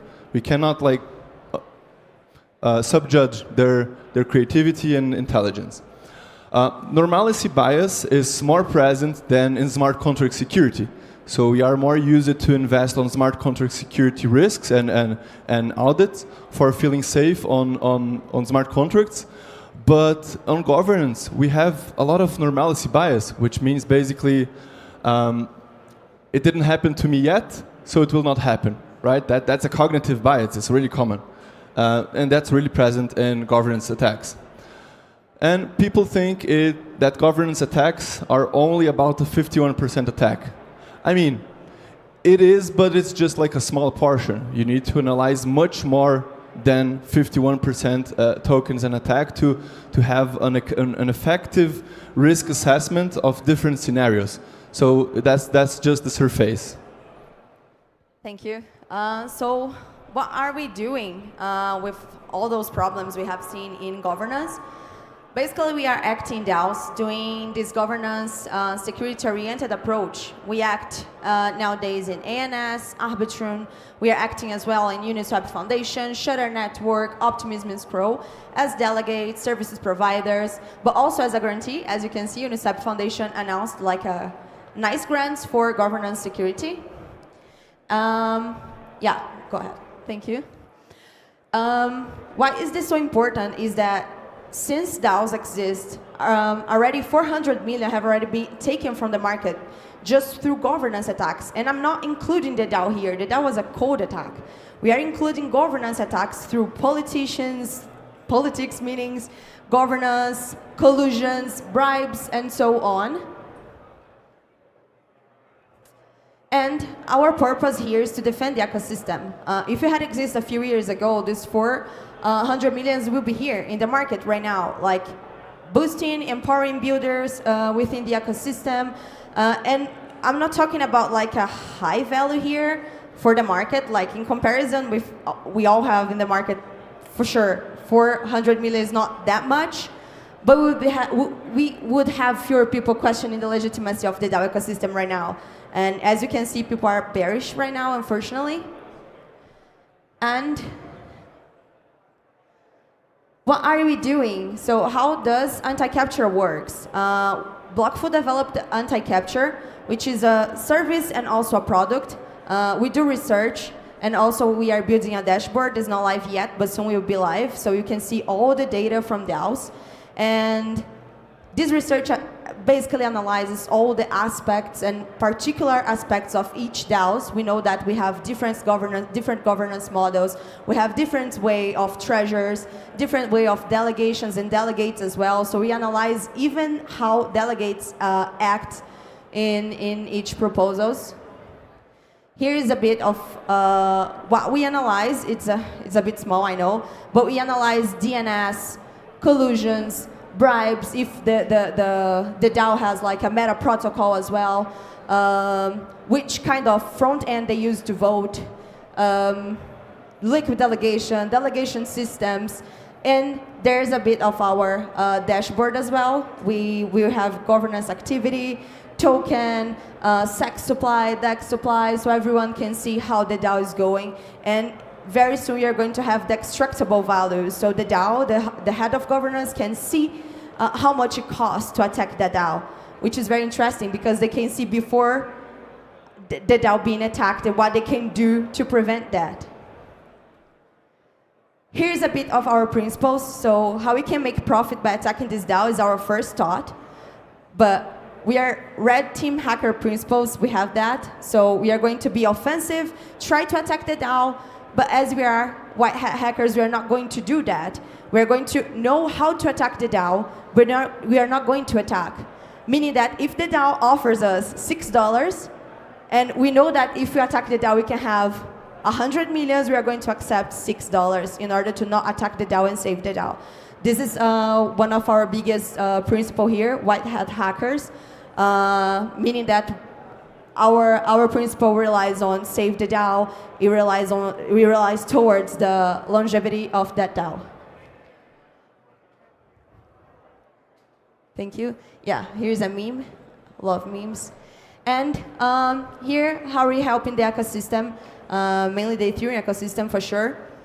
Providing DAOs with actionable steps. So now we are not only going to give the DAOs the data. Here's the data. We are going to be attacked soon. Take care. No, we are going to give them actionable steps. Hello, you need to increase your delegation rate. You need to find meetings to do, I don't know, delegate incentives in order to have more delegates active in your ecosystem. Governor This updates. second is very, very interesting, is that we are creating stages like L2Bit. We are going to be an L2Bit, but for governance security. Defining stage 0, stage 1, and stage 2. So you can measure governance security and create a standard and a structured, safe path for DAOs towards security.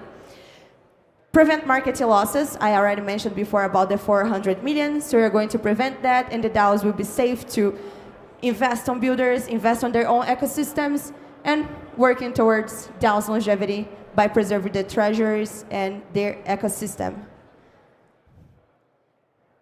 Here's a nice meme I did. I don't know if I'm able to handle Lazarus hackers, but this is our goal. And here's our Twitter. If you want to get involved, you can be our early follower. Anti-capture Twitter is already live.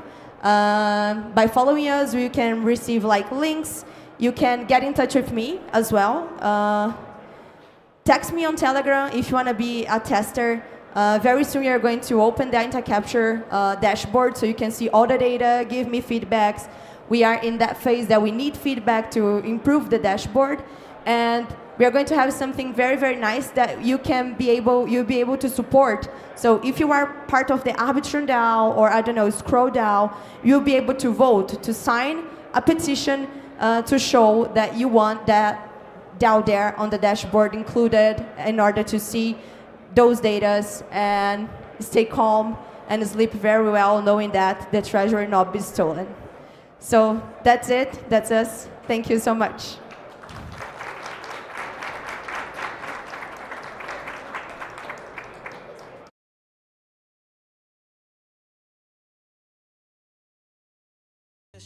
Pulse. The lag runs lagging in his latency so Professor Way's got the future on spin book. Urging notes dancing where the bottleneck's been. Professor Way's got the future on spin book. Bugging tomorrow with yesterday's ram stains. Velcro boots clicking through blockchain debris.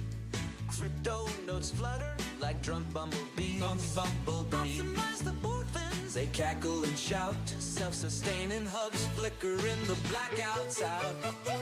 Professor Way's got the future on spin book. Urging notes dancing where the bottleneck's been. Professor Way's got the future on spin book. Bugging tomorrow with yesterday's ram stains. Chaos is not compeller, or it's just a bug I forgot to unfurl. Mainnet shivers as their wild hair glows. Rumored AI? Nah, just 3 Red Bulls in a row.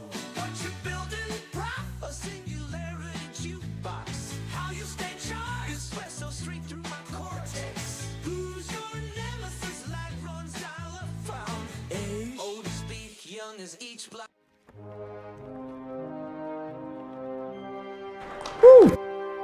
Thank you. So my name is Carl Anderson. I am VP Engineering at Ledger, and I run software.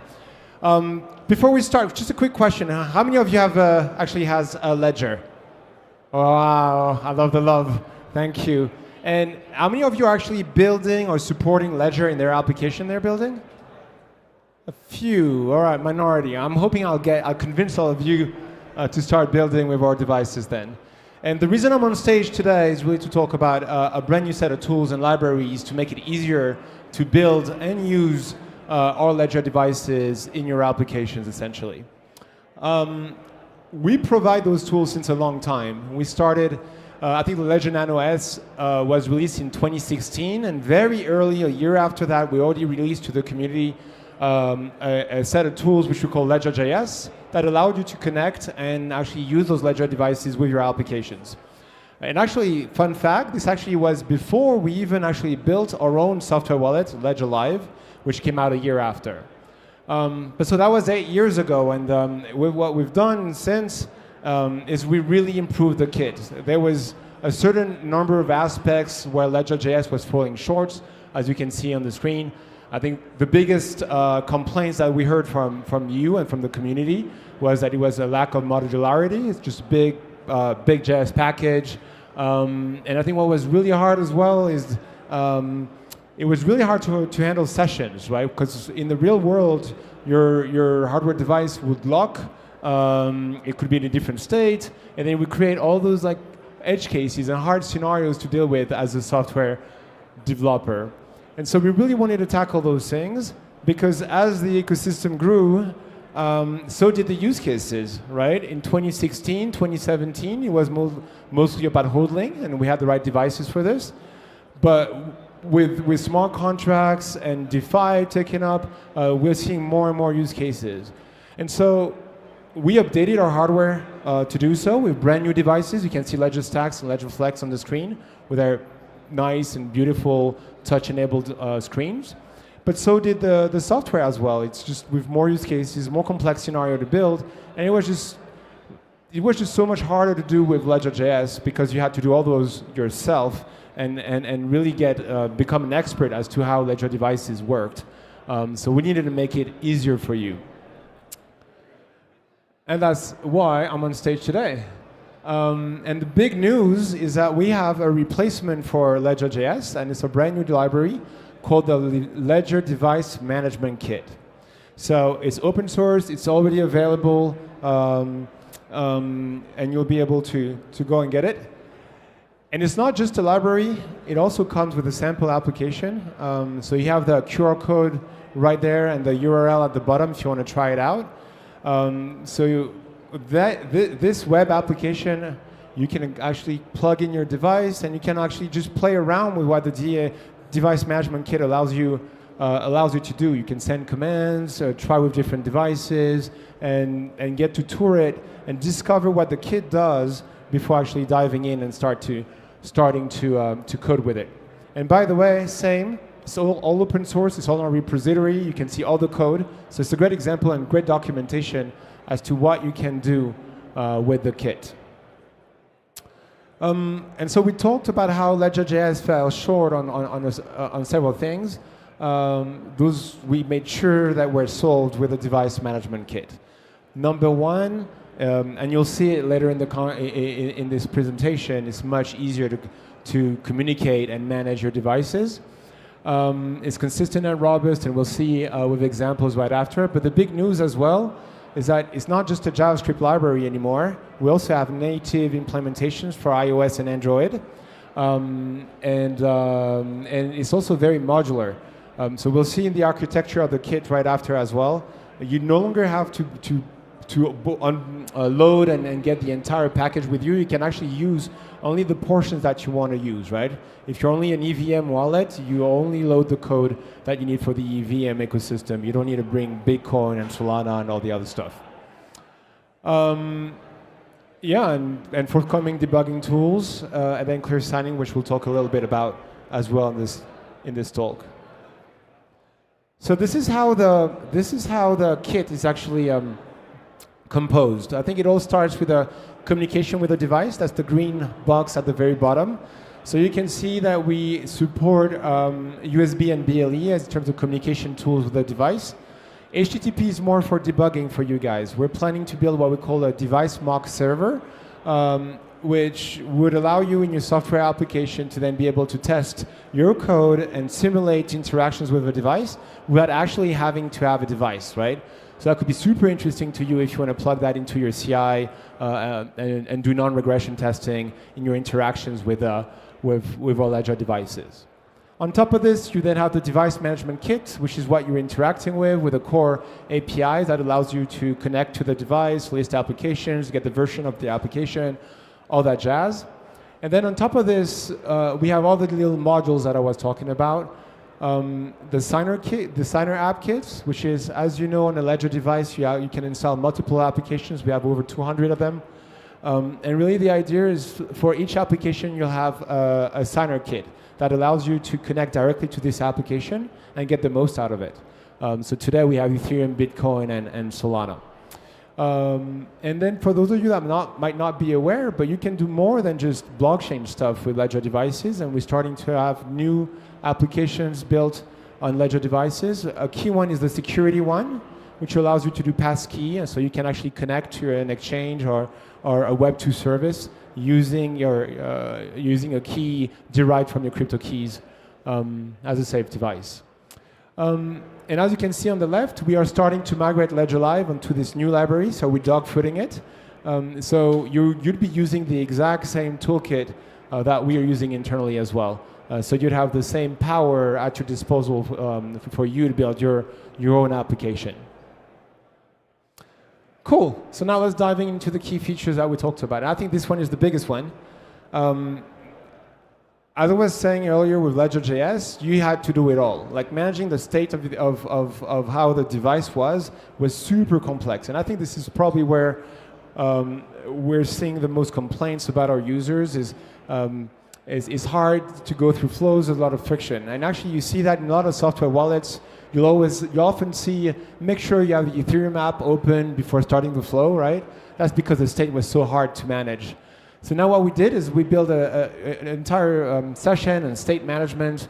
And so as a software developer, you can actually show to the user on your UI where it's at and handle the case if the device is locked, if it's busy, if it's connected, disconnected.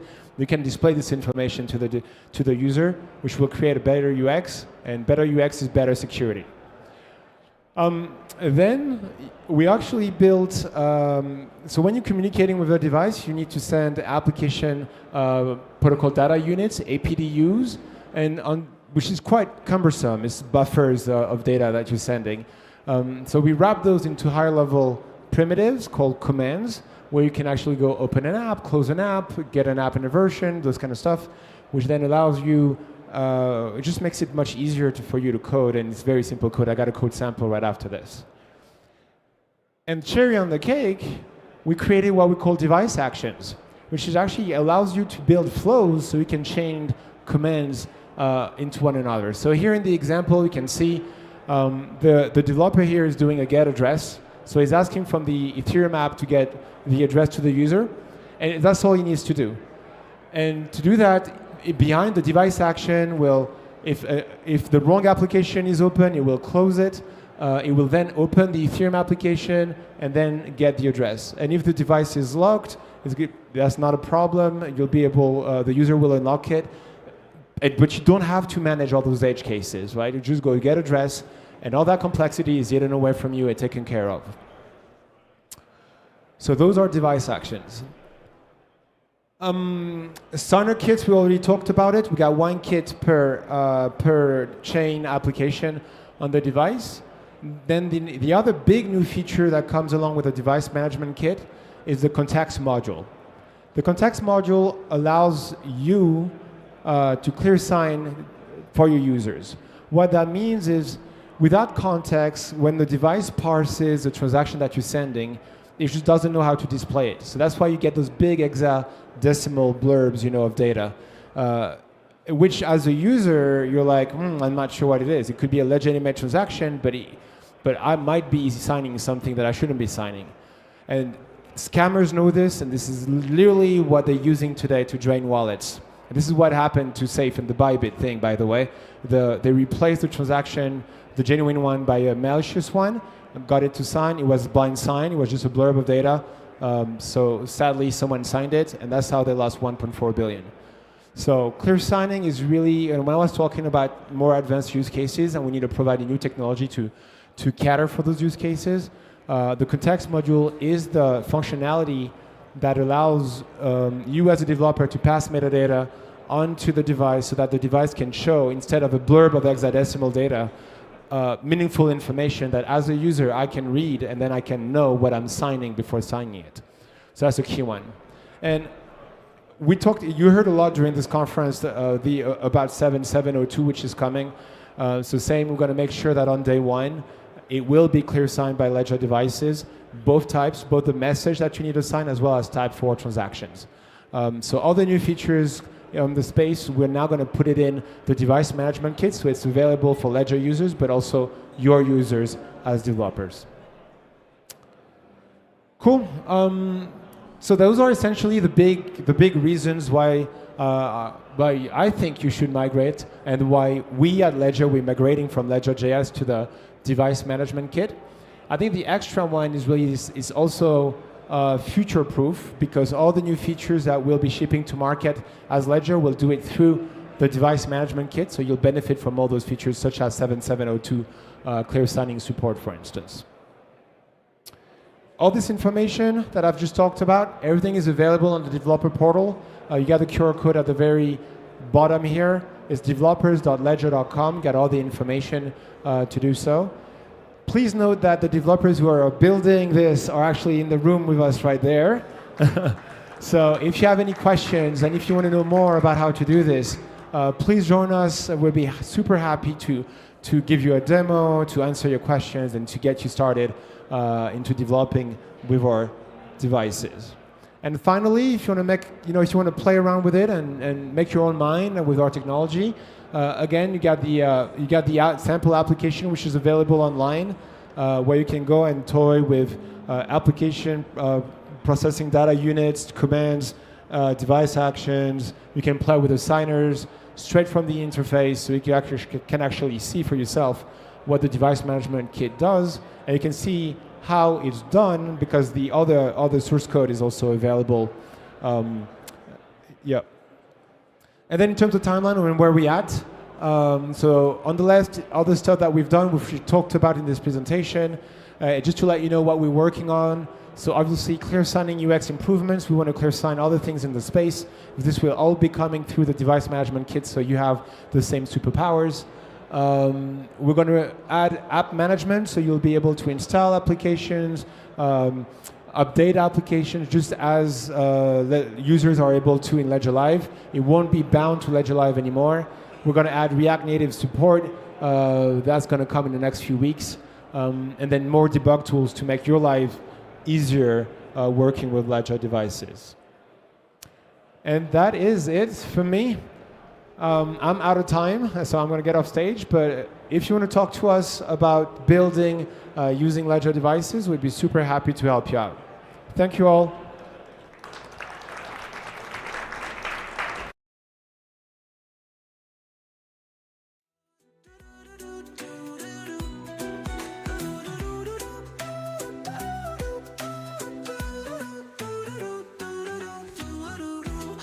Architect with the buffer coins grid, teaching stale protocols how to fucking commit. Decentralized this, she smirks mid-flight as her wings tickle nodes into doing things right. Up to do with the do.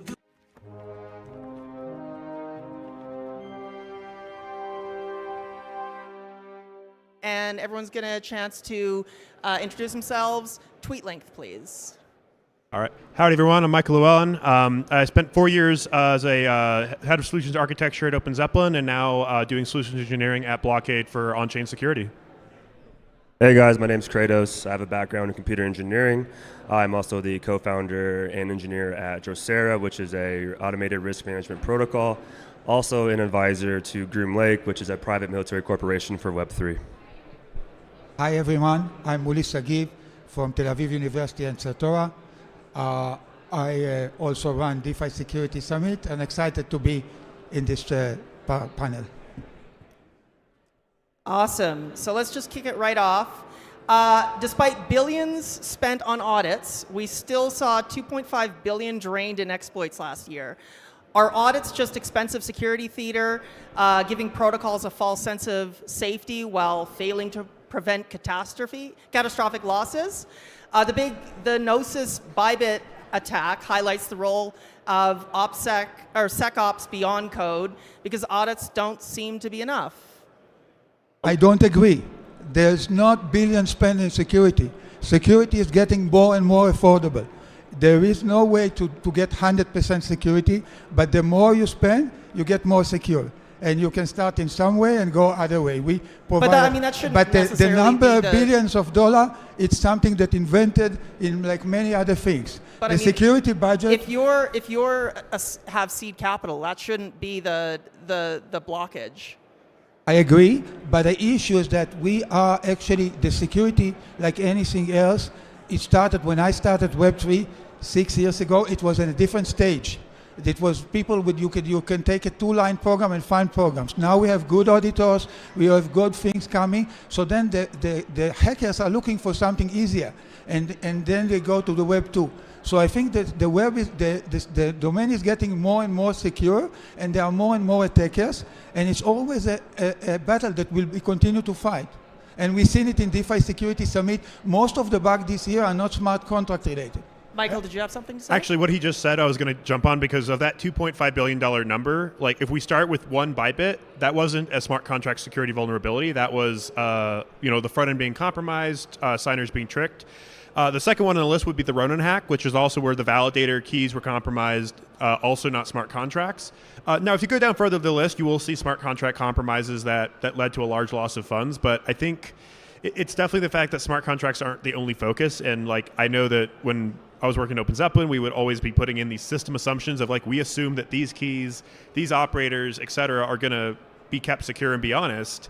And so smart contracts is just one part of it. But I do think that in general, the industry has to get better. We have to have better tooling, I think, on the entire stack, both pre and post deployment, and that also comes down to keeping validators or private key secure, and if possible, if you can get trusted, secure on-chain infrastructure, actually putting more into that. I was talking to Tarmer from your team before this, and he was talking about how he wants more of the governance decisions and more things actually on-chain as opposed to on multi-sig, so that there isn't the potential to either compromise an interface, kidnap 5 out of 6 of the signers, whatever it might be, to try to actually increase the attack service. So security needs to evolve beyond audits. Is that kind of what we're saying? Yeah, beyond just focus on smart contracts. Still, that's an area we need to improve on, but also the infrastructure and the operational security that everyone individually is doing, especially if they have access to high-value funds or multi-sigs. Yeah, and maybe just quick follow-up. I just want to give Kratos a chance to say, and then I'm going to move on to the next question. Yeah, I think these guys are basically on the money here. I mean, smart contracts is just one risk. Security is a multidimensional thing. And as we saw with the Bybit hack, right, it was more of an OPSEC situation where a dev's computer was compromised and they got access to production infrastructure, which to me is absolutely fucking crazy. At BitGo, I was at BitGo previously, I was a lead engineer and I had no access to production infrastructure at all.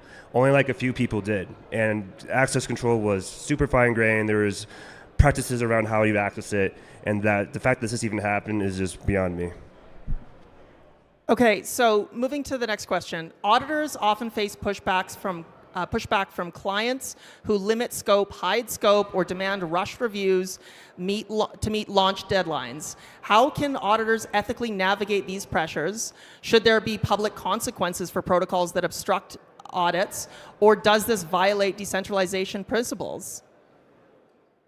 I think we should definitely do a little bit more naming and shaming on protocols that rush it out. And on auditors, I mean, I've left Open Zeppelin, so I can maybe speak a bit more freely. We definitely would have customers that would come in, they would be rushed. They tell us that their timeline, when they would get the code to us, would be met, and then things were delayed, but they don't want to delay the deployment, so something is going to get cut, and that's usually down to the audit. At the same time, it's 2 weeks versus 1.5 weeks versus or even 5 or 6 weeks. Usually the biggest problem we had wasn't necessarily the rush on how much time we had to do the audit, but how rushed the code itself was and how much poor quality there was because they didn't do testing. They didn't go through and create some fine-grained rules or understand the invariance in their own protocol. So we would have to do a lot of that work, or at least go in assuming that things hadn't been properly tested. And so instead of looking for very obscure bugs, we're finding very amateurish ones. And that causes a massive increase in the complexity of fixing it, of getting it done, and then all in the rush before deployment. So I think I think it should come down to not only are you rushing into an audit and not really taking the necessary steps, but are you even doing the necessary things to build the code securely so that the audit is just double checking that you should be secure and hopefully you don't find anything, as opposed to just assuming they're going to secure your code. I think you should know, or you go ahead. I was just say, 100%, the point of an audit is to uncover all hidden vulnerabilities in the protocol, right? And it is a communal best effort to do so. So both parties must put their best foot forward to get this job accomplished, right?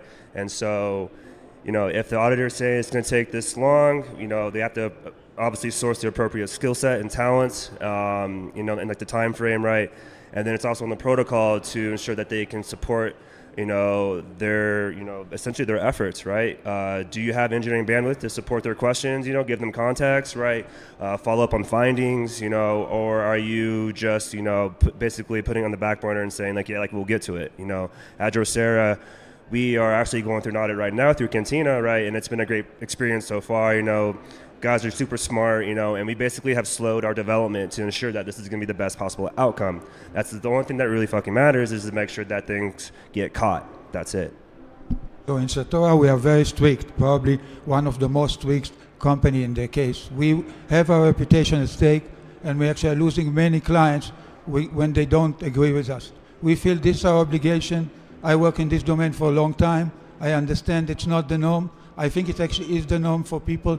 I care about security. If clients come, we lose them. We tell them to come up front. We have the prover now, which is open source and free. They can start before the audit, and they can go for free with other tools like fuzzing and others. We measure the number of lines, and then we will see the complexity on based on it, the weeks, and this is not something we can negotiate. We can negotiate the price, but we cannot negotiate the size. And this is a decision that we decided in 2018, and we're not going to change them. And we're going to lose 80% of the market, it doesn't matter. This is our decision. It's panned out very well for us with protocol which have a lot of money. We are comparing ourselves to many people who started and have a better understanding before us. We are keep learning the domain. It's good for us. I think actually other companies, and I'm again shaming. Shaming is not a good thing. You should not shame anybody. There are people who spend a long time and do a bad job. We should not shame anybody, but people should understand what they are getting. And you should understand whether you are engaged with us. We have two types of agreement. We have auditing, that you basically do like best effort, but even there, and you do formal verification. When we do formal verification, it's a guarantee, and this take you more time. I mean, formal verification processes are pretty expensive, and they do take a lot of time. But ultimately, it does come down to maintaining reputation in the space. And so that leads into our next question. We've seen high-profile exploits in protocols audited by well-known firms. How much responsibility should auditors bear for missed vulnerabilities? Is there systemic conflict of interest when auditors prioritize client relationships over rigor? And how can the industry hold bad actors, Certec, accountable without stifling decentralization? Or more simply, should protocols that obstruct audits face public consequences? And if yes, who should enforce them without violating decentralization principles? Yeah, I think honestly auditors bear most of that responsibility because, like you said, it's about reputation. And if you care about your reputation, then you should guard that at all costs. So if you do a good job, then you have a good reputation, and then you'll get more clients. And so I think, if you have a bad reputation, then market forces will essentially banish you. Like, no one's going to work with you. And so, I think that rigor should be replaced over relationship at all costs. I mean, that's the whole point of it, right? I agree. For us, there's a separate thing. If we do formal verification, we'll give you your money back. It's a different thing. When you engage with us with auditing, we have the obligation still, like you say, to help you with the mitigation, with incident. But when we have formal verification, this is our guarantee. It's a different thing. And it's true, it takes you longer, but you get more. Yeah, and I've been in the space for a long time and seen attempts at standards. I think one of the best attempts at that was ETH Trust, that has a lot of these are things you should be checking for or doing that aligns up with an audit. But it's been very difficult to get anyone to necessarily adopt it. Auditors prefer to do their own thing, and it's still only going to cover the basics. Really, you hire auditors because you want them to catch things that aren't going to be in a checklist. I think it ultimately does come down to reputation without there being a gatekeeper on who gets to call themselves an auditor or who doesn't. And when it comes to auditors, they need to be able to say, when they work with clients, one, is this a client I even want to associate with? Two, is the code I'm about to audit, do I think that I have a reasonable chance of ensuring that I find all the bugs? It's not a guarantee, but do you think that that's a feasible challenge for you to take on?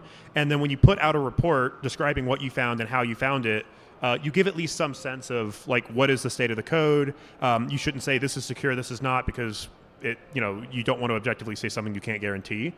Maybe formal verification, you feel more confident on that, but in general, you would want to make sure the users know, we've maybe taken it from a 95% to a 99% chance that there's no bugs, but there's always a chance. And so any auditor that's going out marketing the fact that they have 100% secured a protocol, or allowed a client to market their audit as a foolproof security check, that's the sort of thing that good auditors should be standing up against and telling clients you cannot use this in that way, versus auditors that allow that, and you should be very wary of.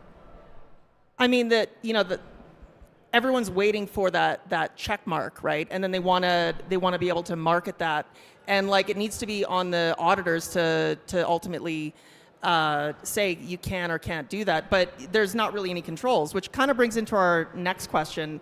Anyone can start an auditing firm. So how do we separate real security experts from opportunists?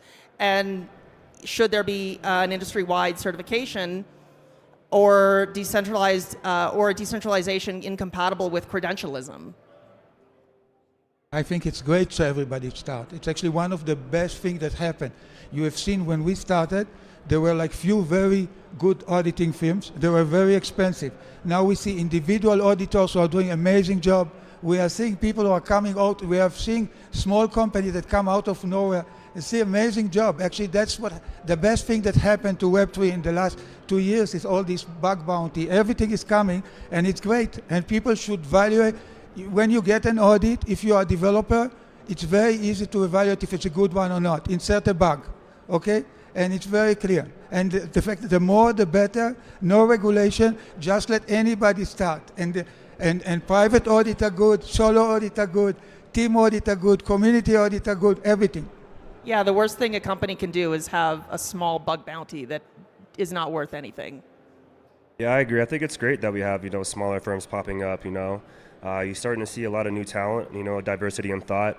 At Drosera, we worked with this one auditor called Blaze, very early on, pre-testnet, and they cut a lot of low-hanging fruit. They were great to work with, and I think that if you sort of take a layered approach to your audits, maybe starting out with some more fresher talent that newer in the space, and then, as you get approached to mainnet, you work with the more reputable names, right, to kind of get that name, stamped on your protocol, But I do think that decentralization does not work with credentialism. I think that I think it's really about reputation, word of mouth. If you do a good job, then that's going to spread. Blaze, we've talked about a lot to other different protocols, and I think they're going to work with them too, So I think, I give them a chance, but also too, try to work with reputable names. Yeah, I mean, it's ultimately, I think credentialism comes up a lot, especially when you have large actors, Certic, that have built up a large market share, but a lot of people that are in the know question the quality of their work. It's the problem is that if you create a credentialing org, but you actually don't want to maybe, it kind of depends on how it would go, but let's say Certic just doesn't pass muster on that credential. Well, if one of the largest auditors in the space isn't credentialed, well, the credibility of that credential is going to come into, I think it's going to be challenging. It's going to be challenging to get everyone under the same umbrella and agree to the same standards. I do think that there can definitely be softer versions of that, reputable people in the space, potentially some VCs that care about the quality of their projects, or maybe leaders in the space that say, hey, these are audit firms that I know are reputable, that I know do good work. Hearing from people like you that say, hey, I know even solo auditors that do good work, you should use them. It's kind of word of mouth, and maybe there's a better way to capture and track that, so that we have a better way for newcomers to understand who's reputable. Right now, we're just relying on rec news. We're kind of working on an anti-credential system, and even then, it doesn't capture everything. And in some of the people, for example, OpenZeppelin's been in rect, and in those cases, it was actually a case where the client had made modifications later on, or hadn't listened to the details of the report that we had given them. So, in some cases, the devil's in the details on what happened, and was this a hack that falls more on the project or the auditors. But that's just all to say. It becomes complicated, and you have to find people you trust to tell you, who's reputable and who's not. Jumping on what you said a little bit earlier, most hacks focus on code flaws, but what about threats like legal warfare, suing devs, MEV cartels, AI-driven social engineering, nation-state actors? How can protocols prepare for these unknown unknowns? And is the industry obsessed with industry's obsession with technical audits creating blind spots? And I'm going to give this one to Kratos.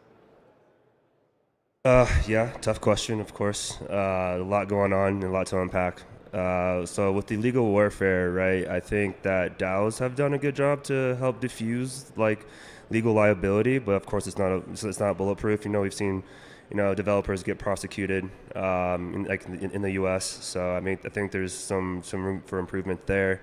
Mev cartel stuff, you could obviously use like encrypted mempools or just work with, you know, blockchains that try not to do Mev, right?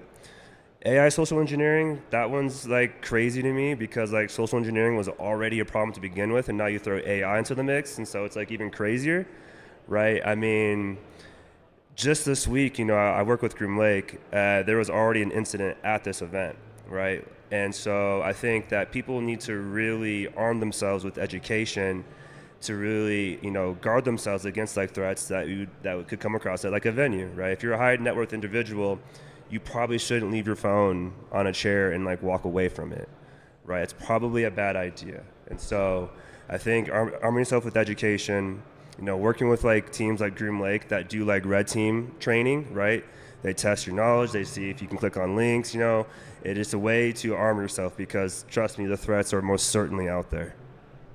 I've actually seen some interesting examples of OPSEC where, like, I've seen some very good security researchers doing incredible work, but they're doing it in a public space, looking at clients and potentially finding vulnerabilities. So, like, you know, maybe don't look for critical vulnerabilities in a $1 billion protocol at a hackathon or on public Wi-Fi. So, like, they'd be great at securing a smart contract, but not necessarily like making sure that their own laptop or their own like personal devices are secure. I think there is an issue there which is tricky, and not a lot of people are speaking, is the conflict between decentralization and security. It's very, very tricky. I don't know if you've seen a TrustX talks that I've given, sort of explaining what we do with Aave about basically onion security. We need to have a team, and you need to understand all of these things come together. The audit, the incident response, we need to work with them in a very, and it's tricky with a decentralized organization. So we need, in the case of Aave, we work closely with BGD, which is external team, and I think we are doing a great job in sort of all of these things coming in a daily manner. But the fact that we understand the protocol and we have holistic solution, we are basically looking at all levels. And incident response, of course, it's very important for us, and we are there. And social engineering is a huge issue. All of it is issue. Cloud security, everything, front-end security, smart contract security, and it's all the case. Compiler security, you name it. Every day I can show you the Telegram. Every day we have a thing. And the problem is that people are not aware how complex it is. Usually auditing is a one-time thing, or formal verification is complex, but it's still a one-time thing. But formal verification is impossible to prove the human. Okay, so I prove the correctness of your code, but I tell you, look, I cannot tell you how your employee will behave. That's not something, no matter how much time I have. So that's where we have to work. And in a decentralized organization, my view, which is maybe not popular, that you have to have an organization or a group or a set of people that you trust. And this set of people, maybe public, maybe not, they have to be involved. Maybe, and actually we are seeing some DAOs electing security councils like Arbitrum and others. So the idea is that you have, of course, companies like Docera is great, but it's people, and it's people that have the control. And it's also education, understanding. Many protocols which understand very complex stuff don't understand the simple stuff. And the hacker, we look to whatever the hacker can attack. Yeah, I do agree that security needs to be a more complete, look at it more completely. Whether that's a decentralized organization or a centralized organization, I don't really have the answer for that. I mean, we kind of have a little bit of a centralized group with SEAL Team 6, and they do a phenomenal job, but they're all very trusted people in the space. But I mean, that can't last forever, so I don't know what the answer is there. But we have 3 minutes, so this is our last question. Venture capital fuels the DeFi ecosystem, but are VCs unknowingly funding insecure projects? Do they genuinely care about security, or is their priority short-term profits over long-term protocol safety? I think it depends on the VC. we've worked with some VCs at OpenZeppelin where they would like put us on retainer for a lot of major projects. But at the same time, we also see like these VCs funding projects that are absolutely risky. And VCs ultimately, it's a money game where you're funding 10 projects, and if 9 of them blows up and 1 goes unicorn, then you've been successful.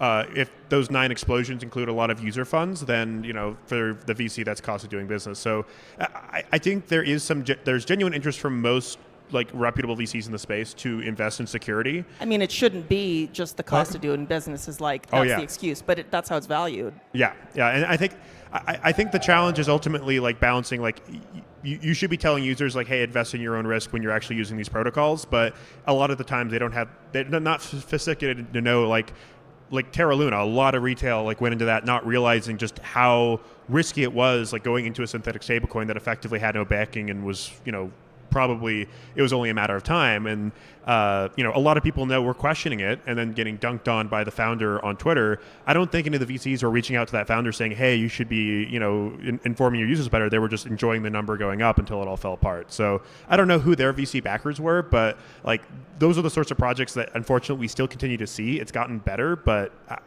I think it's still a problem. So we got time for one more response. Yeah. Who wants to take it? I would just say that what you said basically depends on the VC, right? If they're short-term focused, then like they're not going to give a shit about security. But if they're more long-term focused, then yes, of course. But at the same time, though, security is not in their wheelhouse, and so they're just going to trust their founders that they're going to do what's best, for their project, right? And actually, from recent conversations that we've had with protocols and even liquidity providers, is that they're actually more interested in security in the protocol before they even deploy the capital, right? And so they're looking at like, okay, is a protocol actually having monitoring and risk mitigation in place? Obviously, Josera does that. Shameless shill. There's other solutions out there too. But yeah, I think it really depends on the VC. But I think liquidity providers actually care a lot more. So maybe just 1 second. It's actually opportunity for VCs and for founders. We have seen VCs require formal verification and getting us good client. We have seen VC giving audit bank for people, which is great. Also, it's a good idea for a founder. If you get an investment, you check what your VC is willing to give for you. And some of the VCs are excellent. I'm not going to say the name, but you can check with your VCs. Some VCs are giving you audit, bank for audit, for formal verification. It's great. It indicates that they care for you. So we got 20 seconds left if anyone has final words, but I will say this talk will be up online and it is streaming and it's on Twitter. Please retweet it if you agree with anything that was said here. Stay safe. Thanks for having me, guys. So for me, I've been working on this domain for many, many years. The dream is to make formal verification useful. I actually, I'm very biased, but now this week we open source it on Monday. Ladies and gentlemen, thank you so much for your time. Please give a round of applause to our panelists.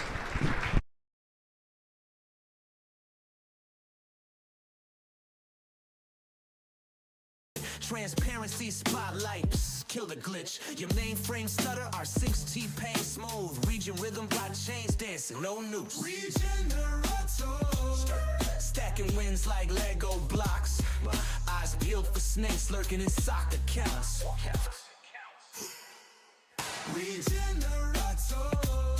Fortress locked, no picking locks. Brutal mobs to cure your system's chicken pox. I'm the algorithm king. Hide behind my sting.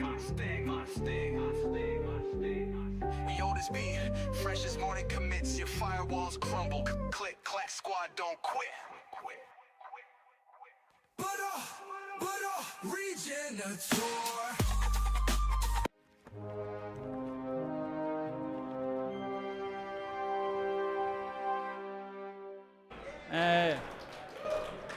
I like to hear it. Thank you.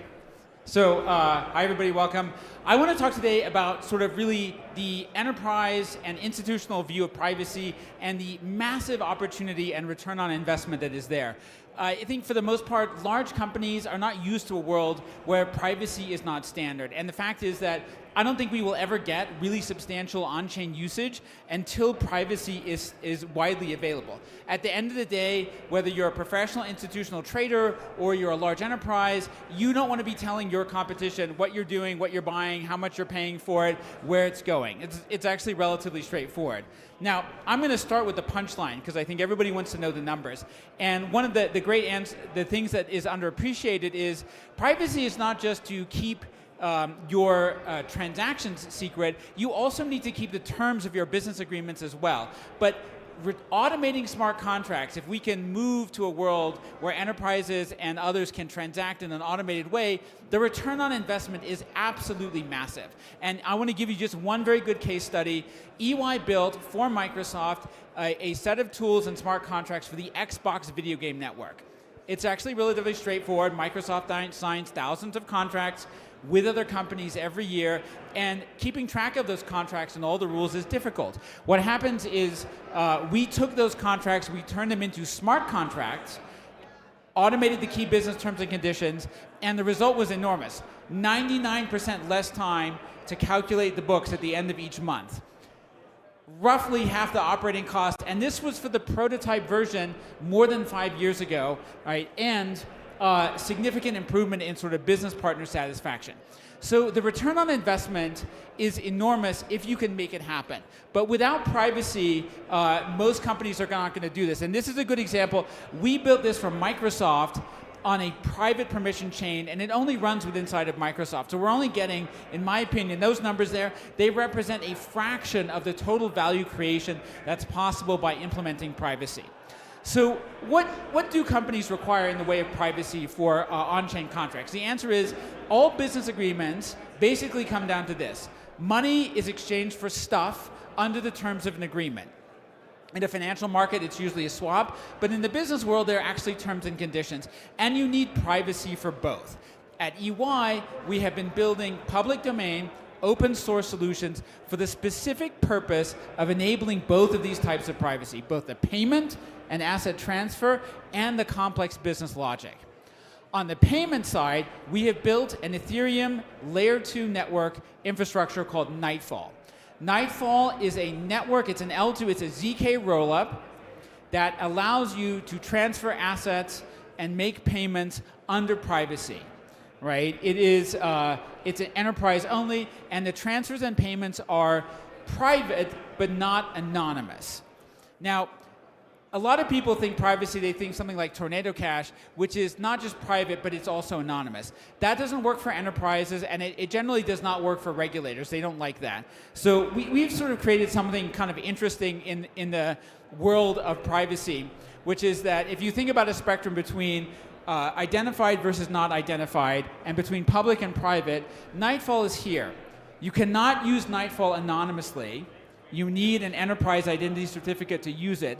But when using it, your transactions are fully private, right? And so that's kind of what we see as, this is the space where regulated companies that are happy to be held accountable want to operate. They want privacy, but they want privacy primarily from their competition. And to be very clear, the way we have built Nightfall, there's no backdoors, EY doesn't hold the keys, it's fully public domain, open source, and decentralized based on zero-knowledge technology. And you can actually go and have a look at it at github.com/EY blockchain. We've been working on Nightfall for a while. The original prototype we showed at DevCon in Prague, each transaction at that time needed $100 in gas. So we're really talking a very expensive transaction. Since then, we have gotten it down to version 4, where we can do about 30 cents on the mainnet and about a penny on a layer 2 network. And so version 3, which we could do in 2023, was a ZK optimistic rollup, so we don't have instant finality. Version 4 is a ZK rollup, so we have both privacy and instant finality, and it's actually, we're running it on the testnet now internally, and our goal is to make it generally available in beta sometime before the middle of this year. Now, Nightfall allows you to move stuff around. In addition to that, we built a tool called Starlight. And Starlight allows you to set up complex business rules and actually execute those transactions as a zero-knowledge circuit. So basically, you can create your own customized privacy-enabled zero-knowledge circuit, which is really cool. You just take a Solidity smart contract, you mark up the key components, logic, and variables that you want to keep private, and it'll recompile it as a zero-knowledge circuit. This tool also, public domain, open source, contribution by EY, and both Starlight and Nightfall will basically run on any EVM-compatible network. Right? Now, I don't guarantee instantly running. You probably need to take the code and modify it. We are working with a number of L2s right now to consider and work with them for deployment on those L2s as effectively a layer 3 privacy solution. So if you're able to do these things, if we can combine Nightfall and Starlight together, which over time we think we can so they can work in harmony, what can we do with this? And the answer is really we can run the entire business kind of process end-to-end for an enterprise ecosystem on-chain under privacy. That honestly is my goal. Basically, I want to bring every B2B transaction on-chain. So if you think about a typical manufacturing process, raw materials to support, right? It's complicated, and today it's mostly driven by a whole bunch of silos. And between the silos, we have a lot of like very antiquated processes. My favorite is where people like send PDFs to each other and then scan them, or print them and scan them. That's one of my favorites. But we still have fax machines. Another really great one is something called EDI. How many of you know what EDI is? Ah, I love you EDI people. EDI is as old as I am, which is really old. EDI stands for Electronic Data Interchange. The way I explain it to the kids is that it's basically business-to-business text messaging. And it's cool, it works, but the problem with EDI is that there's no business logic in there. I can tell you it's coming, but I'm really only going to tell you that, right? And if there are 20 other people in my supply chain, it would be awfully nice to know what's happening 2 or 3 stops back. Today, all of this is siloed. Right? We can build a model on chain where every single item in the supply chain is represented as a token, right? And as those tokens move across the chain, I have banking level quality of reconciliation and verification to every piece of inventory. One of the things that I talk to a lot of clients about is say, what if you could apply the level of quality and security and reconciliation to your inventory that banks apply to their financial services? The answer is that would be amazing. You would have significantly more accurate inventory data. You could run your business with less inventory at lower costs. We estimate you can run a business with about 20%, a typical supply chain business with 20% less inventory just from moving to tokenization and having full reconciliation end to end. I'm actually really happy to say that last year we did our first end-to-end supply chain traceability pilot where every item in a supply chain was tokenized and transferred under privacy for one of our clients. So super proud of that.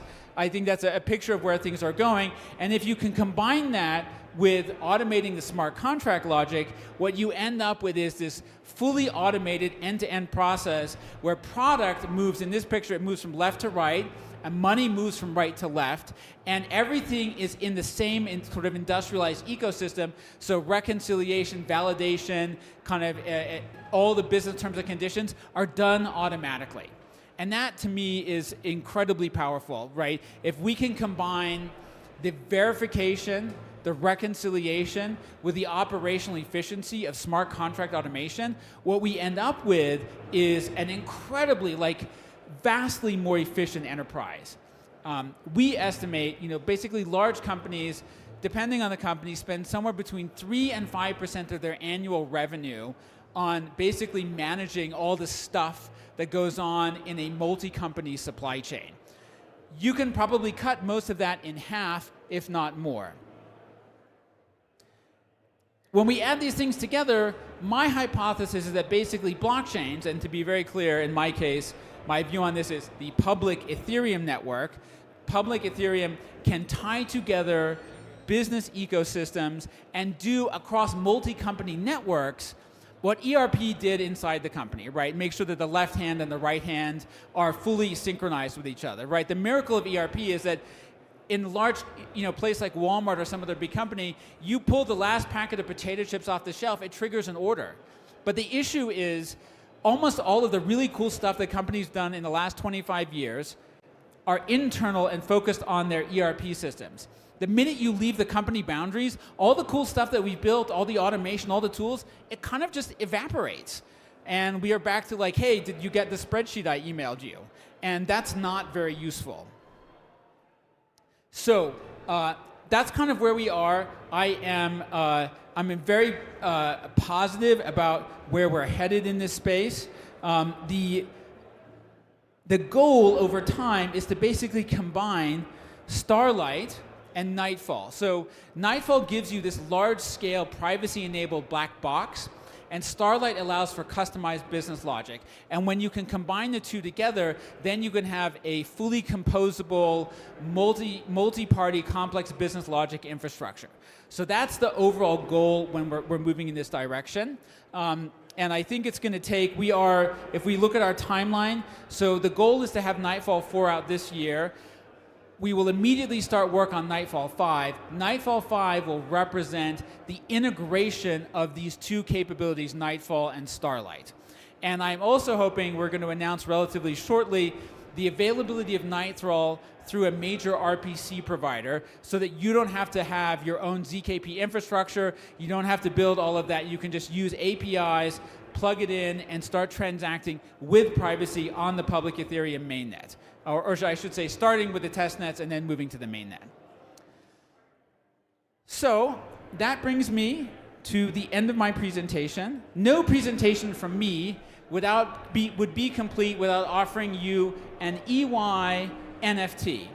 And the EY legal department would like me to remind you that these are for entertainment purposes only, and you should definitely not be selling them on OpenSea. And I have 1 minute and 49 seconds left, so are there any questions, complaints, comments? Gratuitous flattery I will also accept. What's that? So Nightfall 4 is written entirely in Rust. Yes, sir. Yeah, you can deploy it on any EVM chain. We will deploy it on the mainnet as an L2, and we are currently working with a number of the L2s and a couple of other EVM-compatible alt L1s to deploy it as an L2 or an L3. It's just that there's some tweaking has to be done to make it work correctly in a particular L2 scenario. We can do it on OP. Version 3 was a ZK optimistic. Version 4 is ZK with instant finality. Yes, sir.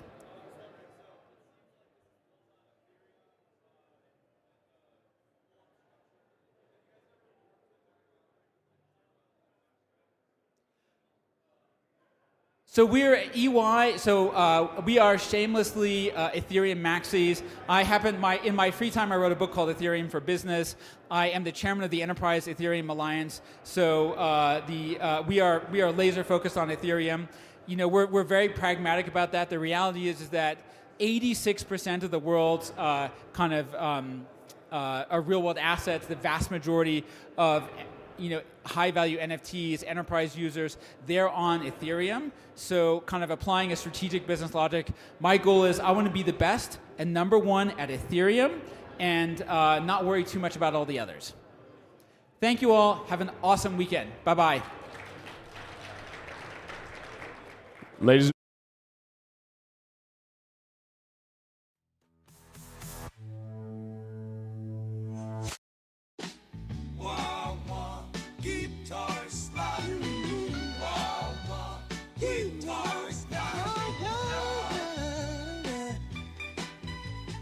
Coffee for drip and the lab coat on fire.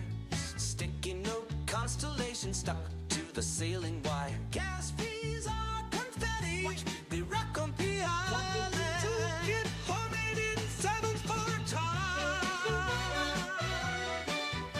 Shaboom goes the efficiency pulse. The lag runs lagging in his latency so. Professor Way's got the future on spinball. Urging notes dancing where the bottleneck's been. Professor Way's got the future on spinball. Plugging tomorrow with yesterday's ram stains. Velcro boots clicking through blockchain debris. drunk bumblebees. Optimize the orphans. They cackle and shout. Self-sustaining hubs flicker in the blackouts out. Professor Way's got the future on spin. Urging notes, dancing where the bottlenecks been.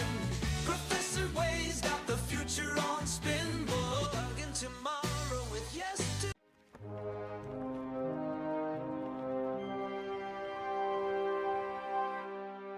Hurley from Decent Labs. Hello. Check, check. Hello, everybody. ETH Denver 2025. How are we feeling today? Woo woo! Yeah.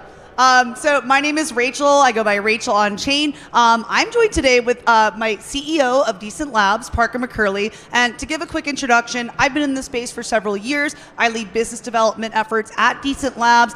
Some of you might know me as doing on-chain media, podcasting, Twitter spaces throughout the years. I'm a big proponent and huge fan of ETH Denver. I've been coming, this is my 4th year now. And yeah, just so excited to be here today with you all. And yeah, excited to kick off our fireside chat. So Parker, do you want to take a moment to introduce yourself?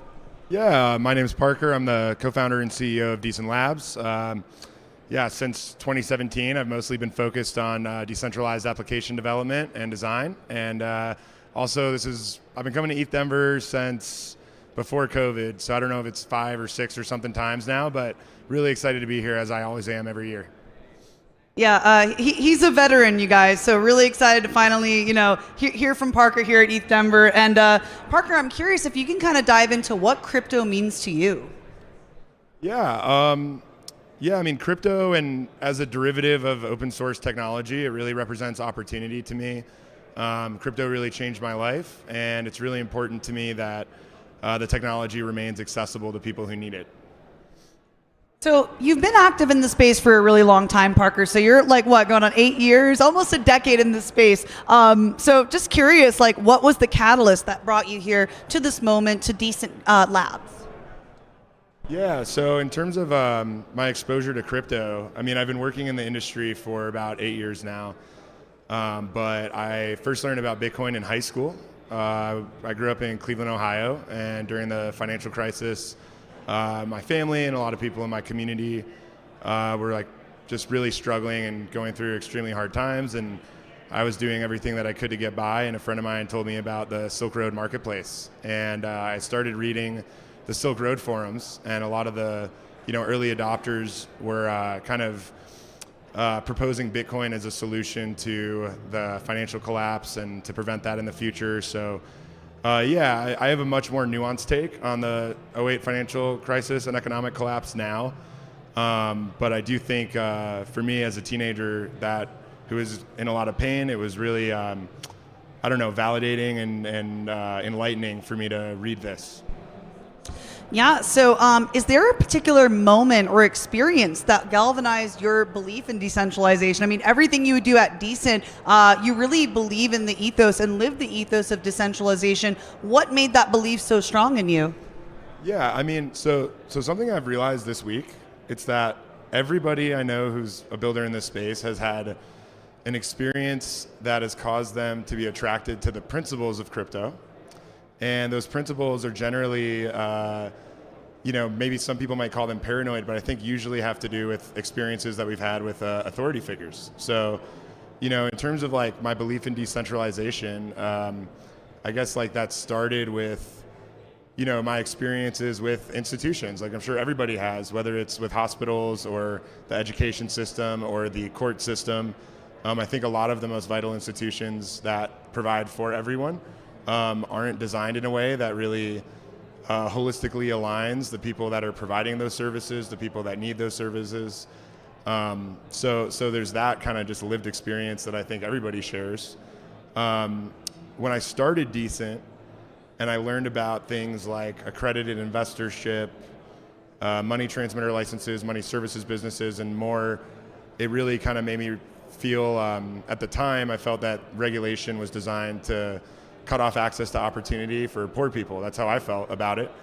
And again, my take on regulation has become a little bit more nuanced over the years. But finally, the thing that made me convinced that our industry wouldn't survive without decentralized organizations was my experience working with Celsius.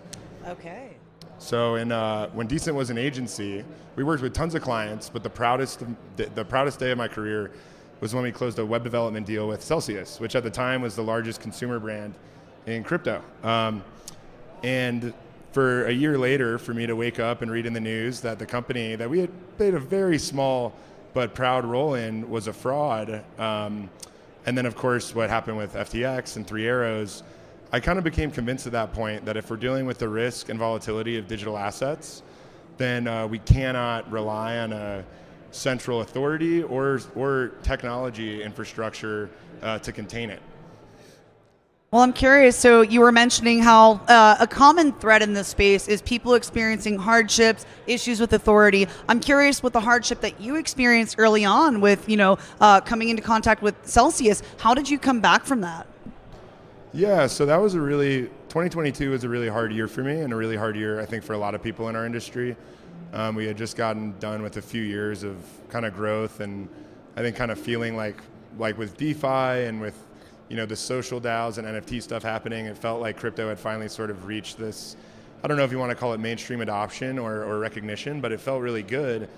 And towards the end of that bull run, it started to smell quite a bit like 2017. There was a lot of overvalued projects, a lot of hype.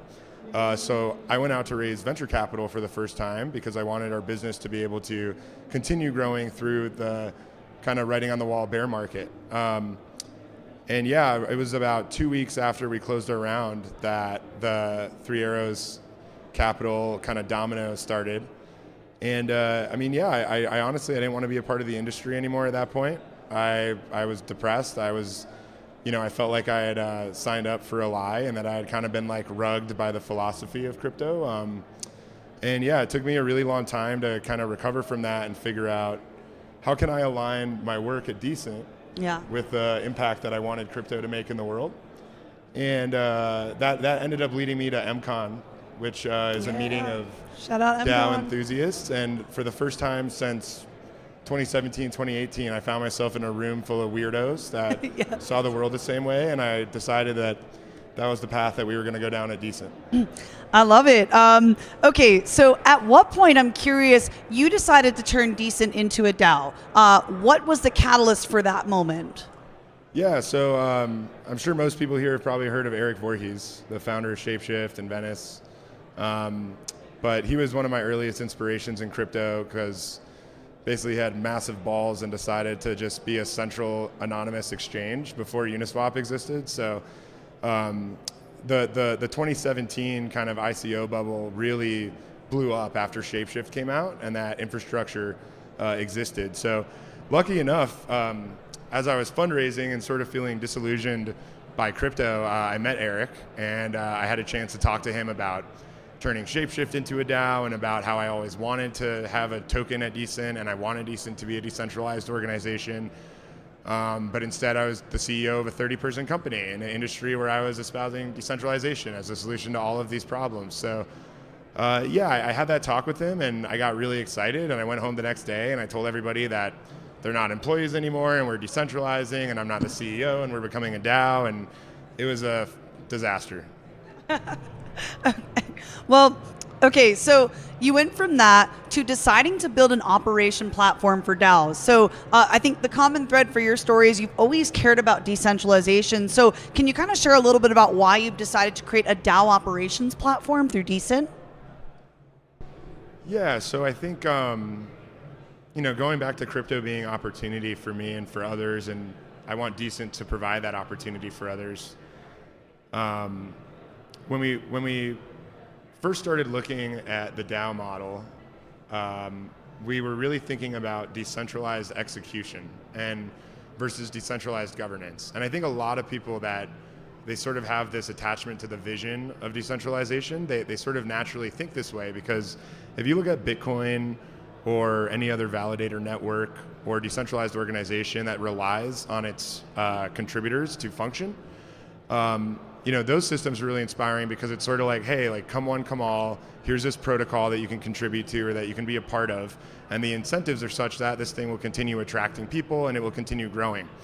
And those systems are very resilient and they're really interesting. But I mean, if you look at Bitcoin, right, like I was pitched Bitcoin as a 50-year plan And I think for most startups, we're trying to accomplish maybe slightly less impactful things, but on shorter timelines. So, the first thing we did was to try this decentralized execution. We got rid of our Slack, and we turned all of our company conversation, all of them, into public channels that anyone could read. And we sort of open sourced the company. We did everything in plain sight. And our expectation was sort of if you build it, they will come. And by seeing all the cool stuff we were building and what we were up to, that all these other really talented and capable people would show up and help us. And that totally didn't happen. When we think about decentralized governance, where we're talking about token holders having transparency, so having as equal awareness of what's happening as a core team. When we're talking about organizations operating on chain, so that there's not the types of security vulnerabilities that we can't tolerate in crypto that we've seen from the Celsiuses of the world. And also, just the whole idea was really attractive to me, that people could just find Decent and start participating and grow their careers and their knowledge through it. But that really didn't work out for us. Well, I mean, where I'm coming in now, I mean, being around for 8 years, I feel like Decent's really had a chance to mature the product, the team, everything. I feel like I'm so grateful to be coming on at this time where everything's, they've had 8 years to build this out, and it's been really beautiful to come on at this time. And I'm curious, I mean, you don't get there overnight, obviously. I mean, has anybody here been in this space over 5 years? Okay, we got some veterans. Okay, so Parker and Decent, they've been around for almost a decade, you guys. So I mean, I just have so much respect for those of us here that, continue showing up cycle after cycle. We've been punched and beaten down over and over and just keep showing up. So I think that's absolutely incredible. So I'm curious, what are some of the early mistakes you made at Decent, and how did you learn from those? Yeah, well, I'm gonna focus on Decent DAO just because this isn't a entrepreneur-focused talk, but when we first started the DAO, I mean, like I said, our first problem was we confused decentralized execution for decentralized governance, and we focused on creating this network effect-driven contributor incentive structure. And at the end of the day, I think it's fairly provable that fairly homogenous small teams are really effective at building things and getting things done. And so now Decent operates like many DAOs or protocols do, where we have a core team that's developing a software product, and they're extremely focused, and this is all that they do, and this is what they're here for. And they are beholden, right, to a DAO, to a token holder controlled treasury that funds us and gives us strategic consent and input, and elects leaders into the system so that they can be held accountable by token holders. Awesome. Can you explain more of the difference between decentralized governance and decentralized execution? Yeah. So, I mean, as I mentioned, right, I think the best example would be looking at something like a validator network, where you're relying on other people working in a decentralized format to contribute to something working, or governance, where it's more about disclosure, transparency, and financial control given to token holders. Awesome. Okay, so going into the next question. A couple more mistakes to talk about. Oh yeah, okay, sure. Yeah. So another one, when we first started building Decent, and this kind of taught me how powerful composability is. We built all of our own smart contracts. Our team have been Solidity developers for many years, so we built our own treasury software, our own governance software. And when we went to on-chain orgs to try to sell it, they were like, "Why would we move $100 million from this contract to another for any reason?" Right? So we ended up building, and this is a lesson I think for any developers, in a composable way where our UI connects many very popular and heavily tested smart contracts like OZ Governor, Safe, Sablier, Hats, and provides them in a single user interface. So I think building where you're relying on the momentum of the open source ecosystem that's developed in crypto is extremely important. Absolutely. So how do you approach Decent's operating structure today? Yeah, so I alluded to this a little bit, but we have a core team that operates in the United States and the EU. They're contractors to a US-based LLC, and we operate like any other startup. I'm the founder and CEO, so I do fundraising, product strategy, BD, and our team is mostly focused on growing the product and building the product.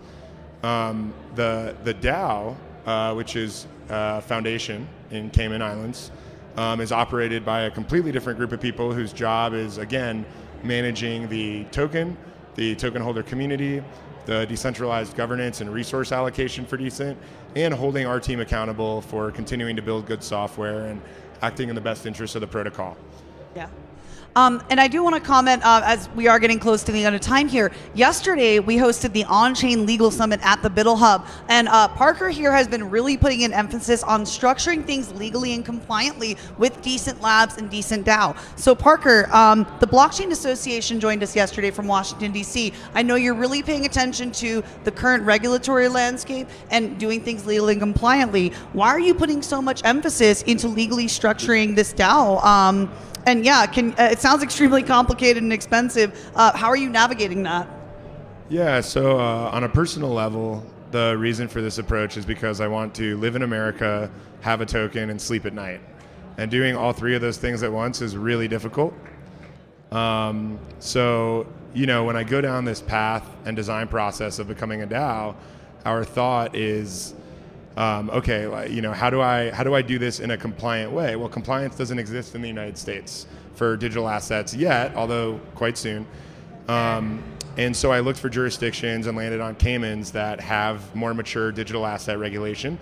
And my mindset here was, when US-based regulation occurs, I can point back and say, look, I was an entrepreneur doing the best that I could. We were completely legal and above board in the jurisdictions that support that. And now we're ready to, do whatever we need to continue scaling and growing in this new regulatory environment. What's really exciting to me is that not only has our industry become efficient at building both the on-chain and off-chain systems for true decentralized governance and organizations, but the game itself is getting much easier. So, as of the last 2 months, effectively, the SEC has been giving, first of all, for the first time, direct guidance on its plan to lessen its attacks on tokens and its attacks on builders. So yeah, I think we don't have a framework in the US to do this yet in a way that's nationally or federally recognized. But I do see thousands of builders right now and thousands of projects and thousands of tokens that are going live this year that I'm so excited about because people feel empowered to do so using the offshore structure that most protocols take advantage of. Absolutely, and I just want to say, if you're a founder, if you're a builder, if you're anyone that's interested in learning more about Decent Labs, give us a follow at Decent DAO, and come connect with us after the talk. We'd love to hear about your projects and hear how we can support you. There's also a QR code up here. If you guys want to scan this, you can hop into our Telegram, drop a GM, come say hello, come connect with us. We'd love to have you guys in our community. And yeah, Parker, I'm curious, final question here. What do you see for the future? Yeah, well, I think even especially after this weekend with the Bybit hack, I think reliance on central dependencies, be it people or software, is going to become increasingly unacceptable for our industry. It's just not safe. Anything that can be hacked in crypto will be hacked. And also, I really want to get to a point where forming a DAO in a safe way that protects its members is cheaper than forming an LLC in the United States. That's part of our mission at Decent, is this accessible opportunity. So yeah, if you're interested in launching a DAO or a token or an NFT or anything cool, and you're a little bit scared about it, feel free to talk to me. I've navigated that path myself. Yeah, so yeah, we are at time here, you guys. So yeah, let's give a round of applause for Parker McCurley, Decent Labs. And yeah, if you want to connect with us, we're gonna hop off the stage. Come say hi, and we'd love to hear about your projects.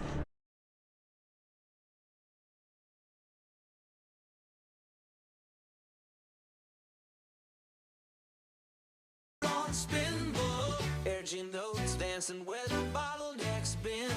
Professor Way's got the future on spin. Bugging tomorrow with yesterday's ram stains. Chaos is not compeller. Order's just a bug I forgot to unfurl. Mainnet shivers as their wild hair glows. Rumored AI, nah, just 3 Red Bulls in a row. What you building, prof? A singularity jukebox. How you stay charged? Espresso straight through my cortex. Who's your nemesis? Light runs dial-up found. Age? Old as speak, young as each block, mine down. Professor Way's got the future on spin. Urging notes, dancing where the bottleneck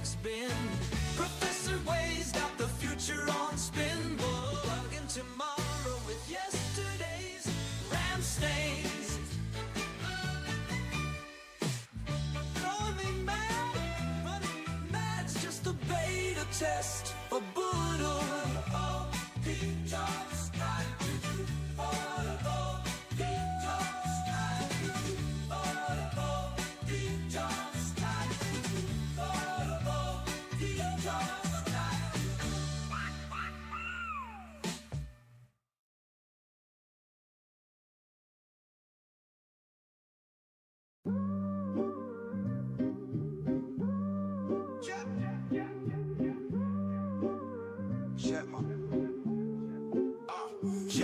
Centralized, flexing weak API chains. Regenerate a roll up, unity in the veins. I blast, cut through that foot, disguise, fortress walls, bulletproof.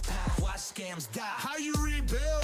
Collide. How we win? Don't fade. 80-year-old beam stitched a fraction map. Brittle hearts pumping, but I'm no cap. Regenerate. Yeah. We multiply when we unite. Singularity surge, protocols ignite. Regenerate. Cannon blasting through the night. Centralize arrest, dude ain't built for this fight. You tried to fork the code, but the squad don't split. Transparency spotlight, psst, kill the glitch. Your mainframe stutter, our 6T pain smooth. Region rhythm, got chains dancing, no noose. Regenerate. Stacking wins like Lego blocks. Eyes peeled for snakes lurking in soccer accounts. Regenerate. Fortress lock, no picking locks. Brutal mobs to cure your system's chicken pox. I'm the algorithm king. Hide behind my sting. We owe this beat, fresh as morning commits. Your firewalls crumble, click, clack, squad don't quit. But Regenerator.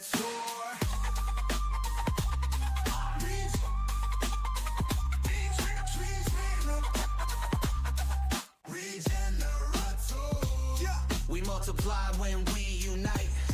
Singularity surge, protocols ignite. Regenerate. Cannon blasting through the night. Centralize arrest, dude ain't built for this fight. Regenerator.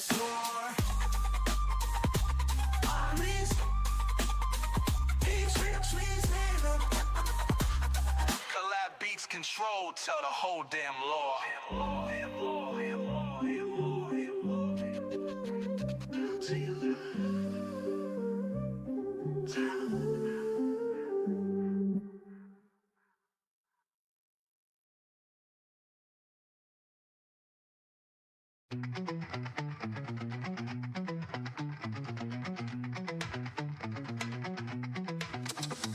Sap of a sword with a 2-spoon and blade. 3 AM caffeine checks, debugging code cascade. Pass the leak, we boot them and pull stew. We ain't for work and we y'all know what to do. Sparkman, Swiss Army hero of the down night. Sparkman, shuttling permanent stars of the Lombard coin fight. We don't fork, we adapt. Slapping fiat fiend with a liquidity trap. Fiat snarling about regulated chains. Sport blade splits to 9 times mid-air play. Uni beams, house what group chat. Form up Denver to Seoul. We counterattack. Sparkman, Swiss Army hero of the down night. Sparkman, juggling governance dogs with the Lombard coin fight.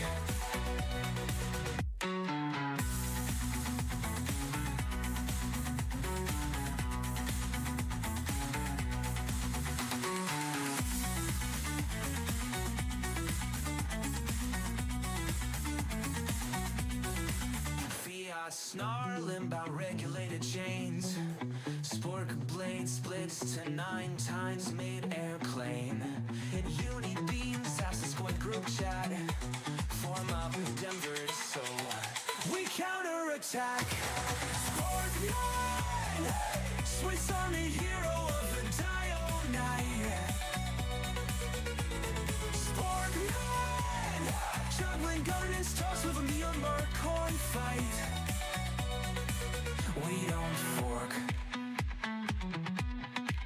We own the fork. Fiat snarling about regulated chains. Sport the blades to 9 times mid-airplane. Uni beams, Sasquatch group chat. Form up in Denver, so we counterattack.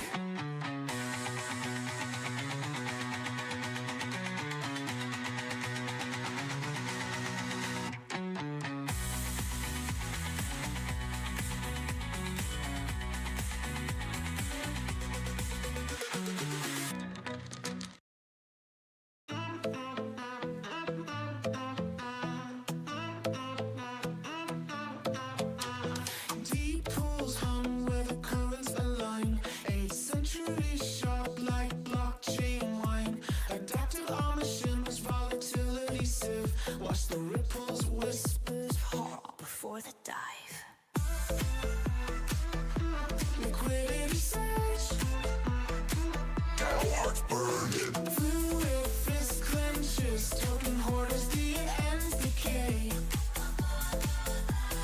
Calming the ripside where panic can't stay. Submerge.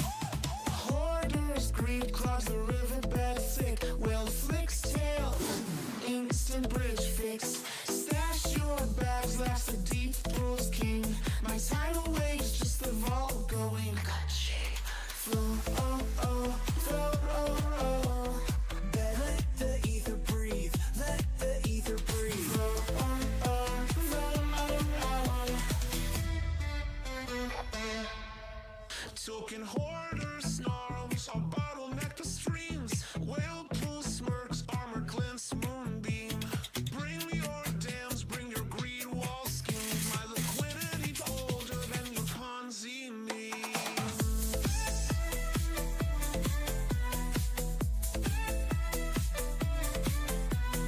Deal ties rise at 808 pace. Hoarder stash, flushed without trace.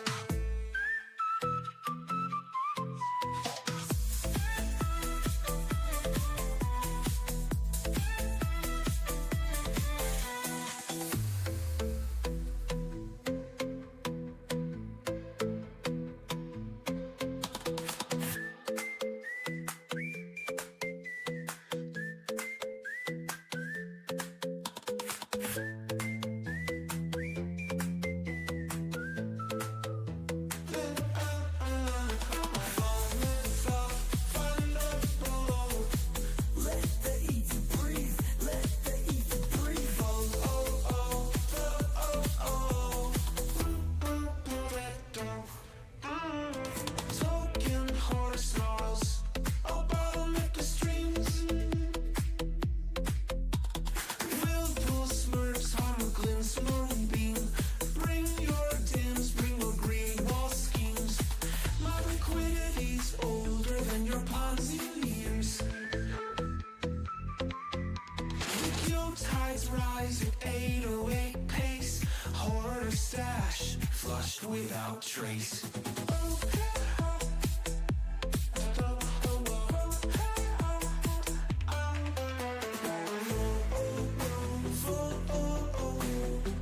Let the ether breathe, let the ether breathe.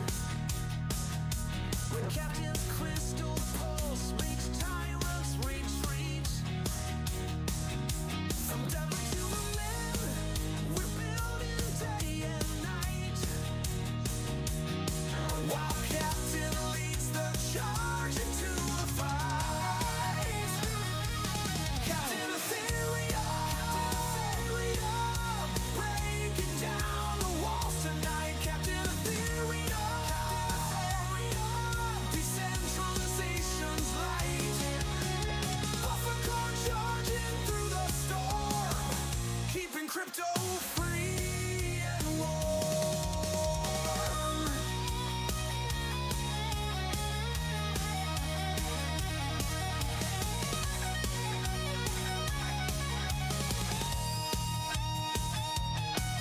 They say he's eternal, like a blockchain that flows.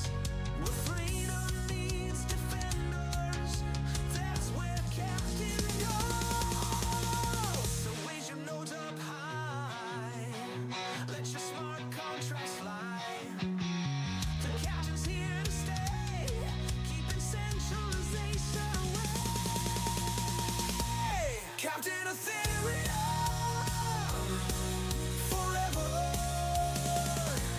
Captain shows the way, from the Genesis block to a brighter day.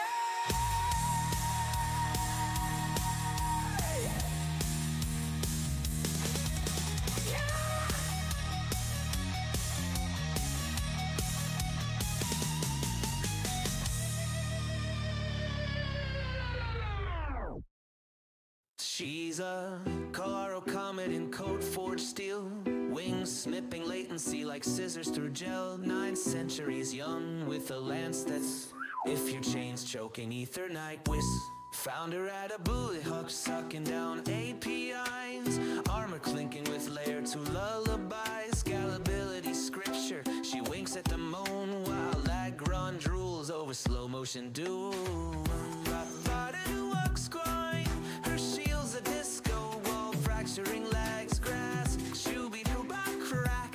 Ooh, that lance a lightning fork, splitting bottlenecks' backs. Alliance architect with a bufficorn's grit, teaching stale protocols how to fucking commit. Decentralized this, she smirks mid-flight as her wings tickle nodes into doing things right. Da-da-da-da. Stay-doo-doo-doo, boo-boo-doo-doo-doo.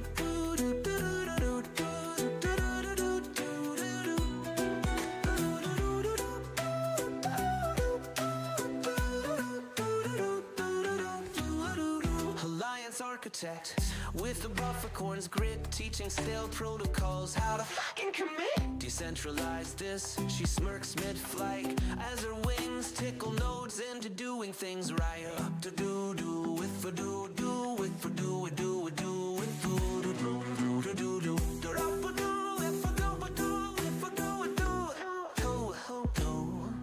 you ordered a moonwalk across gas feet graves.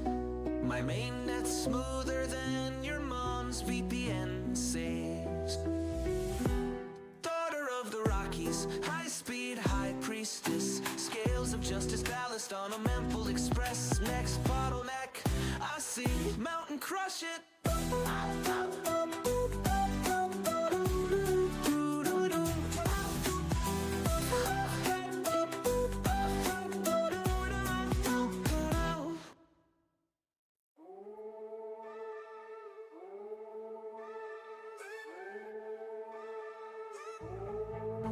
Click, clack, bosom, lace on firewall. I scooped and truce from dress sheets. That's my device.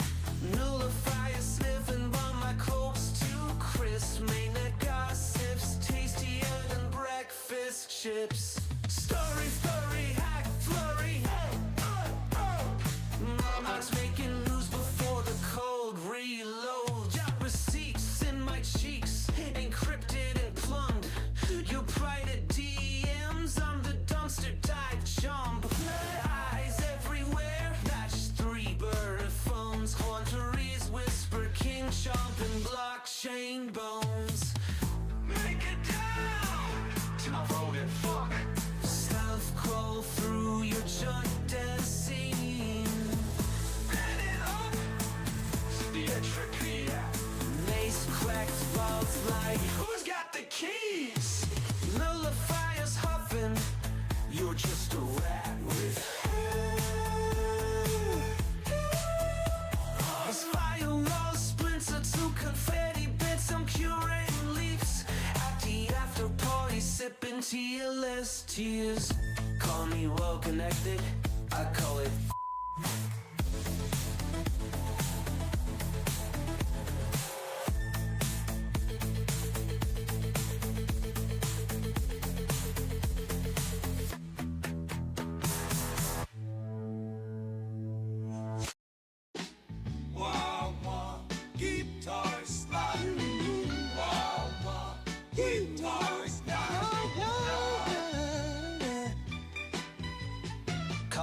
foot drip and the lab coat on fire.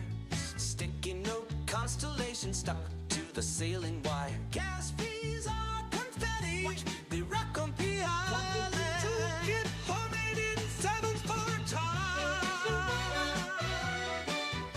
Shaboom, dose, efficiency pulse. The lag runs lagging in his latency sub. Professor Way's got the future on spin, book. Urging notes dancing where the bottleneck's been. Professor Way's got the future on spin, book. Bugging tomorrow with yesterday's RAM stains. Velcro boots clicking through blockchain debris. Crypto notes flutter like drunk bumblebees. Optimize the board fins, they cackle and shout. Self-sustaining hubs flicker in the blackouts out. Professor Way's got the future on spin, book. Urging notes dancing where the bottleneck's been. These are historic times. The future on spin, book. Bugging tomorrow with yesterday's RAM stains. Chaos is not compeller. Orders just a bug I forgot to unfurl. Mainnet shivers as their wild hair glows. Rumored AI? Nah, just 3 Red Bulls in a row. What you building? Prop? A singularity jukebox. How you stay charged? Espresso straight through my cortex. Who's your nemesis? Lag runs dial up found. Age? Old as speak, young as each block mine down. Professor Way's got the future on spin, book. Urging notes dancing where the bottleneck's been. Professor Way's got the future on spin, book. Bugging tomorrow with yesterday's RAM stains.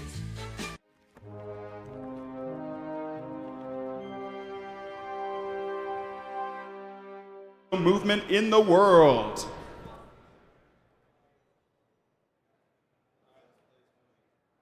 These are historic times for the crypto community, and Stand With Crypto is leading the way.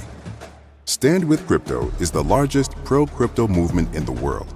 We are more than 2.1 million organized crypto advocates hungry for change.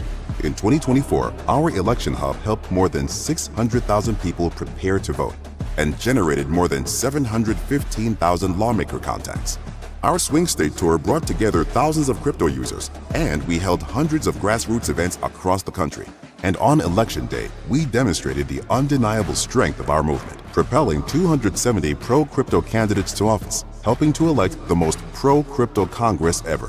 2025 will be our best year yet, as we continue to work hand in hand with a newly pro-crypto government. We are the voice of innovation, making history today. We are crypto. Sweet. Hello, ETH Denver. I'm going to sit over here.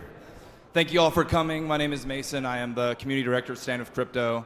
I think that video explained a lot of what we do, but in brief, we are a nonprofit that creates an advocacy hub, and we want to be your voice on Capitol Hill. So we want everybody at ETH Denver to have everyone at ETH Denver, every conference, every crypto builder, user, founder, to have the ability to make sure that their representatives represent their interests. And we have tools for emailing, calling. We have a database of all American politicians, what they've said about crypto, and what their score is from A to F. And one of the things that we do is work with great founders and advocates in different states. So I've brought our Colorado crew up here.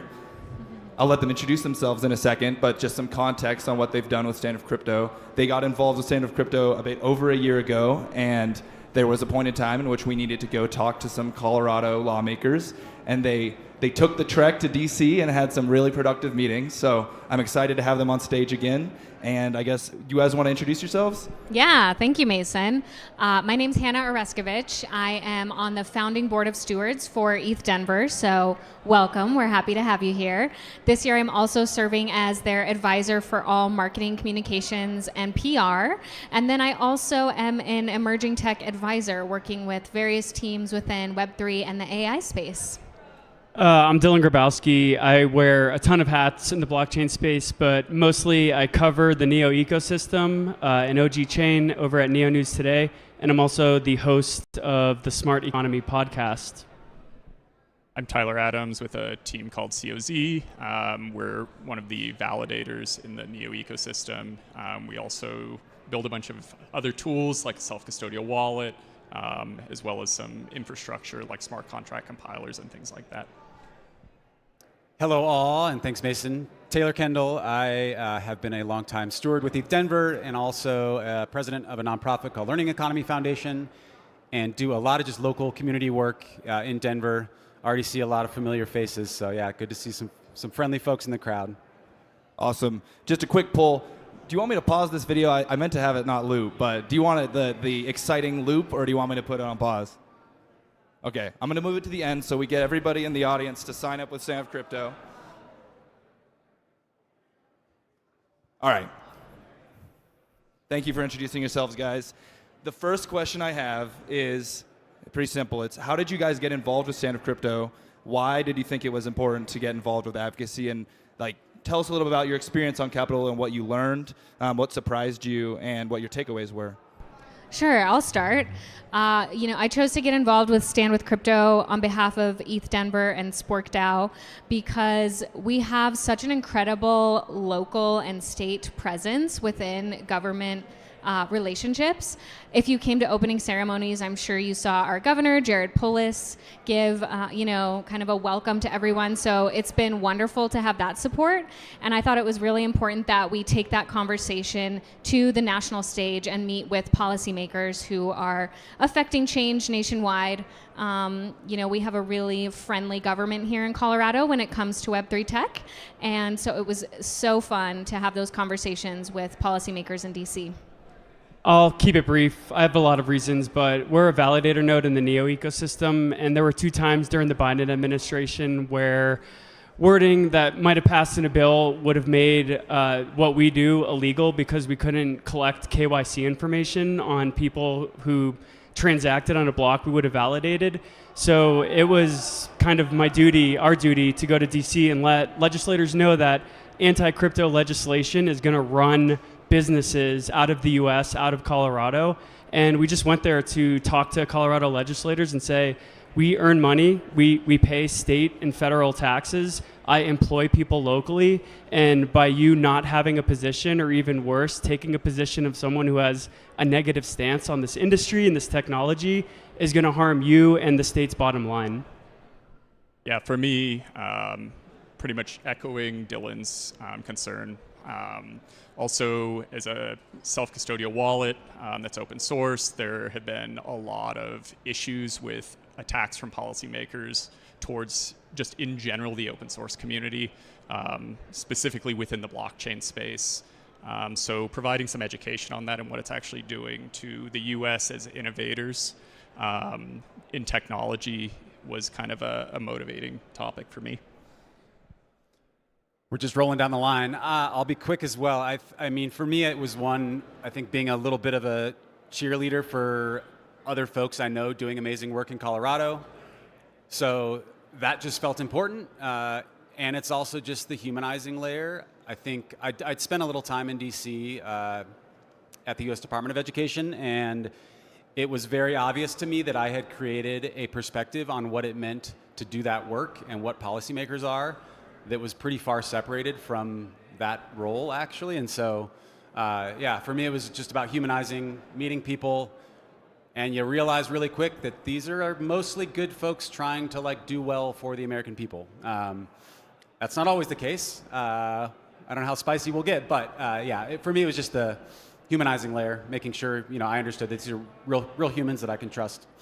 Yeah, and I want to touch on that a little bit more because just to inform y'all as far as the way this strategy works in this specific instance is that a lot of lawmakers at the time, and even now, there's a certain lack of education that makes them think that, crypto is full of bad actors, crypto is used for nefarious activities, and the goal with highlighting folks like the panelists here is to show them, well, here's the face of someone that works in crypto. Here is someone specifically in your district that, might vote for you, probably might vote for you, might not vote for you, and they might have a company that, you might want to stay in your district. So these guys were really, really helpful with that. And one thing, I can go to the next question, but I was curious if any of you guys have any anecdotes from your meetings or like any like fun things that you think about in retrospect that you were like, it's like a fun story you would share with your friends after you did your trip.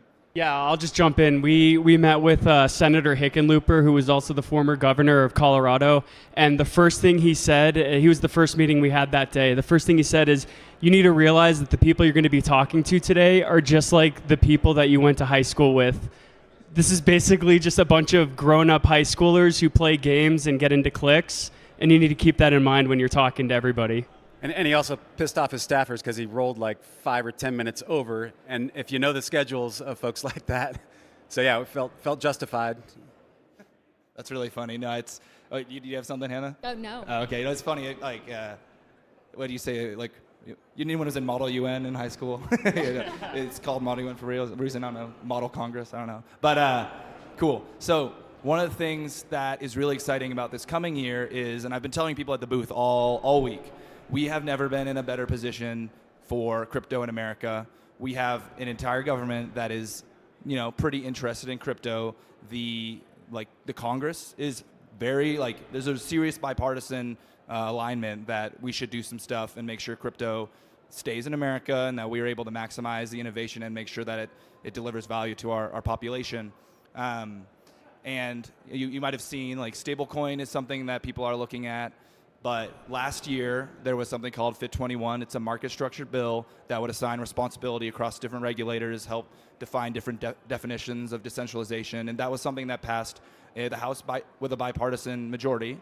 And so now this year, where we have a even more pro-crypto government, we expect that legislation will come to the floor.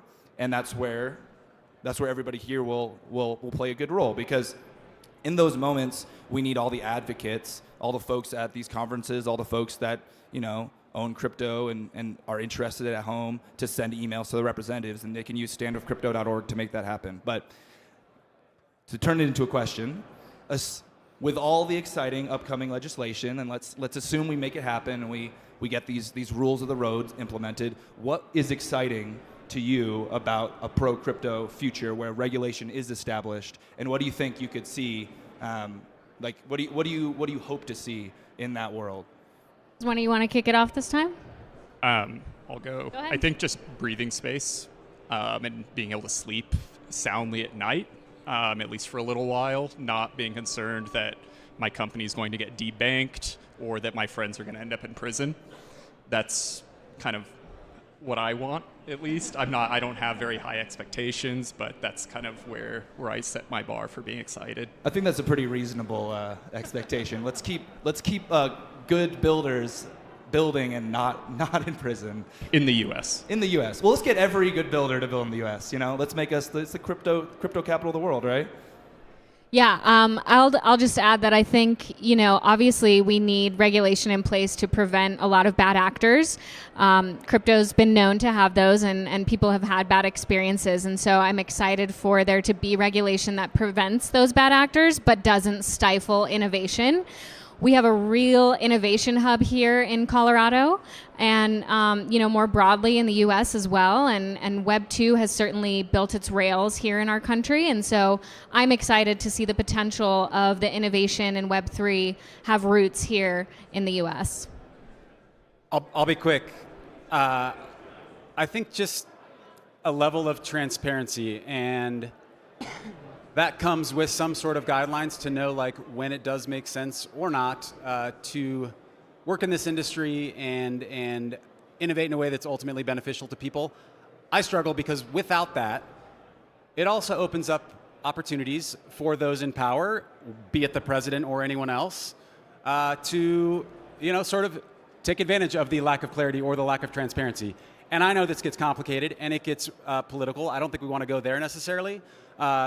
But without anything, without some sort of stance as a country, how to work with this stuff, it opens doors for everybody, good and bad. So it's complicated, obviously, but just guardrails are important.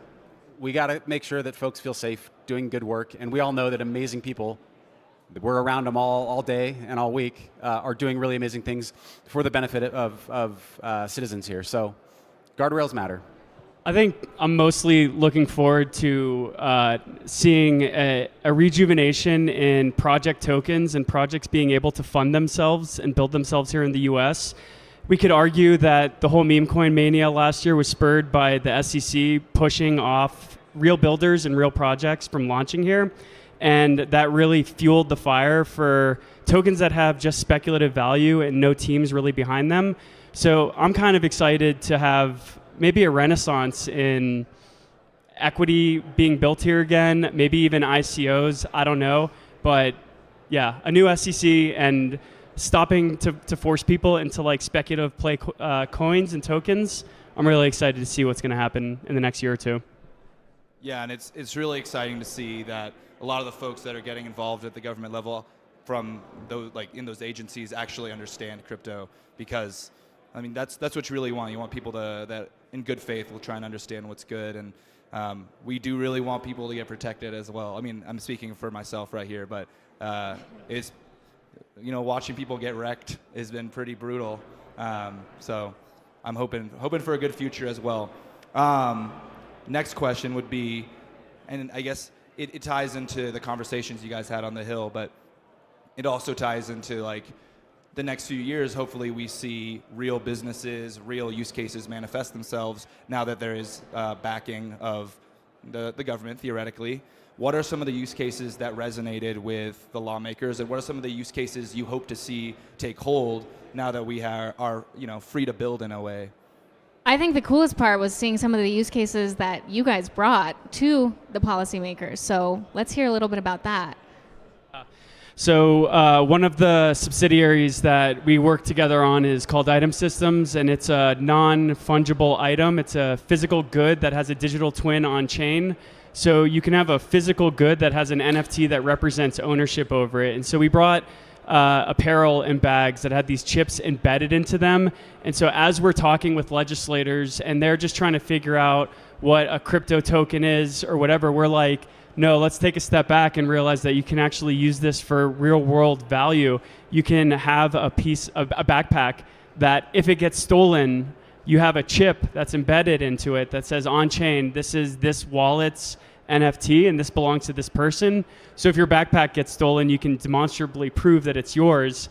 And to walk into a senator or a congressperson's office and just show them that you can tap scan the chip and that you can see the NFT on chain that represents ownership over that physical good.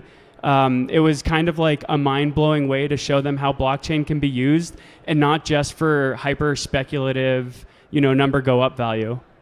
Yeah, make it real. That's all I'm going to say, because I know we're short on time. Got to make it real for people. That doesn't always mean tech. Sometimes it's just investing in community and good people. Shout out. There are strange humans in the world, and they matter just as much. Shout out Cyborg. Yeah, so another thing that at least to me, really seemed to resonate with some of these regulators is the engagement in local industry and kind of bootstrapping that and supporting them. I know, in the blockchain industry, there's a lot of push for these large institutions to come in and get involved, but for a lot of these representatives, what they really want to see is how it directly represents their constituents, especially the small businesses within their districts. So anything that kind of enables them or enables these local markets to engage with higher liquidity is pretty appealing to them. Yeah, and just to add to that, we had the policy summit yesterday. So we brought in, staffers from various offices who we had met with. They were able to tour ETH Denver, be on site. Thanks to Taylor for some of those relationships and bringing those people together. It was just really incredible to watch them in real time start to play with and wander around and get a better feel for this being so much more than what the markets are doing. Awesome. Well, we're running out of time here. I had a final question, which we may have already covered, but we could do rapid fire. It was, what are you most excited for about the future of crypto? Do you guys think you've answered that, or do you want to take a quick one-sentence answer? I'm just going to go ahead and shill Stand With Crypto for the ability that they were able to bring us out there. And I think that a lot of us felt like we got to participate in democracy and actually make a change. When SAB 121 was put to the floor, we actually spoke with 2 Democrats that crossed party lines. So thank you for bringing us out there. I really do think that we got to make a positive impact. And we could see that with the vote that got people to go against their party. Yeah. One thing I do want to say. Do you guys want to say anything else? Okay. Gratitude as well. Yeah, you guys are awesome. It's a team effort. I want to impress on everybody in the crowd. I'll wake my laptop up again so you can see. But let's see. Go to standwithcrypto.org right now, everybody in the audience, and sign up, because it's this is a make or break year in a lot of ways. This is the year when we make crypto in America a reality. So when you sign up on this link, you're raising your hand to take small action, right? When something comes to the floor, we'll send out a text or an email and say, hey, click this button. We'll generate an email for you to send your congresspeople, your senators, and that type of very quick, very low effort work is very impactful, because these congresspeople care about what they see. Thank you. Thank you.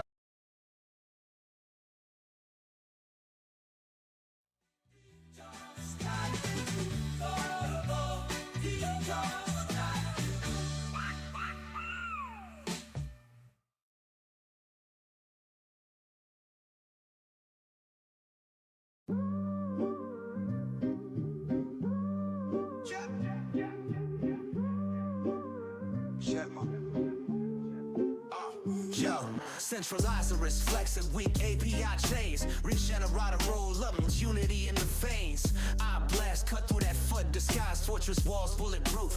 Watch scams die. How you rebuild? Collide. How we win? Don't fade. 80-year-old beam stitch the fraction map. Brittle hearts pumping, but I'm no cap. Regenerate. Yeah. We multiply when we unite. Singularity surge, protocols ignite. Regenerato. Cannon blasting through the night. Centralize the risk. Dude ain't built for this fight. You tried to fork the code, but the squad don't split. Transparency spotlights, kill the glitch. Your mainframe stutter, our syncs T-Pain smooth. Region rhythm, blockchains dancing, no noose. Regenerato. Stacking wins like Lego blocks. Eyes peeled for snakes lurking in soccer accounts. Regenerato. Fortress lock, no picking locks. Brutal mobs to cure your system's chicken pox. I'm the algorithm king.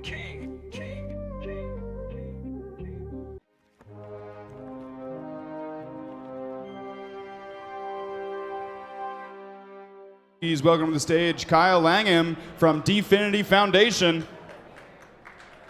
All right. Thank you. Appreciate it.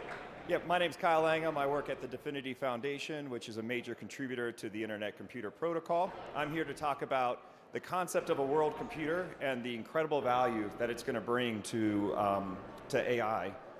So if this term of a world computer sounds familiar, it's because it was actually a very common term back in the early Ethereum community. Like even before Ethereum became Ethereum, it was this idea of blockchain enabling a decentralized cloud that was permissionless and anyone could host an entire, their entire software stack. So the idea that the world software could run on blockchain. Now the OGs of Ethereum ended up pivoting. Their time to market was real important to them, so they went one direction. But that vision of the world computer lived on. There was an early contributor to this idea named Dominic Williams. He went on to found the Definity Foundation with the vision of creating a world computer, and achieved that vision with the Internet Computer. Now, it's interesting that back in November of last year, you're starting to see this talk of revisiting the world computer. You see a lot of the Ethereum OGs starting to question, should we go back to this idea of a world computer? And I think it's because a lot of people see that the technology is now viable. So again, the idea of a world computer is a decentralized cloud that you can host any software application on. It's, there's really kind of two main reasons why people are interested in this idea. Reason number one is people look at the centralization that is our internet experience today. You can name 4 companies: Amazon Web Services, Google Cloud, Microsoft Azure, Alibaba Cloud. Those 4 companies make up the vast majority of what we experience on the internet today. So we have a high level of centralization. In addition to that, our internet tech stack has 40 years of technical debt. And so by design almost, the internet tech stack is insecure. And people recognize that blockchain with a consensus mechanism is actually a phenomenal way to secure software. So what are the features that you would expect from a world computer? Well, if a world computer is going to compete with Amazon Web Services and Google Cloud, it should have a Web 2-like experience and feature set that is comparable. It should speak HTTPS without calls, so you should be able to do API calls, like a seamless software experience for the end user. It should have incredible compute power. It should have a lot of data storage capability. And probably on the Web 2 side too, it should have a user experience similar to Web 2. When you go to Google and you do a search, you don't pay a gas fee. And if you do a transaction on Amazon, Amazon doesn't charge you the Visa transaction fee and make it apparent to you. The idea of gas is a hindrance to our industry, so it should have a reverse gas model. In addition to all that, it should also do Web3 things, such as have sovereignty, where a DAO could actually own the software code. It should be able to compute crypto, and it should actually talk with all other blockchains. So this idea of a world computer kind of focuses on the idea of sovereign software, which is different than a smart contract, because it can be a full stack application, front end, back end, and data. Not just a small snippet of code intended to do a token transfer, but rather entire software applications. And the advantage, I get this question actually a lot. People will say, you know, why should software be fully hosted on chain? Why can't we have Web 2 components? And a couple of the reasons. One, unstoppable. You have a permissionless cloud in which anyone can put their application on and know that it will run. The biggest reason, though, is tamper-proof. So you get tamper resistance by hosting on a blockchain. I mean, that's why we do ledgers on blockchains and not on Google spreadsheets, is because you can't tamper with the blockchain. You can do that same application with software. This is a big thing. I'm going to talk about AI and just put that in context about the amount of value AI is going to hold itself, and the fact that it's that you want that tamper-proofness, that resilience to hacks. It's worth pointing out, when you think about the Web3 hacks that we've had in the last couple of years, Bybit is a great example right now.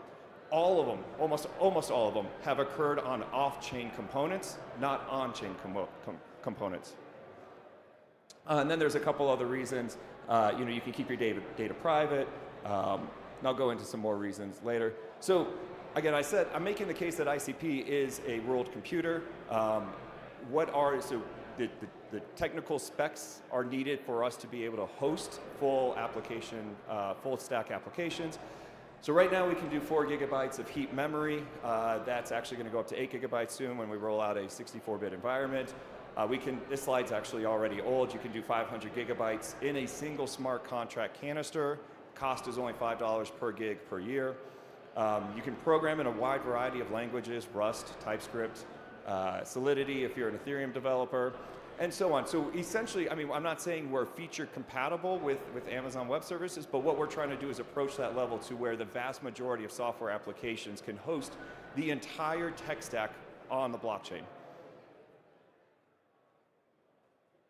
Just real quickly, one of the interesting things about the internet computer, and this is going to play a role in the AI part that I'm going to get to, is that data and logic live together in a single environment. So the concept of a database does not exist. I appreciate that. Of a database does not exist in the ICP world. You can engineer a database if you want to, but there's really no reason to. Your data lives as an object within the code, which reduces the technical requirements. And team, a whole host of different verticals are being built on ICP. Let's focus on AI. So back in 2023, in the summertime, a developer in the ICP community posted on the forums that he got I think it was a Tiny Stories LLM running fully on-chain, the LLM model fully on-chain with no Web 2 components at all. And that was like an eye-opening, even for us within DeFinity, it was an eye-opening because we had never even thought about the fact that you could host an inference engine on a blockchain, on our blockchain. And that kicked off a whole bunch of discovery, right? So from there, we quickly saw an image classification model that got hosted on-chain, a facial recognition model, and now we're actually moving into a state where projects are running the most advanced LLMs on-chain. So here's a tweet by Anakai. Anakai is a leader in decentralized AI. They've been floating around here at the conference, so if you do see them with like a shirt on or something, you can say hi. But shortly after DeepSeek completely tanked the world economy, if you remember when stocks dropped, it was like 2 days later, they posted that they got DeepSeek R1, a 1.5 billion parameter model, hosted fully on the internet computer and running. The reason that they are interested in this, because this is a great question, like why should AI run from a blockchain is a very common question. And again, if you're asking that question, I would repeat, well, why should we run a ledger on blockchain, right? It's that same thing. But they see it as data security. So by hosting their LLMs on chain, they can provide a level of data security to their customers and their users. Model security, this is a really big one when you consider the fact that AI agents and AI models in the future are certainly going to be honeypots for people to hack and try to steal that value. In addition to that, you can actually provide cryptographic verification to your users that they're interacting with the model that they expect that they're interacting with. And then finally, and I know Anakai is not as interested in this, I haven't seen so far, but one of the really cool things is if you're running your AI on a world computer that is integrated with all the other major blockchains, your AI agent actually can sign transactions on Bitcoin, Ethereum, Solana, as well as read the entire state from those blockchains. So if you think agent-to-agent transactions are going to become a thing, which I think most people are saying, like, yes, my agent's going to interact with your agent and do financial transactions on our behalf, it's almost certainly going to be over crypto rails, and security is going to be a big concern there. All right, so yeah, so let's go back. Like, why host AI on chain? Why host inference on chain? It really comes back to, again, this permissionlessness, this tamper resistance, so that you can your model can have a lot of value and you don't have to worry about security as much as you do on a Web 2 counterpart, and keeping your data private. One of the cool things too is we're finding that it's actually computation. So running a LLM on a blockchain is computationally more expensive than running it on a big 2 cloud. The replication factor is going to always mean that. However, the life cycle of the software, of the AI agent, we're finding could be cheaper because of the simplicity of hosting it on the internet computer relative to Amazon Web Services. You're not managing data going back and forth. So you, like Anakai is real big on saying, like, they can be a smaller dev team and produce greater results because they're hosting their LLMs on-chain and not on AWS or Google Cloud. So that's this, again, data and logic living together means complexity decreases. All right, so that's one vertical that I think is really, really interesting for the world computer, hosting AI agents.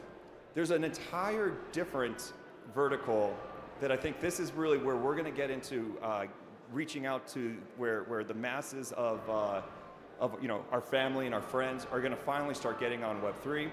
is this idea of describe to create. So we at DeFinity have a product that's in development right now. We're getting ready to release our alpha release of it called Caffeine. You can see a picture of it right here. It's just a standard chat to code interface. So you describe the application you want to run.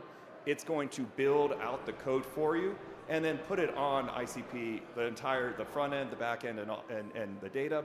It's going to put it on ICP for you. So really standard thing. If you know v0.dev, that's a similar product in the Web 2 world. Likeable is a very similar product as well. This is similar to that, except for it hosts it on ICP. But the key features, there's a key moat that we're going to have in Web 3 that they will not be able to replicate in Web 2, which is the ability to manage that application. So you built an application in Caffeine, you launched it. You're going to be able to manage the lifecycle of that software through that same chat prompt. So 3 months later, you come back and your users have requested a change to your application, or your designer says, I hate the background, or I hate this way that the user flow is. You're just going to go back to your chat prompt, describe the changes you want. It's going to redeploy that code on the internet computer and update your application live. And it's going to do so with orthogonal persistence. So if you know what that term means, it essentially means that the data that your users have already entered into your site that's being stored in your smart contract, it's not going to drop out. And that's really a moat that we're going to see Caffeine has, that it's going to be very, very, very challenging for Web 2, similar Web 2 applications to copy. And that really comes back to the unique architecture of ICP. So what does this all mean? We see Caffeine as a product that basically unlocks Web3 development for 8 billion people. Now, as simple as describing what you want your application to be, anyone will be able to come in and launch an application. Let's say like you're sitting around with your friends and you guys want to do a pool based on a random generator for who has to pay the bill at dinner. Instead of downloading an app to do that, you could actually just describe it, and in, let's say, 30 seconds, 60 seconds, you'll have your application live on chain, and then you can use it. If you don't need it anymore, you can just kind of let it drop off. If you want to keep evolving it over time and maybe commercializing it, you can keep doing that. And so that's the vision that we see, is that 8 billion people are going to be exploring building Web3 apps at that time. And we also believe that this is going to be an on-ramp for people to get into Web3 development. So even though Caffeine can build the code for you and manage that code for the lifecycle, we believe that there's going to be people who see commercial benefit in their application, and what they need to do is differentiate their application in a way that somebody else can't come and do the exact same chat prompts and produce a similar app. And at that point, they're going to take control of their code, which Caffeine allows. Your application is a smart contract on ICP, so sovereignty is a really big thing. You'll be able to take control of your smart contract, and then you can change the code and do whatever it is that you want to do. If you want to now start pivoting into like Bitcoin or Ethereum, you'll be able to do that. And so in our minds, this is how we onboard 8 billion people into crypto. They're going to be using applications that they don't even realize are running on crypto rails. That's the point. When you're on the internet, you don't know if the website you're accessing is Google Cloud or Microsoft Azure, and you don't care. And you really shouldn't care. And so we think that this is how we'll get to that stage in this life cycle where users are using crypto and they don't even know it. So that's my time. If you're interested in partaking in this, either developing or being part of the community, you can scan that QR code. It's going to take you to internetcomputer.org. And I hope to see you out there running some AI agents. Thank you. Thank you.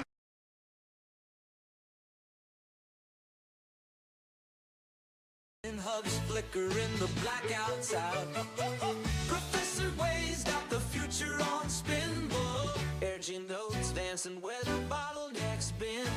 Professor Way's got the future on spin. Bugging tomorrow with yesterday's ram stains.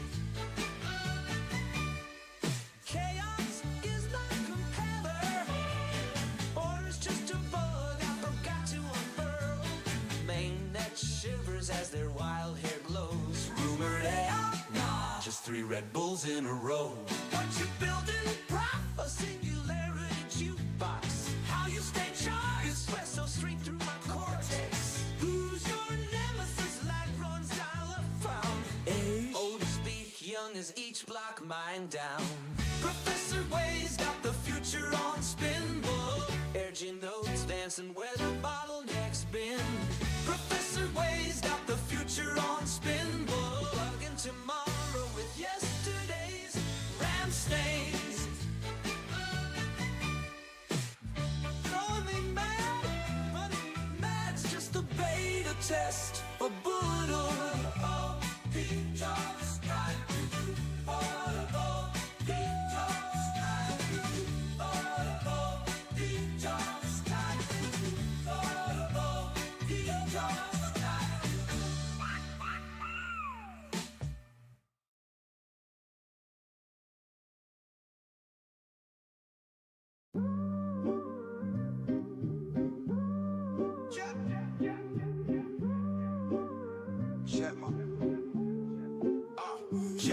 Centralized wrist flexing weak API chains. Regenerate roll up unity in the veins. I blast, cut through that foot disguise. Fortress walls bulletproof. Watch scams die. How you rebuild? Collide. How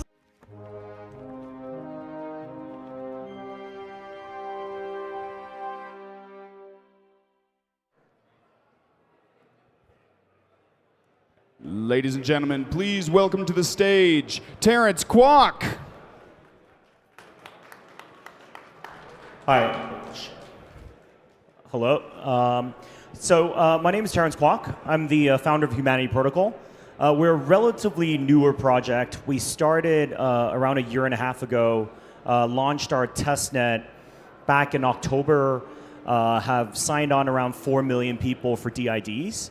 And today I'm just talking about why digital identity is important, especially in the age of artificial intelligence. So I think, when it comes to digital identity and decentralized identity, it's probably one of the key use cases that people have been talking about since 2017, since the ICO days. Nobody's really been able to successfully execute on it. I think everybody, even in this cycle, everybody's just focused on meme coins. People sort of forget about some of the bigger ideas and bigger use cases for blockchain. But that's what we're here to try and solve. If we look at, some of the problems that we're experiencing right now with, bots, with scams, with fraud online, I think one of the biggest problems as artificial intelligence becomes more and more advanced is really the inability for us to differentiate what is a human being and what is not, right? You look at voice right now with 11 labs, you can generate any voice you want, and it's pretty much impossible to tell. You look at deepfake videos, I think very soon not distinguishable from the real thing. Content right now already, you look at Twitter, you look at social media, most of the stuff is already being generated by ChatGPT or DeepSeek. So I think one of the key things for us in terms of building trust is really being able to differentiate what is a human being online and what is not.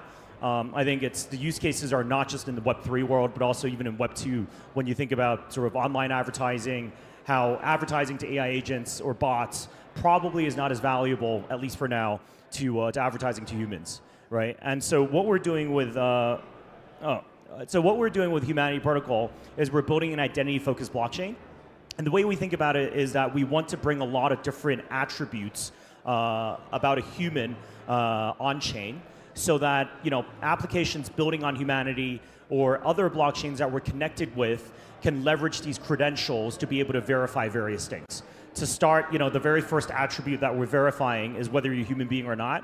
And then down the road to potentially your education, where you work, your medical records, many different things in a privacy-preserving way.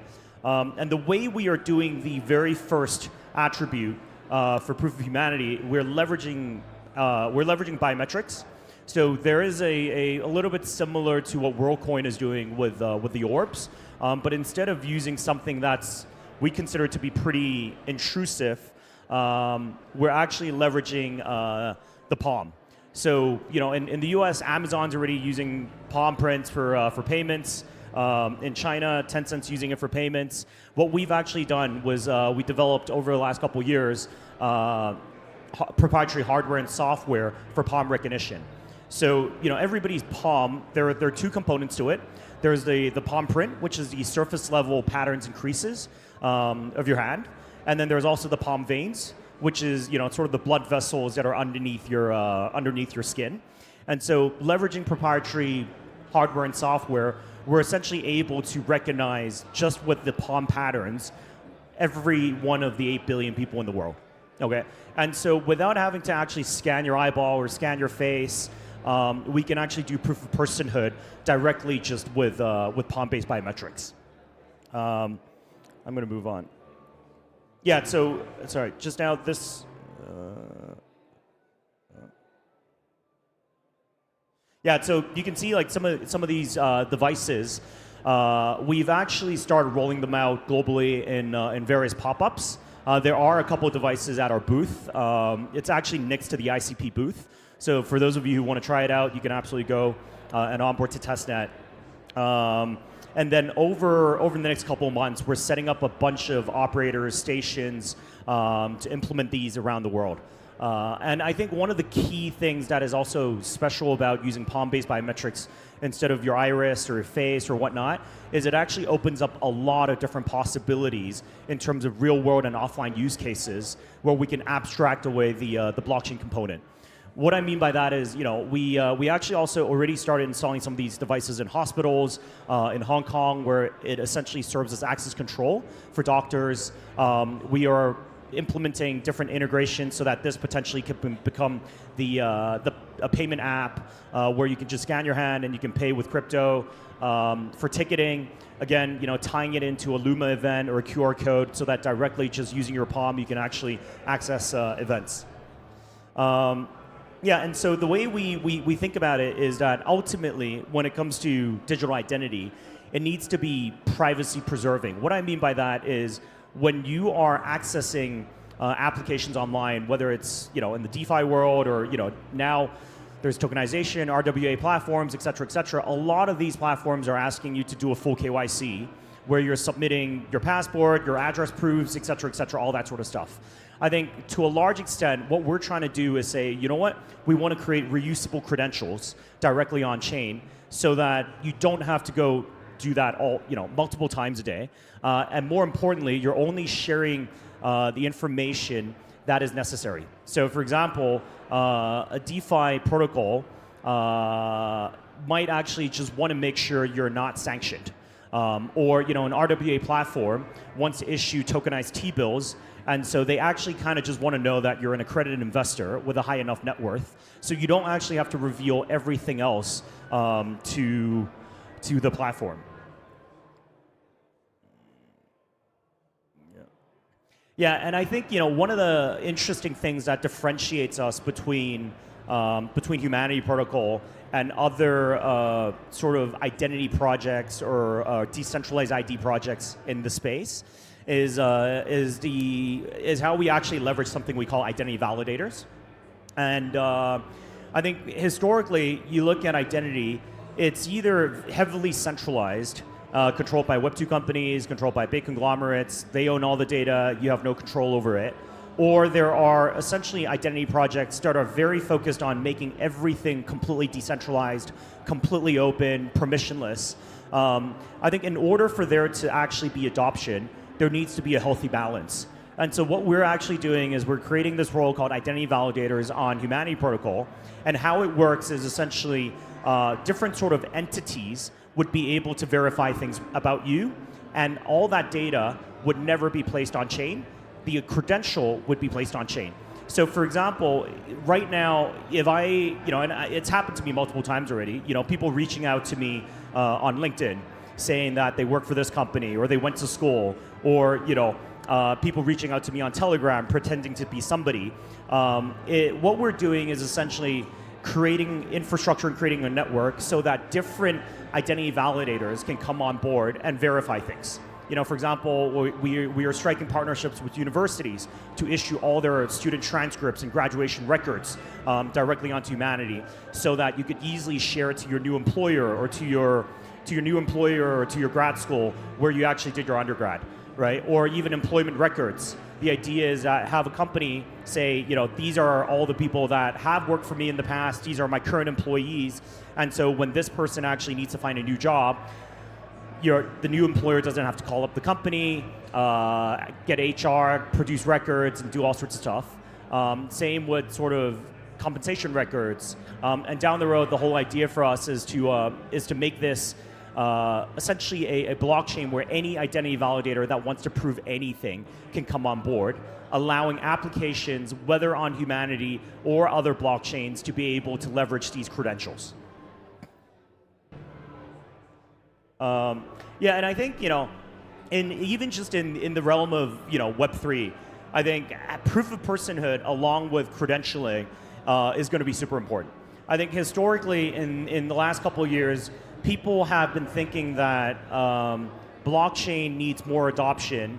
All of us think that blockchain needs more adoption, but I think people think that the hindrance to that has historically been, expensive transaction fees or not fast enough TPSs. The way we actually think about this is that in a world where blockchains actually have a lot of adoption, the fact that all blockchains are permissionless and anybody can create as many blockchain addresses and accounts as they want, it's actually going to wreak havoc in the sense that it doesn't really matter what your TPS is. If there are financial incentives, there are rewards, people are going to bot the shit out of it anyways. So the way we actually think about it is that there needs to be some sort of credentialing so that there could be potentially prioritized transactions, or there could even be permission transactions. In the sense that for us, what we're trying to do is say, okay, maybe there are dApps that only allow for human beings to use. Or there might even be DAOs that say, it's gated by people. It's gated by people that have university degrees. So the way we look at this is that having credentialing on chain opens up a wide range of use cases that probably a lot of us have not thought about. And if there is actual adoption, wider adoption of blockchain applications is heavily needed. So as I mentioned earlier, we've launched our testnet. The testnet, you can scan the QR code and join it. It's testnet.humanity.org. We've signed up, I think just today, we're going to be crossing 4 million people around the world. And what we're trying to do is start with proof of humanity and then add on many different sorts of credentials into Humanity so that we have an on-chain environment where we can trust and hopefully reduce scams, hacks, issues, and that's us.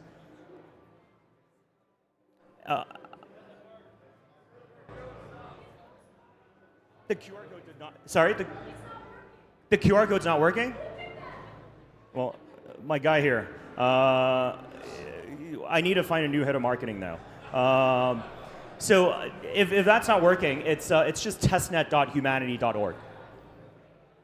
And we've actually created a pretty innovative system to gamify this.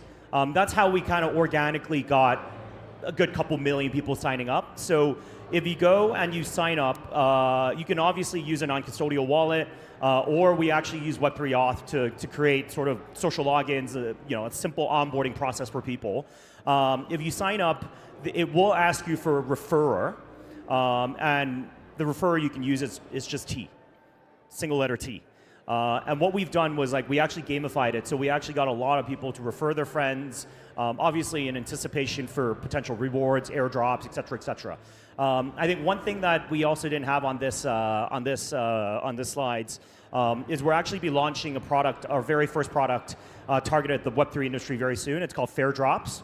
So fairdrops.com, and we're starting to partner with projects that are launching tokens over the coming months to help them verify and to help them verify that people are actually claiming their airdrops are not farmers or civils. So I think that's probably it for me. I still have a good couple minutes. In case anybody has questions, comments, feel free to ask. But otherwise, I think I'm probably ahead of time. Yeah. So we're in EVML2. We are actually heavily modifying the Arbitrum Orbit stack. And the reason I think a lot of the identity projects are positioning themselves as sort of either an oracle or as sort of an application layer, but we decided to actually have our own chain for a couple of reasons. Number one is we sort of want a home for the credentials and for us to be able to natively transact on there.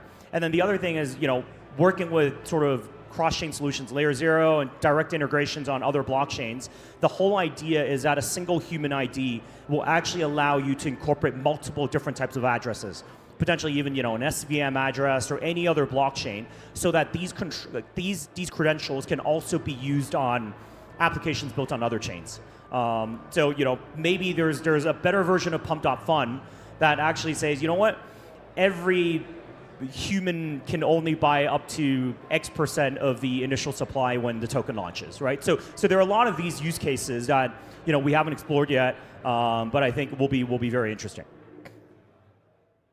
Yeah.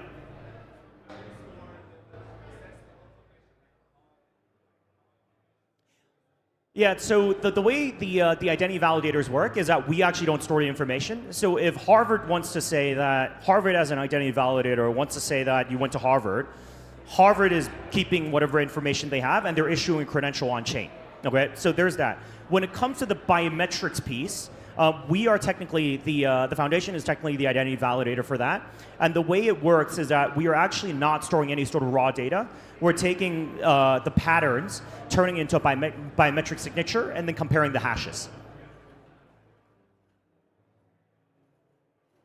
No more questions? Awesome. Well, thanks a lot for having me, guys. Hope you guys have fun in Denver.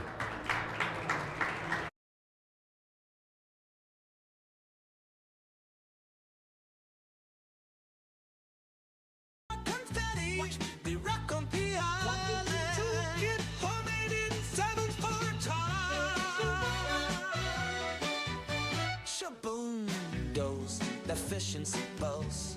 The lag runs lagging in his latency so. Professor Way's got the future on spinball. Urging notes dancing where the bottleneck's been. Professor Way's got the future on spinball. Plugging tomorrow with yesterday's RAM stains. Velcro boots clicking through blockchain debris. Crypto notes flutter like drunk bumblebees. Optimize the board fins, they cackle and shout. Self-sustaining hubs flicker in the blackouts out. Professor Way's got the future on spinball. Urging notes dancing where the bottleneck's been. Professor Way's got the future on spinball. Bugging tomorrow with yesterday's RAM stains. Chaos is not compeller. Orders just a bug I forgot to unfurl. Mainnet shivers as their wild hair glows. Rumored AI? Nah, just 3 Red Bulls in a row. What you building, prof? A singularity jukebox. How you stay charged? Espresso straight through my cortex. Who's your nemesis? Lag runs dial-up found. Age? Old as speak, young as each block, mine down. Professor Way's got the future on spinball. Urging notes dancing where the bottleneck's been. Professor Way's got the future on spinball. Plugging tomorrow with yesterday's RAM stains. Running mad's just a beta test for Boodle. Oh, he just got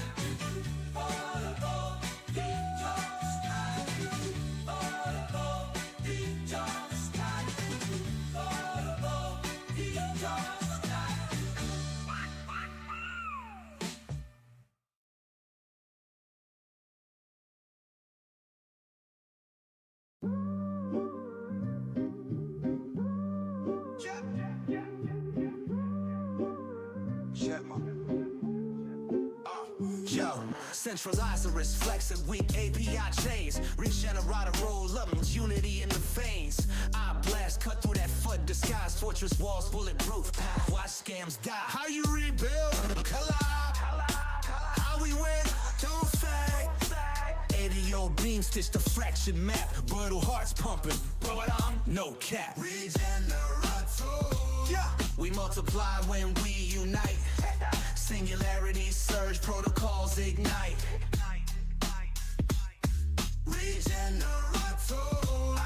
Cannon blasting through the night. Centralize the risk, dude ain't built for this fight. You tried to fork the code, but the squad don't split. Transparency spotlight, psst, kill the glitch. Your mainframe stutter, our 6 T-Pain smooth. Region rhythm, blockchains dancing, no noose. Stacking wins like Lego blocks. Eyes peeled for snakes lurking in sock accounts.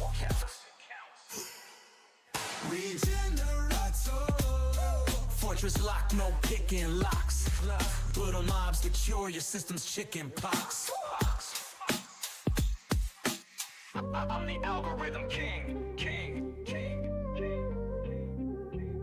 Hide behind my sting. Yo, this beat, fresh as morning commits. Your firewalls crumble. Click, clack, squad don't quit. But Regenator.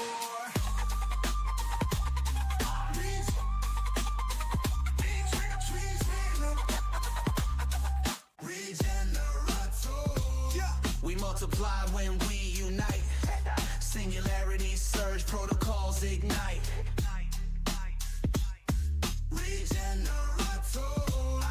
Cannon blasting through the night.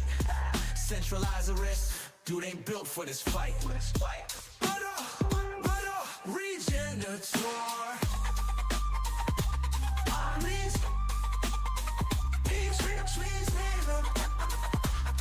Collab beats control, tell the whole damn law.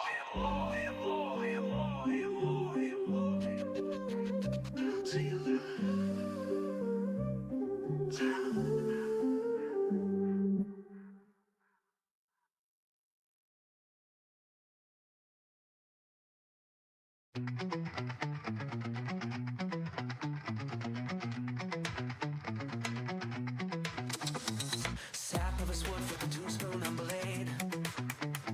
3 AM caffeine checks, debugging code cascade. Pass the leak, we boot them and pull stew. We ain't for work and we y'all know what to do. Sparkman, Swiss Army hero of the down night. Sparkman, suddenly Putin's talks of the Lombard coin fight. We don't fork, we adapt. Slapping fiat fiend with a liquidity trap. Fiat snarling about regulated chains. Sport blade splits to 9 times mid-air play. Uni beams, I sword group chat. Form up Denver to Seoul. We counterattack. Sparkman, Swiss Army hero of the down night. Sparkman, juggling governance talks with the Lombard coin fight.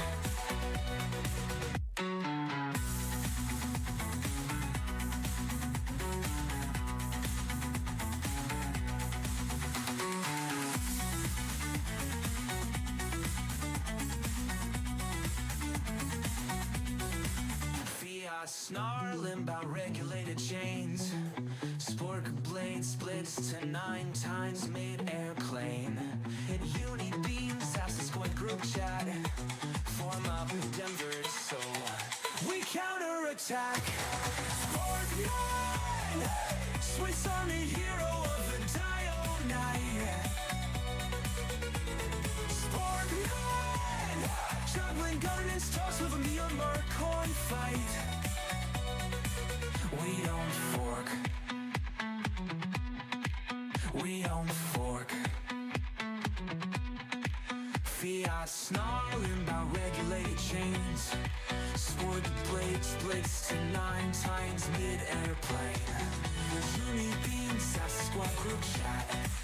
Form up in Denver, so we counterattack.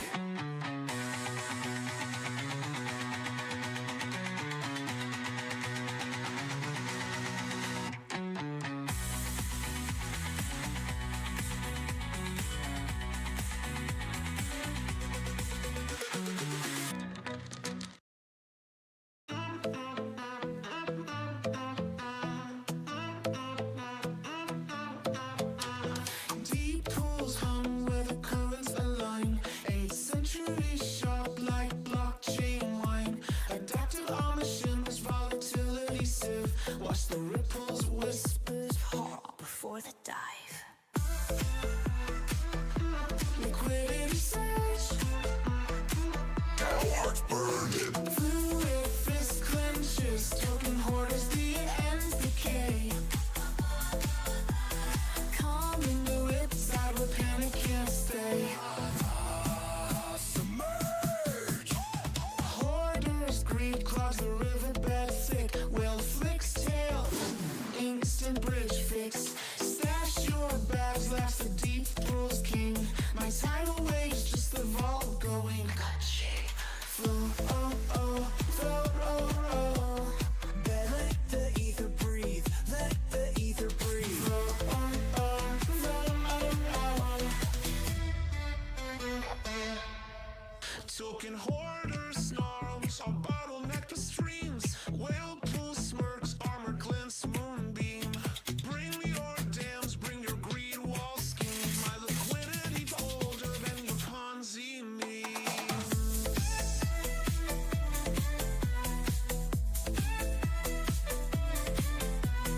Deal ties rise at 808 pace. Hoarder stash, flushed without trace.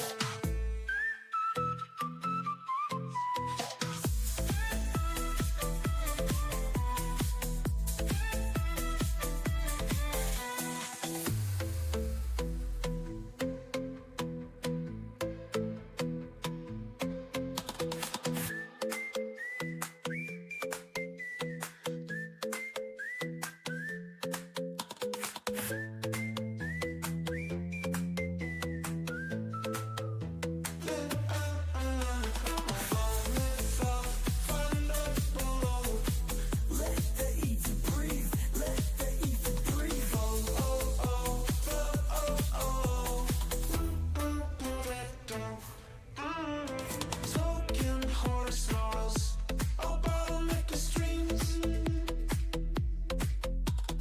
Whirlpool smirks, armor glints, moonbeam. Bring your dams, bring your greed wall schemes. My liquidity's older than your Ponzi years. Your tides rise at 808 pace. Hoarder stash, flushed without trace.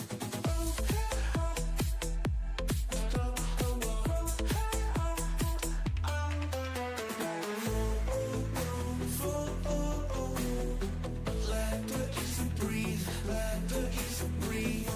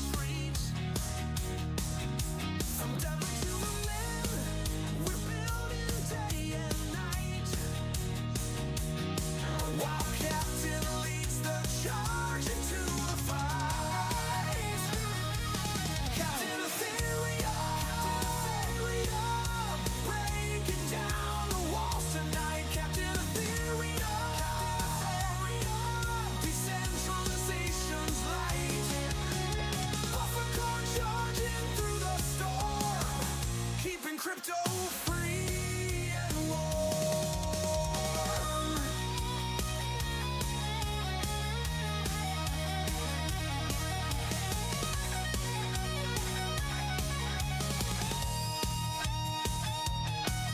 They say he's eternal, like a blockchain that flows.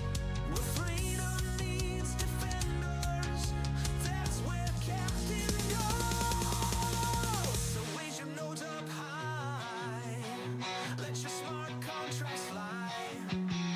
The captain's here to stay, keeping centralization away.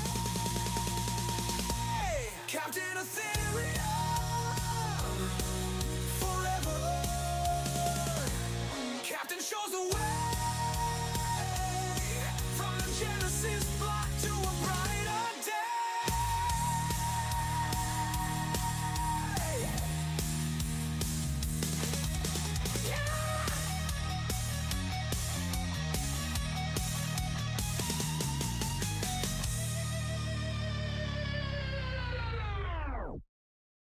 She's a Colorado comet in code forged steel, wings snipping latency like scissors through gel. 9 centuries young with a lance that's, if your chain's choking Ethernet whiz. Found her at a bullet hook, sucking down APIs, armor clinking with layer 2 lullabies. Scalability scripture, she winks at the moon while Lagrange drools over slow motion doom. Her shield's a disco ball, fracturing legs, grass, shooby-doo-bop crack. That lance a lightning fork, splitting bottlenecks backs. Alliance architect with a bufficorn's grit, teaching stale protocols how to fucking commit. Decentralized this, she smirks mid-flight as her wings tickle nodes into doing things right. Da-da-da-da.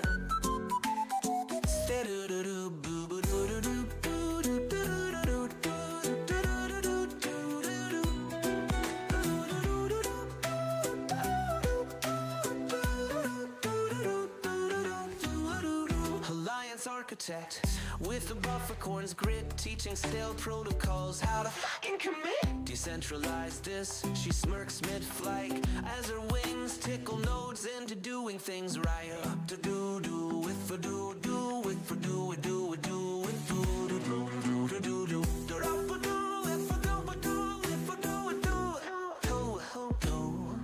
You ordered a moonwalk across gas feet graves. My mainnet's smoother than your mom's VPN saves.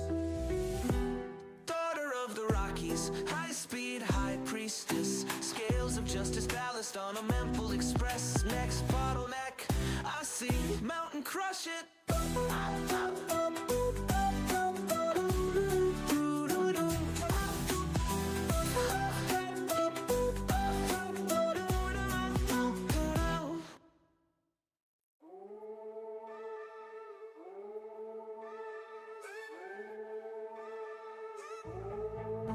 Click, clack, bosom, lace on firewall. Eyes scooped and truce from trash sheets. That's my device. Nullifier sniffing by my cloaks too crisp. Mainnet gossips, tastier than breakfast chips. Story, hack, flurry. Mama's making news before the cold reload. Got receipts in my cheeks, encrypted and plumbed. You private DMs, I'm the dumpster dive jump. Eyes everywhere, match 3 bird phones. Haunteries whisper, king chomp and blockchain bones. Make it down to my voted fuck. Stealth crawl through your junk dead scene. Bend it up to the entropy. Mace cracked vaults like, who's got the keys? Nullifiers huffing, you're just a rat with As firewall splinter to confetti bits, I'm curating leaps at the after party, sipping TLS tears. Call me well connected, I call it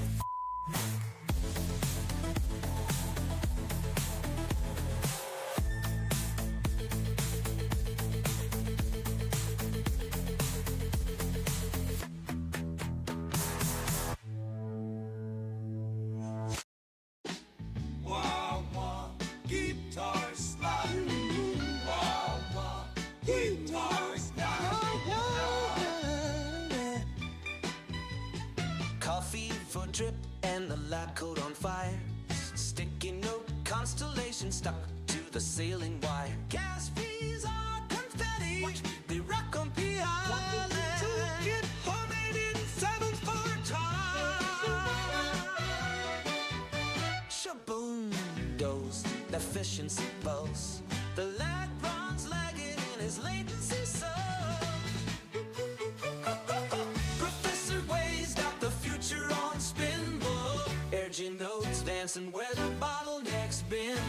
Professor Wade's got the future on spinball. Plugging tomorrow with yesterday's RAM stains. Velcro boots clicking through blockchain debris. Crypto notes flutter like drunk bumblebees. Optimize the board fins. They cackle and shout. Self-sustaining hubs flicker in the blackout.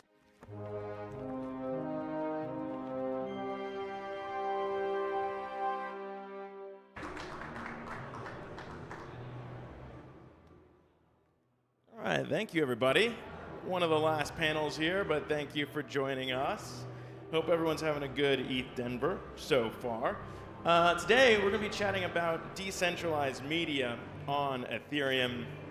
I am the host and founder of the community-owned media outlet Coinage, former anchor with Yahoo Finance and CNBC. I just want to run through kind of why decentralized media matters and why it could be the best shot that we have at proving out why decentralization and ownership in Web3 really matter. I don't know if we can see our screen here. If we bring this up, maybe we can, perhaps. There we go. All right, so we're going to start this with two different questions. First, why decentralize something? And specifically, why decentralize media? And hopefully by the end, we'll show that it solves a very specific problem in media. And I just want to start with a very simple premise, and that is that decentralization really only matters when it's serving a purpose. And I think, a good example, in 1776, when America rejected the king in favor of democracy, it was rooted in one thing, that decentralizing power solved something, that it created a more fair, just, and trusted society. But indeed, the concept alone wasn't really that rallying cry, because that's kind of convoluted. In fact, they simplified it into something much sexier, which was, we're going to reject the monarchy for democracy. And they had this phrase, no taxation without representation. And I think in crypto, we've arrived at a weird point in time where there's a similar revolution going on in Web3, and I'm calling it our Boston Tea Party moment in time. And the reason for that is because we've been promised this solution, this read, write, own. That's what everyone refers to Web3 as. And I want to focus today on that last piece, the ownership part of Web3. What does the own in read, write, own really mean? And I would say that this is what it looks like. This is what ownership in crypto looks like. And this could be a layer one, this could be a meme coin, this could be a few hours, or this could be a year. But really, it is just ownership over that. As more tokens come out, price goes down. And the question is, what do you really own? This is the ownership you get.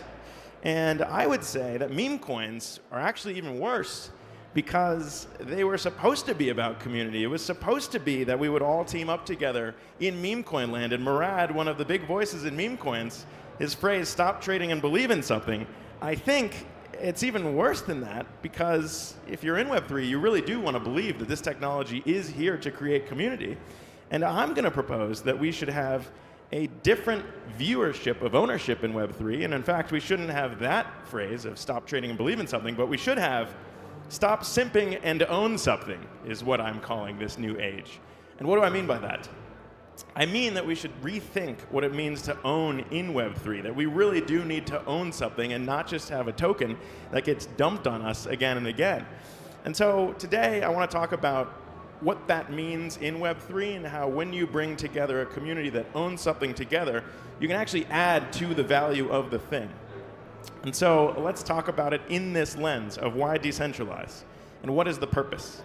And that is how we get to why media, why decentralized media. And I want to start with explaining what Coinage is as a community-owned outlet and my background in traditional media as an anchor at Yahoo and CNBC. And it's something that Elon Musk and everyone else has been talking about, which is, right now, trust in media is at an all-time low, which is very bad for a number of reasons, but one of the worst things is that we can't even agree on fact, like objective fact, and societies tend to fall apart. Indeed, we saw that in the revolution. Things fall apart when societies can't agree on fact. And so when trust is at an all-time low, I would say, why is that? And I think what we've seen is we have major outlets catering to their bases and actually getting to more extreme edges. You can have a CNN that really appeals to liberals or a Fox that really appeals to conservatives and actually get more and more extreme because they're trying to optimize for ads. And so the question is, can you flip that model on its head and not optimize for ads, but optimize for a community that owns you and gets to influence the content? And you could say, well, you could do that, or you could have a billionaire own this thing. And I would say, I don't think that that model's any better. You can look at what happened with the Washington Post and Jeff Bezos and how a lot of editors quit there. So the question is, what can we do with Web3? And I'll say that coming from the traditional media world, we've seen the rise of other platforms and independent creators with Patreon, Substack, this idea of creators charging subscribers to fund independent media. And I think that's cool, and you could also say that we've seen that with OnlyFans. It's a very similar thing. You can charge and unlock content that way. And it's kind of interesting in that, again, you're somewhat simping. You don't really grow with this creator. You pay them, and you get to unlock their content. But at the end of the day, you don't really own anything. And so at Coinage, we try to tackle a new paradigm, which is what happens if you break down the wall between a content creator and their fans. If you're following someone, you already have a shared passion. If you're following an influencer in the food space, you love food. And so what happens when you can tap into that power of their followers? And at Coinage, we've done something very similar with Patreon and OnlyFans. The difference is, you can unlock content. I'm not naked on Coinage. But it's the same thing in terms of you can mint an NFT and unlock content, and all of that goes into a DAO, which is community owned. And outside of just doing kind of Patreon or doing kind of OnlyFans, we also launched NFTs that let people co-own the outlet with us. And what does that enable is the big question.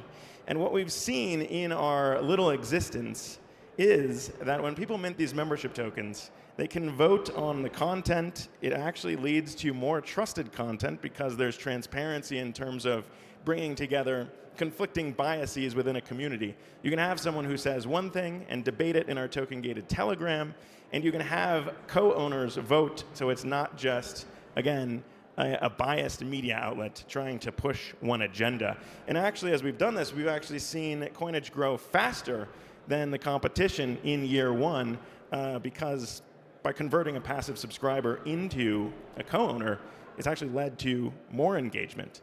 And so when you put all that together and you think about what a community-owned outlet might look like, we are actually one of the first in the US as an NFT project to pay a distribution back to our NFT holders. And obviously, if you're here, you're familiar with SporkDAO.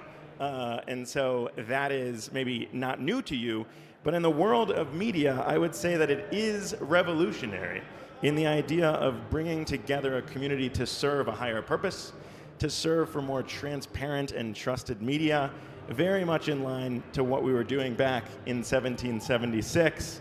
But I think we have a little bit of a new type of political cartoon to bring it all home, which is join or die, because I think what we're building is frankly pretty important for crypto as we try and bring together conflicting tribalist communities across, not just Ethereum, to be honest with you, but across the rest of the world of crypto. And so if you want to get involved, this is the QR code to head to coinage.media to learn more about us as a community-owned media outlet. And I want to thank some of our members who are out here as well for making this all possible too. And similarly, we just saw the Ethereum Foundation go through a lot of changes. We ourselves are actually nominating our board at Coinage, which are all just people that I met through launching this. So that is kind of Coinage in a nutshell when it comes to decentralized media. For the rest of the panel, we're actually going to be joined by someone else who is building similarly in decentralized media and the idea of decentralized ownership over IP. and he will be joining us in just a moment. Andrea Mottoni, president of Story Protocol Foundation, will be coming up here as well. But he's actually sprinting over from another panel, but he will be up here shortly. But I think, one of the main things to describe in all of these comparisons back to this model is that, I'll speak to this as a creator, which is there's incredible benefits that come from having a community bring their own positive network effects to a community where you can pay a dividend out. And that is that it opens doors in ways that you might not even expect. So at Coinage, we actually run validators on a bunch of different chains, mostly because one of our members had an existing relationship with a company that was running validators, and he completely left crypto and passed those along to us.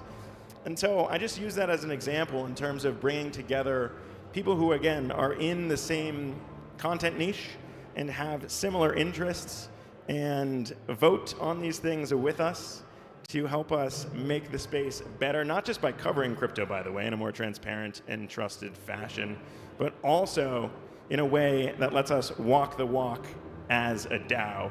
And I'm really proud of the work that we've done. And I think Andrea is also here, I think, maybe? Nope, we don't know yet. So we're gonna wait for him to come back up here. But I think that's mostly everything that I had to say about Coinage. The other interesting thing is, as we abstract away, and I think the whole entire crypto industry is at this moment in time, is when you abstract away the crypto piece, this same model applies to not just crypto, but really the rest of media in general. The idea of creators owning things with their fans in this type of way is not necessarily, I think, the best way to unlock that creative passion across, a content creator's followers. Instead, when you do things like this, and you let people vote on content, it again unlocks those doors. I feel like we all get it now, which is very good. But until Andrea gets here, I'll take questions from the audience if there are any. I don't know. There could be. Yes. You bought one yesterday. Very good. That's what I'm talking about.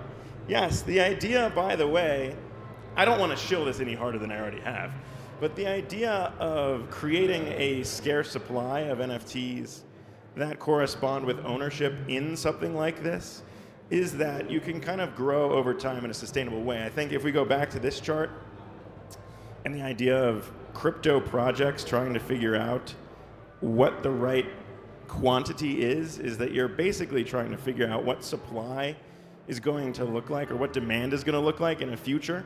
And if you have a certain amount of tokens that correspond to a certain amount of memberships that correspond to ownership over a DAO, you can actually adjust that over time, depending on how many memberships you want to sell a year, which is very different than the idea of just launching tokens into a liquidity pool and kind of winging it and hoping that price doesn't do this, which I think is very important when it comes to the way of sustainably growing over time. Which again is very different than I think what meme coins are doing right now. We're still waiting, I think, for Andrea, wherever he may be, coming from the other panel. But if there's any other questions, I'll take those too. Yes, one more over here. Thank you. Oh, hello. Very cool. What kind of creators do you seek for your platform, or what kinds of creators have had the most success on your platform? Good question. Right now, the idea of where we go from here is Coinage has proved this model out in terms of dividends, patronage dividends, which again, here in Colorado is a concept that SportDAO has basically pioneered, the idea of bringing together what's called a limited cooperative association, which is really just you mint an NFT, you become a member in a thing, in a DAO, and it enables you to pay patronage dividends if someone's active. And that model, again, when you abstract it away, works in any niche, because again, you're tapping into the creative aspects of a creator's following. And so we've done this in the food space with food influencers in New York. That's a separate entity. But I think as it works, we're seeing more and more creators in every niche come to us. And I think if you think about objective fact and this piece, I think the main thing is that you can bring together disparate groups in the same content niche. And so there are experiments like this, by the way, in Patreon and other independent creators that have come from Politico who start their podcasts and they host, you know, Crossfire, I might think of another example of bringing together people on the right and people on the left and talking about what this looks like when you just try and focus on objective fact. But the ad model doesn't really support that so much. And so when you bring together people who really want to support the overall thing that you're putting out, or support the creator in a way that's different than kind of what Substack and some of these other models like that offer, we've seen that work in a bunch of different content niches. So the answer to your question is really anything at all. And honestly, like, obviously, a crypto media outlet is very different than this conference, by the way, in terms of tokenized ownership. A tokenized media outlet doesn't look at all like what we're here for, but the concept still works in terms of aligning interests between a token holder and the overall DAO to create value, which I think is important. If Andrea's not going to be coming over here, I think we might just call it there. So thank you very much for the questions. I want to say thank you, and thank you to the Coinage members who came out. And if you want to, you can head to coinage.media as well to join us as we try and pioneer the decentralized media revolution. Thank you, guys. Appreciate it.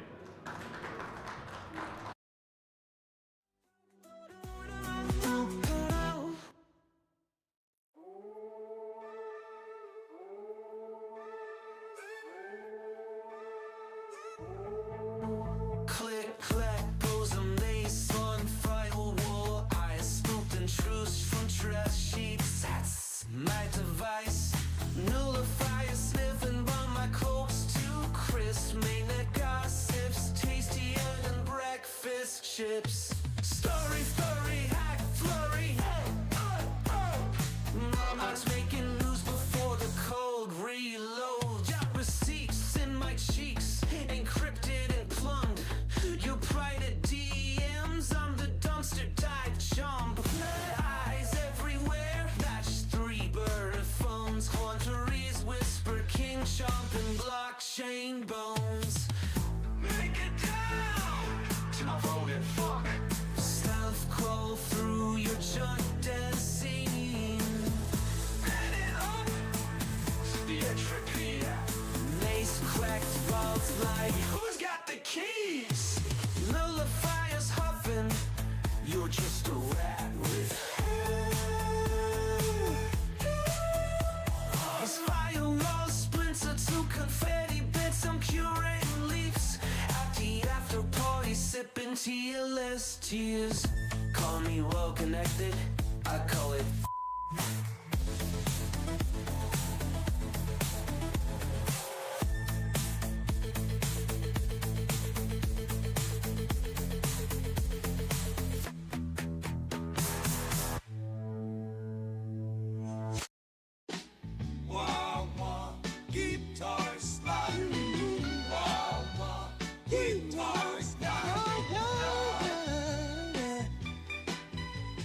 coffee for drip and the lab coat on fire.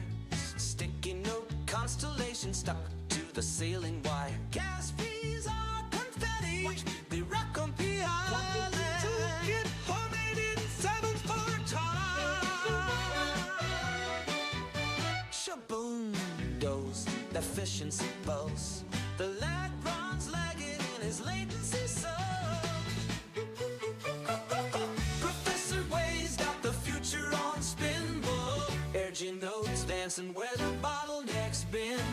Professor Way's got the future on spinball. Bugging tomorrow with yesterday's RAM stains. Velcro boots clicking through blockchain debris. Crypto notes flutter like drunk bumblebees. Optimize the boot fins. They cackle and shout. Self-sustaining hubs flicker in the blackouts out.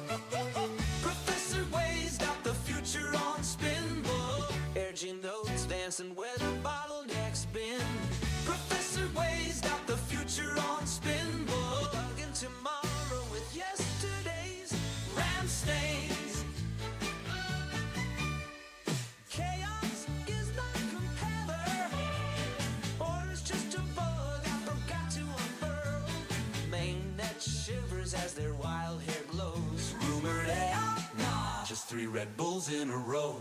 What you building, prop? A singularity jukebox. How you stay charged? Espresso straight through my cortex. Who's your nemesis? Light runs down a found age. Old as speak, young as each block mine down. Professor Way's got the future on spin, urging nodes dancing where the bottleneck's been.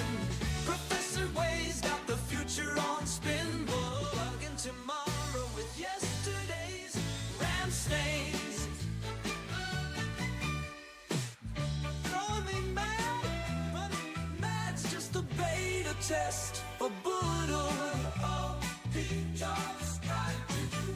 Oh, he just tried to do. Oh, he just tried to do. Oh, he just tried to do.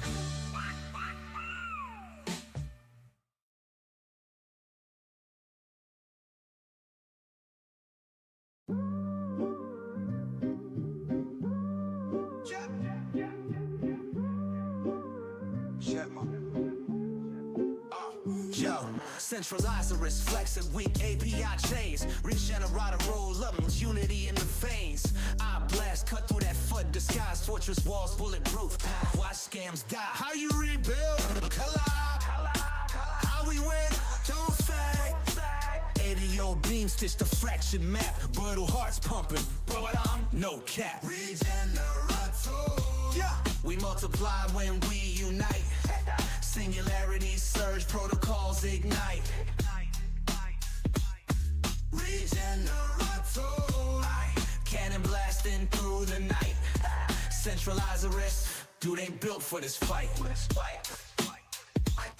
You tried to fork the code, but the squad don't split. Transparency spotlight, psst, kill the glitch. Your mainframe stutter, our syncs T-Pain smooth. Region rhythm by chains dancing, no noose. Stacking wins like Lego blocks. Eyes peeled for snakes lurking in sock accounts.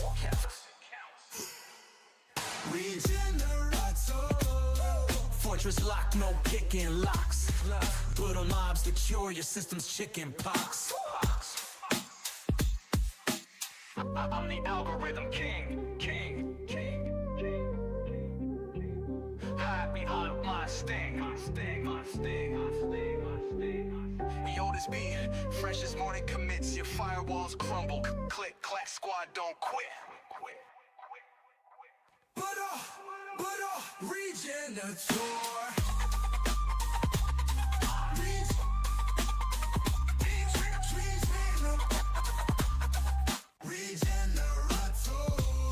We multiply when we unite.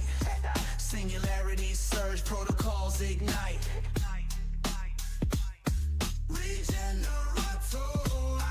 Cannon blasting through the night. Centralized arrest, dude ain't built for this fight. But Regenator.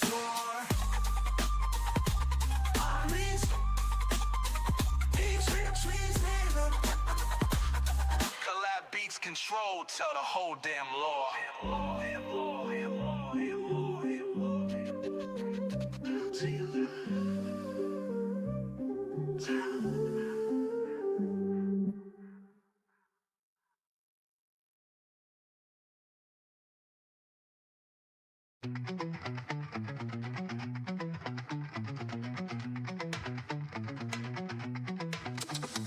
Sap of a sword for the tombstone and blade. 3 AM caffeine checks, debugging code cascade. Pass the leak, we boot them and pull stew. We ain't for work and we y'all know what to do. Sparkman, Swiss Army hero of the down night.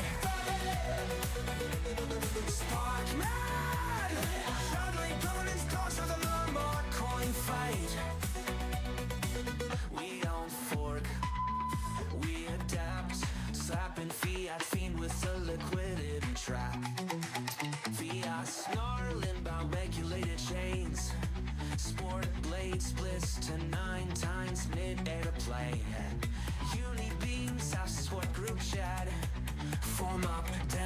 so we counterattack. Sparking, Swiss Army hero of the dawn night. Sparking, juggling governance dogs with a landmark coin fight.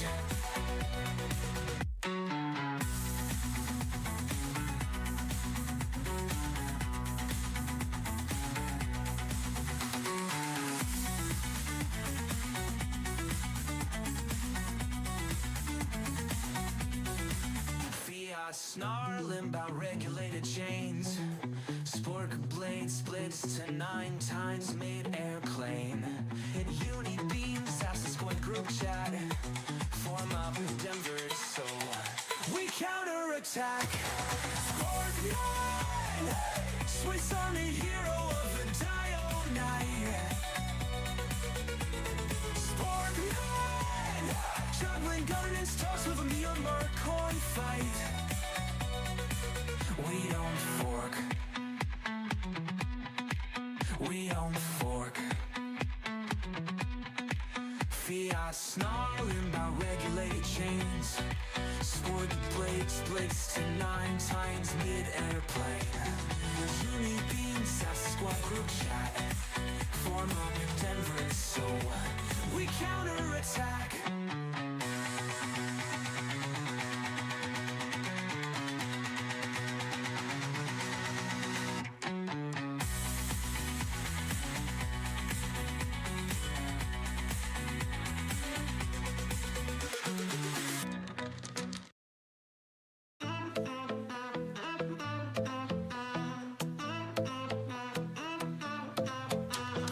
Deep pools hum where the currents align. 8th century sharp like blockchain wine. Adaptive our machines, volatility sieve. Watch the ripples, whispers, horror before the dive. Liquidity surge. Our hearts burning. Fluid fist clenches. Token hoarders, the ends decay. Calming the riptide where panic can't stay. Submerge.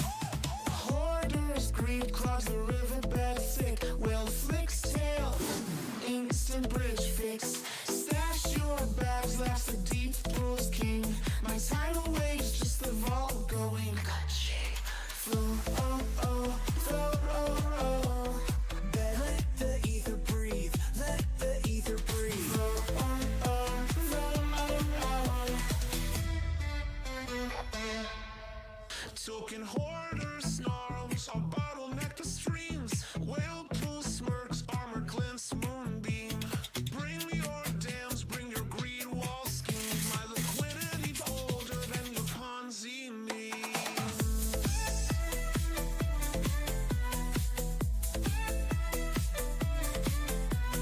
Deal ties rise at 808 pace. Hoarder stash, flushed without trace.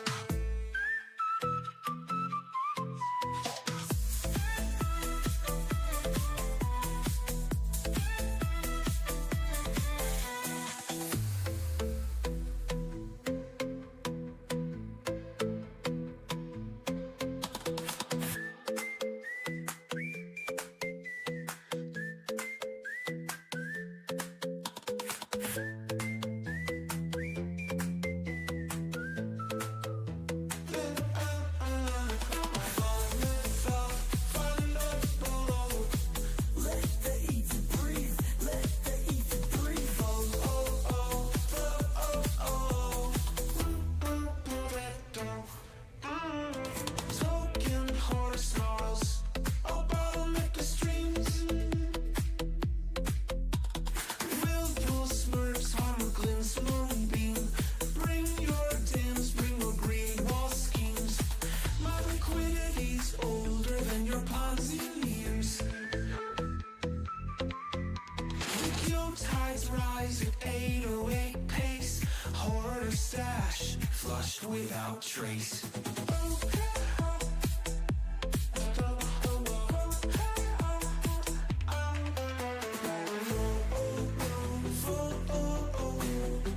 Let the ether breathe, let the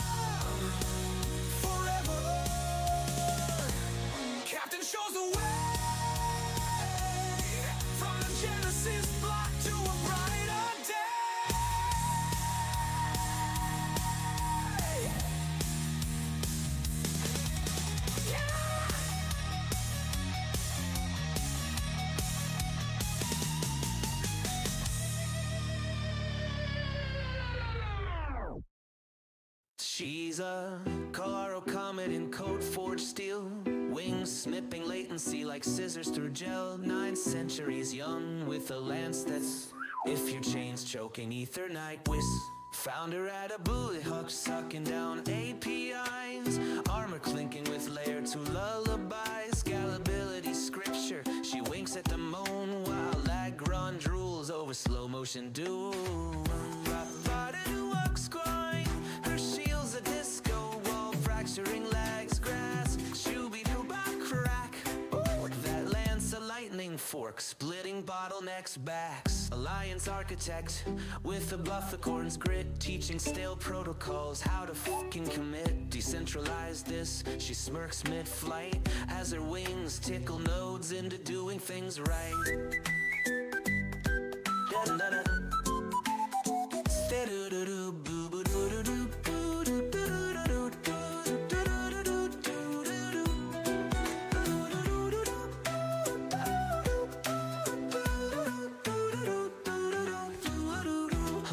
Architect with a bufficorn's grit, teaching stale protocols how to fucking commit. Decentralized this, she smirks mid-flight as her wings tickle nodes into doing things right. To do with for do with for do with with do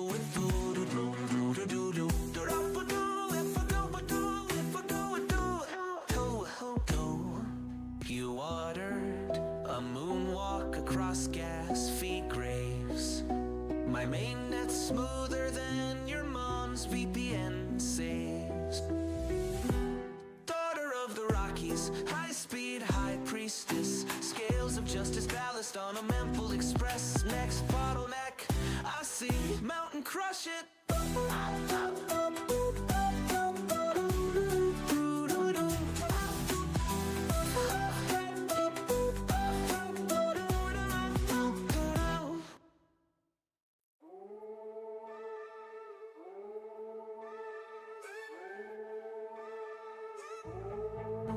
Click, clack, bosom, lace on firewall. I spooked and truce from dress sheets. That's my device.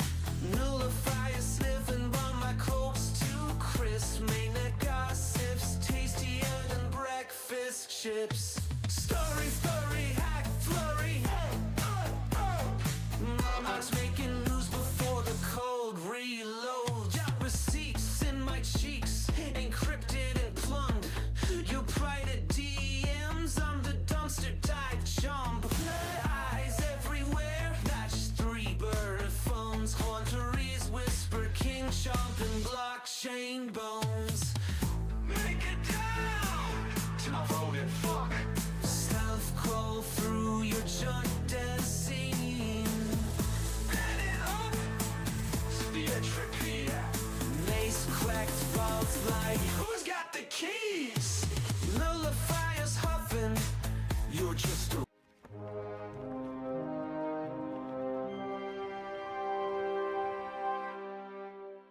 Hey everybody, my name is Greg. I'm one of the co-founders at Sprinter and also ChainSafe.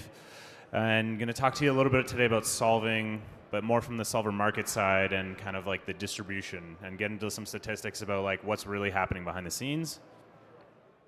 A little bit about us. So we're a solving team, quite competitive. We're in like top 3, top 5 cow swap, specifically on like more of the exotic assets as well, and we do a lot of cross-chain solving. Our core focus is to basically build out tooling that we will be the #1 consumers of and ensure that it can then be extended and used for other solvers. We're trying to build things that have utility day one and can be extended to other participants as well, with a big focus on UX on the research side. So, some quick things. I'm not going to cover intents. We can ignore that. I just want to cover some like semantics on solving. There's kind of like 2 main jobs that exist for a solver. Solvers typically do pathfinding, or what you might hear commonly as like the solving portion of things. That's the idea of routing, a complex transaction, whether it's through multiple, different liquidity sources. So you have token A like USDC, and you want, ETH. What's the best way to route through multiple different pools to get it? That's kind of like the idea of solving. You're finding that path. And then there's filling. Filling's the idea of simply just like fulfilling a transaction, executing it. It might mean you add your own liquidity. It might mean you're using external liquidity, or just simply on-chain liquidity. Those are like the two core jobs of solvers and fillers. Some people have built businesses around the solving side. So like a Li-Fi, for example, they do a lot of the actual, what's the best route to do your action. Other people like us provide like, API access points so that you can get some of these routes privately. On the filling side, this is usually not something you see very often as a service. It's typically something that people they offer out, right? So this is like people on some of the top platforms going and doing it and just fulfilling transactions for you. But let's talk about the markets, because that's really what I want to hone in on here and kind of the disparities. So if you're familiar with the intent space, solving, there's kind of like, these are like the three top ones you've probably used in the last, if you're on chain, you probably use them pretty frequently. SwapX, CowSwap, across. The top two do your, cross-chain, do your swapping, so you can get like better price protection, MEV resistance, things like that. Across, you probably use as the default way to move your funds between two chains. There are like 30, 40 other amazing companies in here as well. There's people like Relay, as I said, Li-Fi. I'm not going to list them all, but they all facilitate the same ones. And we, solve on a bunch of them as well. And that's kind of our goals. That's at Sprinter. But what we need to start looking at is understanding, sorry, I just don't have the stuff on my screen, is to understand like basically how this market's been evolving. In the last like year and a half, we've started to notice that the actual usage of swaps has really moved away from front ends. Intent markets are starting to actually take over quite dramatically on the total usage here. You can see that by the green. So the green here is intent markets. So that's like the emergence of CowSwap, the emergence of these other ones. They're starting to dominate because users are getting better price impact. When you use CowSwap, you most of the time don't have to worry about Jared sandwiching you, and that's a good thing, right? And a lot of the time you get surplus. A lot of solvers optimize to give you a surplus because they're in an auction trying to win the bid to get like 1 BPS from you, because it's effectively a market maker game. 1 BPS spread, I like, it's okay. It's not that bad. And so these markets have slowly been like taking over. What we're also starting to see is the intent bridging space. And I think this is like the really interesting one, because we're going to start to see this both grow dramatically in total bridge market, but start to eclipse on the intent side. It's really going to eclipse the rest of the bridges. When we talk other bridges, I'm talking the message-based ones. This is like the mint and burn assets. So like your layer 0 OFT, your sockets, those that like even Hyperlane that go and mint and burn those assets between chains, or canonical. Intents are basically everything else. So that's your across, your relay. In just the last year alone, we've literally like doubled multiple times, month over month. Currently, we're sitting at 35 to 40% of the total bridge market space is dominated by solving. That's roughly about $7 to $10 billion a month, moves every day over intents. The remainder in the bridge market space, dollar value. I don't know about today. My stats are from like, ETH 3000. And this is starting to grow dramatically, and it's about to grow really hard with the rise of AA. Specifically, account abstraction adoption is sub 1%. We're talking like very low adoption today. But what's going to happen to the entire bridge market is that pretty much the max potential increase on intents is honestly going to be dictated by the account abstraction space. If for every 1% the account abstraction market share grows, there will be close to a full 1x increase on the total load of the intent space. The reason for this is accounts like OneBalance, the Magic Spends, that rely on these resource locks are fully required to have solvers to run through all their transactions. And I can illustrate this really easily. It'll be cheaper for a user to put their funds on an L2 and to have a solver deal with batching and other magic behind the scenes to facilitate the transfer of ETH, normal ETH, on the L1 from one address to another. The 21K gas fee that it costs to do it on L1 will be cheaper to hold your funds in an L2 and to have someone else to have a solver actually broker that transfer for you. It'll always be that way, and it's going to move to that way. And so the total load of this like space of the intent cross-chain space is going to quite literally eclipse. The minute we see double-digit adoption post-Petra, probably in the fall, we'll start to see the intent bridging space go up probably upwards, max load in the like maybe 100 B monthly. And that's not too crazy to think about when you think about that DeFi is like 150 B monthly to begin with. It's all going to grow with it together. But who's actually doing the work? And this is where things get kind of fun. These are the teams working on CowSwap. Our solver is called Project Blanc. These are the active ones today. There's many amazing teams that are actively solving. And these teams in CowSwap compete in an auction. They simply just are competing on the best price. But when we start to see the distribution in CowSwap, we see it's actually getting pretty good. And I know this is kind of messy and hard to read, but if you notice, for the most part, you see the big jagged lines, there's lots of them. That's a very healthy ratio. That means that the competition's working. It means that we're commoditizing solving. Solving is getting to the point, at least on the AMM side, that we're all finding very similar prices, and we're getting users truly the best price. Because if it was only one, you could assume either it's a lot of private liquidity, or that there's really being dominated by for the fact that nobody is actually sophisticated enough to actually pull this off and get users the prices they need. It starts to get a bit hairy though when we start to look at Uniswap X. The big pink one, this is Wintermute. This is basically because they're able to funnel direct SEX liquidity in. That's like fundamentally why. But Wintermute dominates, on average like 40, 70%, depending on like the month, the day. They really own Uniswap X volume. Uniswap X is also new, and we can't knock them too hard. It's gonna get better, but the auction mechanisms aren't the same. CowSwap has a really nice competitive market. They've done a lot of work on the auction. We don't have the same thing in Uniswap. Now it starts to get, let's get into cross-chain where it gets even hairier. What we're seeing here is the average input amount, so the denoted chart. The higher it goes, that's the higher amount. The middle is 100K, so 100K USD. And what you're seeing is at the bottom how many seconds it takes to fill a cross-chain order. And what you'll notice, there's a few blips at the beginning. This is because we have to wait for the block times on L2s, a couple seconds to go by. We get most of the low volume stuff in. That's everything under 10K. The highest mark is about 15K.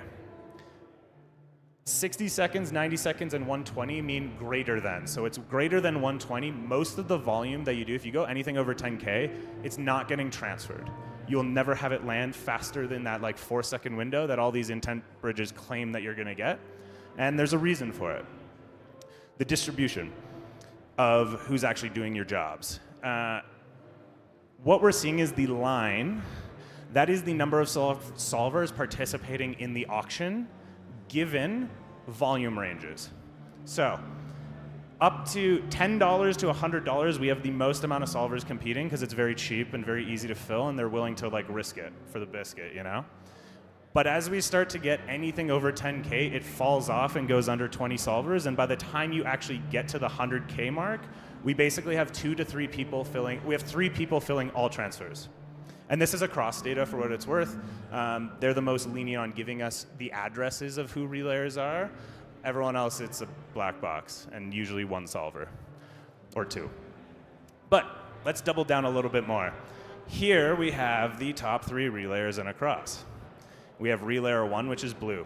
We should note this is the across relayer run by the Risk Labs team. So this is basically saying if nobody fills the order, they will just go and take it to make the protocol move. And the problem persists. You can see orders over 1K, they are taking on a huge share. And they continue to take on a huge share over 10K, all the way upwards of 1 mil. And we actually see the all is the really thin gray line. So it basically, everyone that tries to be competitive in the cross-chain world basically is not competitive at all. It's really hard. And what does this look like compared to CowSwap, right? On CowSwap and Uniswap X, we saw really good distribution. We saw lots of people competing healthy. And it really comes down to one thing. And I'll tell you that one thing in a second. I get a lot of questions. Why is CowSwap competitive? Because nerds love auctions and they love playing whack-a-mole. AMMs are a sophisticated game of whack-a-mole. You know, our team internally at Project Blanc, they basically are always saying, what the hell is Copium Capital doing today? They stole our route that we always win. And they're going and analyzing their transactions for the next 6 hours to figure out what optimization they found. And then we go and take it back. And then 2 days later, they take it back. It's fun, it's exciting, they like it, it's technical. Cross-chain is not. Cross-chain sucks. Cross-chain, you have to hold inventory. You have high revert risk because L2s, you're competing on gas. It's like the days of the keeper bots in Maker. You know, you're bidding on liquidations, and you're just like outbidding until you actually land as the only one in the block. Settlement times. Most intent protocols will settle and repay you back anywhere from 10 minutes to an hour, and some won't even do it until 7 days because you have to go through the canonical bridge from the L2 back to the L1. Meaning, you're out inventory for a very, very long time. Better yet, most teams don't have an accounting team.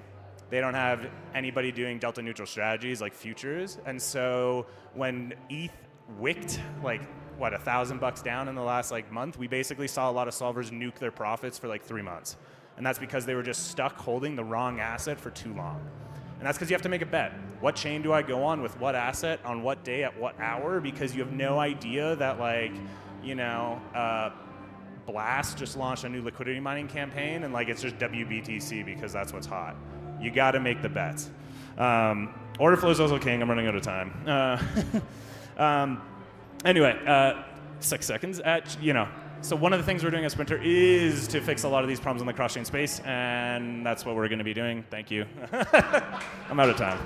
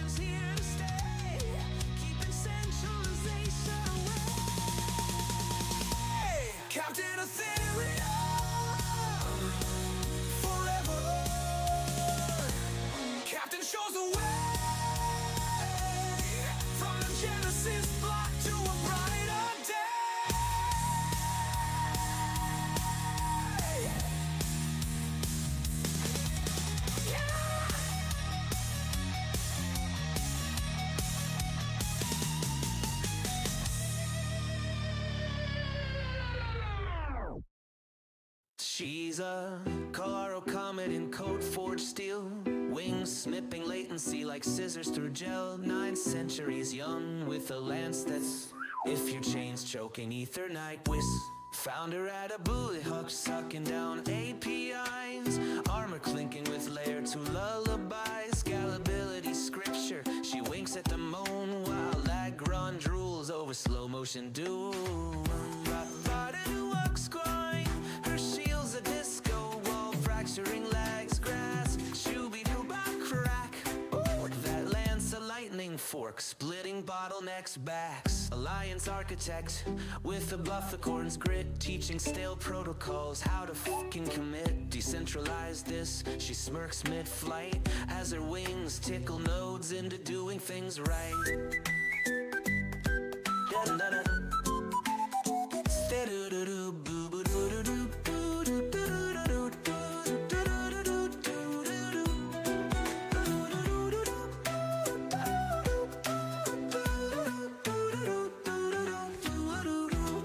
finance architect with the buffercorn's grit, teaching stale protocols how to fucking commit. Decentralized this, she smirks mid-flight as her wings tickle nodes into doing things right. To do with for do with for do with do with do with do do do do do do.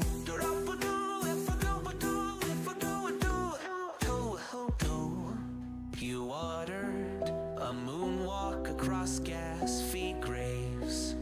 My mainnet's smoother than your mom's VPN saves.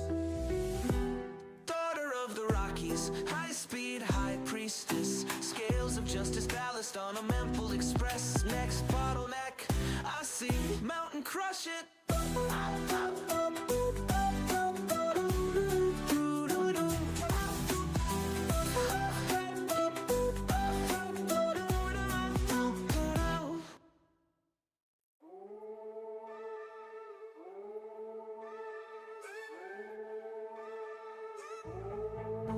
Click, clack, bosom, lace on firewall. I spooked and truce from dress sheets. That's my device.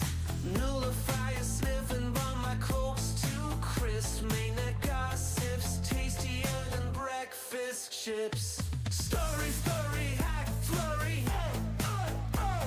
Mama's making news before the cold reload. Got receipts in my cheeks, encrypted and plumbed. You private DMs, I'm the dumpster dive jump. Eyes everywhere, that's 3 bird phones.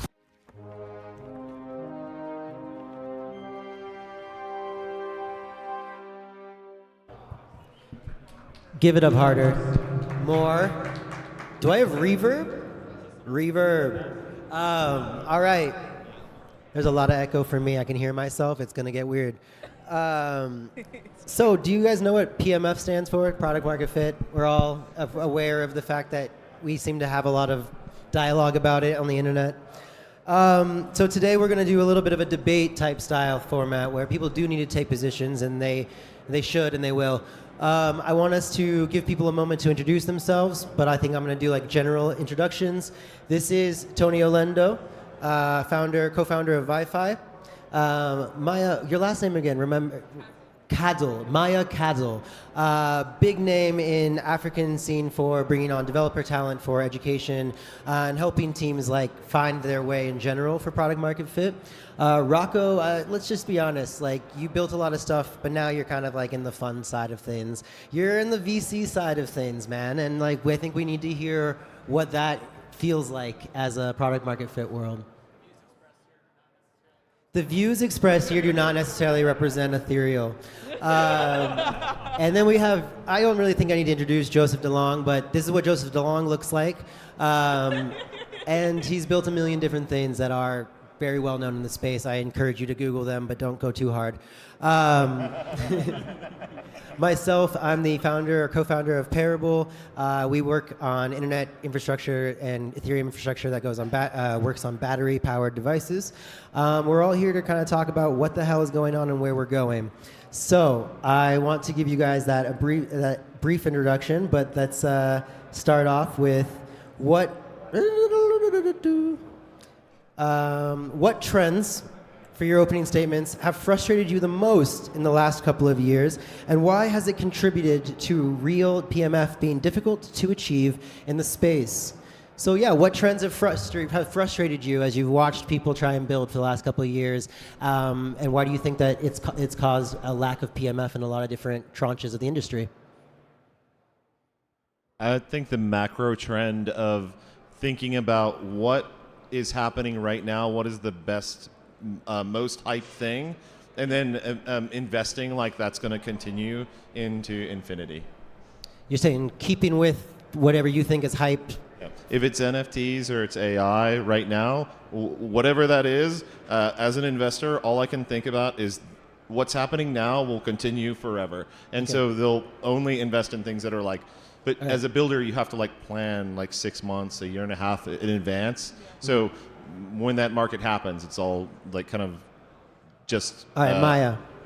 I'm cutting people off in debate time, by the way. We're going quick. No, I see that. I think the biggest trend that frustrates me is that PMF and success is Western defined. So I remember building stablecoin-based products back in 2022, 2021 in emerging markets and saying on stages at Swift, at London Stock Exchange, whatever, we've achieved product market fit. And yet people were like, no, we haven't. But we'd achieved product market fit, just not in the West. Stablecoins had achieved product market fit in emerging markets, but because the West wasn't privy to it, it didn't count. And in many ways, I know we're all very critical, or many of us, especially in the United States, are critical of Gary, right? But the benefit that Gary brought was it forced many protocols and projects to actually start thinking and prioritizing markets outside of the West. And then they started to realize that product market fit exists elsewhere. And that is unfortunately now retracting. And so if you're building, if you're investing, make sure you pay attention and real attention to what's going on in different crypto ecosystems around the world, because they're achieving product market fit that you're not even seeing here. Yeah. I mean, let's just acknowledge that your Barbados accent really just put some asses in the seats. You see that, like a little bit of that British twang came through and people started sitting down. We got to see it. So I think, like, on that point, Tony, you want to give your thoughts? Yeah, I guess for me, the main thing that would have seen would have been the obsession with like tokens and VCs being able to like make outsized louder. Okay. Yeah, so I guess for me, it's just seeing like what the impact of tokens and how that whole token meta has really taken away from what real impact is and like what actual utility is. And so a project is actually considered successful not in terms of the metrics of the users that it serves, but by its token price. And what that has done is for a lot of people who are building inside of emerging markets and are building tools that people need, they are almost forced to pander to like a token narrative, whereas a lot of the businesses that have actually been formed inside of this ecosystem and are actually serving users are kind of overlooked. Yeah, Rocco, from the venture capitalist, but also someone who's actually built projects as well, like digital identity with Spruce, where did you see all of that stuff frustrate you? Yeah, so especially with decentralized identity, it has a long history of no one actually building products and everyone just building tooling for decentralized identity. I personally fell into this trap for a long time with Spruce until you realize that you can't just, and this happens across the space too, the frustration comes from people building like, protocols and all of these different like tooling, but not actually building products that leverage these things. So for like identity, you had to actually own the entire experience, not just give people tooling to just make credentials appear out of thin air. But this is still widespread across the board, even in thinking about like both the product side and also even like thinking about what's out there. Is a lot of teams just still suffer from the field of dreams idea where they're going to build something and then all these developers are going to come in and build on top of it and it's going to be magical without even showing and demonstrating the value of what they built themselves. Yeah. So if you see anything that hasn't like used their own a team that's haven't even used their own protocol in some meaningful way, like avoid at all costs. Build a protocol, build on top of that to demonstrate the value of it to begin with.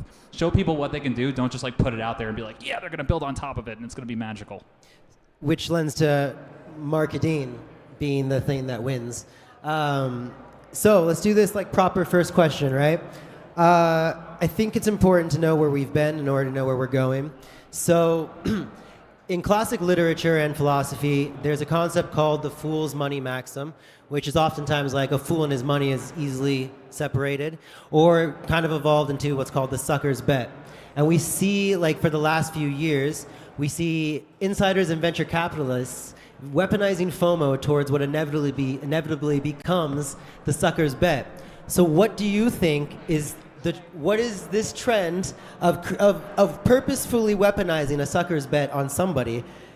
What is it a fallout from? 1, early crypto moonshot prices. 2, cultural background of those distributing money.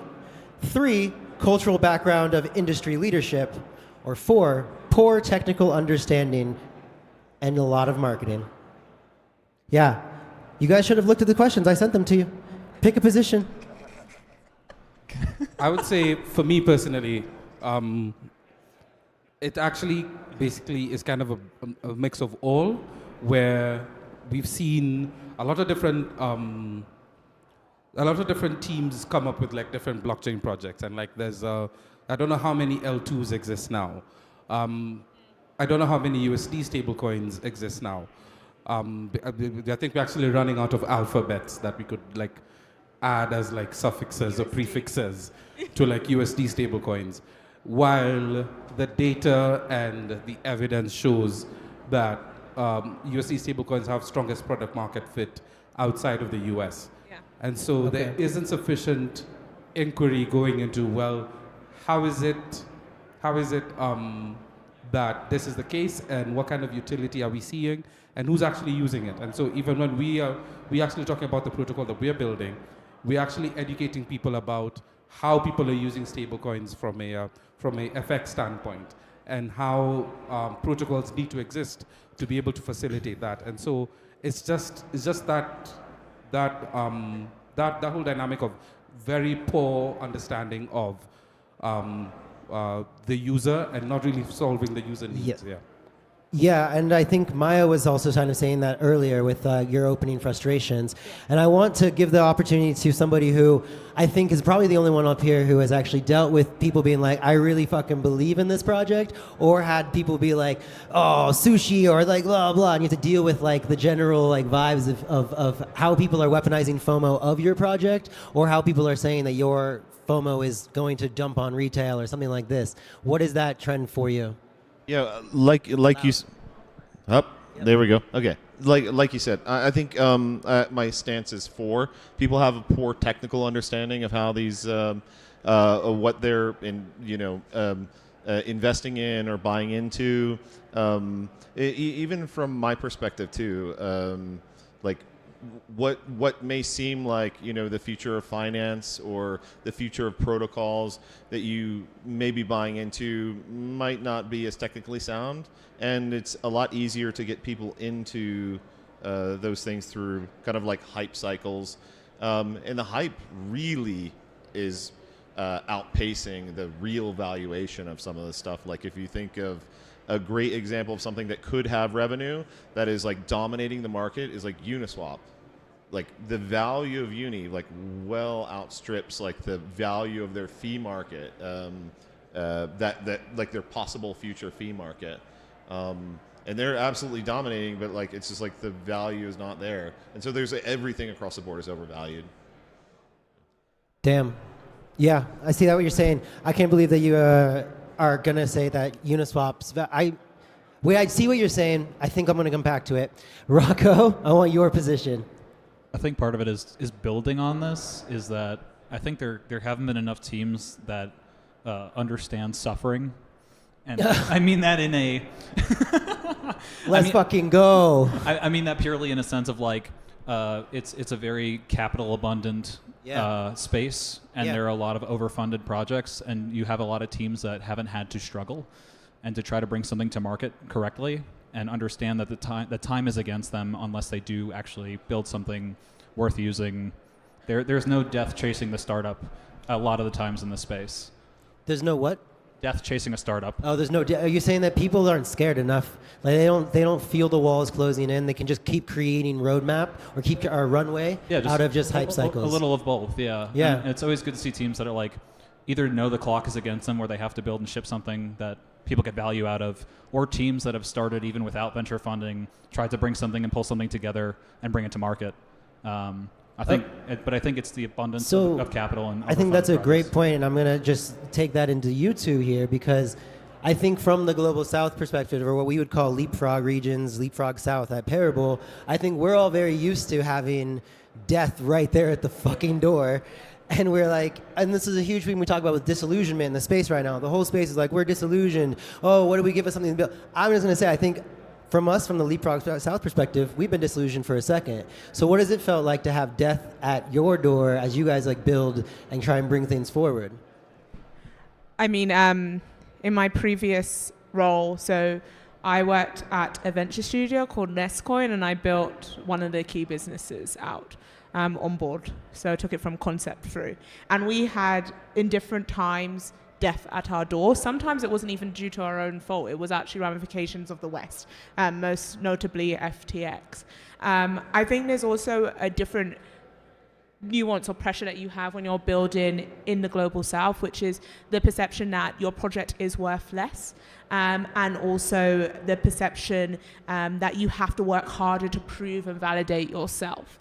And I think that creates a sense of fear and death that if you're a certain sort of person who was born and raised in the West, have certain criteria or meet certain criteria you do not have. And that has forced innovation in a different sense. So let's take an example, or let's use an example. Nigeria. People incorrectly think that crypto is banned in Nigeria. It was not. What actually happened around 2021 was the Nigerian government said that any regulated entity, if it was found to be enabling its users to buy or sell crypto, would lose its license. So we saw a separation of TradFi and crypto, much like we've seen in other regions of the world, so most notably China. And what that meant is that if you, let's say, were an on-ramp or a centralized exchange, crap, how do people go from fiat, from Naira, into crypto and vice versa?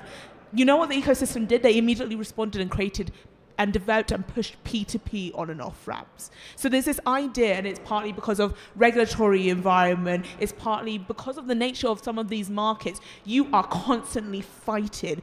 And that's why it really frustrates me, because when you come and have built in emerging markets and try and come to the West, your experience is valued less. When in fact, if you have built and successfully built, or even if you haven't successfully built in emerging markets, trust me, your level of resilience is higher. Because if it is in your something going wrong with your product or customers, which happens in any startups, your government could actively be regulating against you overnight.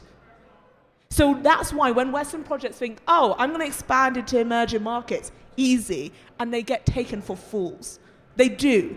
And or, if you are building a protocol, if you think that just because you are a Western brand, have tons of funding, you can turn up in emerging markets and that's enough, get over yourself. We don't need to be saved by you. We have so much resilience and experience that you will never understand. Woo. Woo. So we good here? We good here? It's fine. I mean, like, yeah, I just think let's take a look into on a resilient builder, building something exactly along the topics of what you're talking about. Tools around stablecoins for the global south, or what we call like the leapfrog south. Let's call it the resilient south. Fuck it. Maya, new term. Let's get into it. Like, yeah, you've had death at your door for months. Yeah, so we've had to endure quite a bit.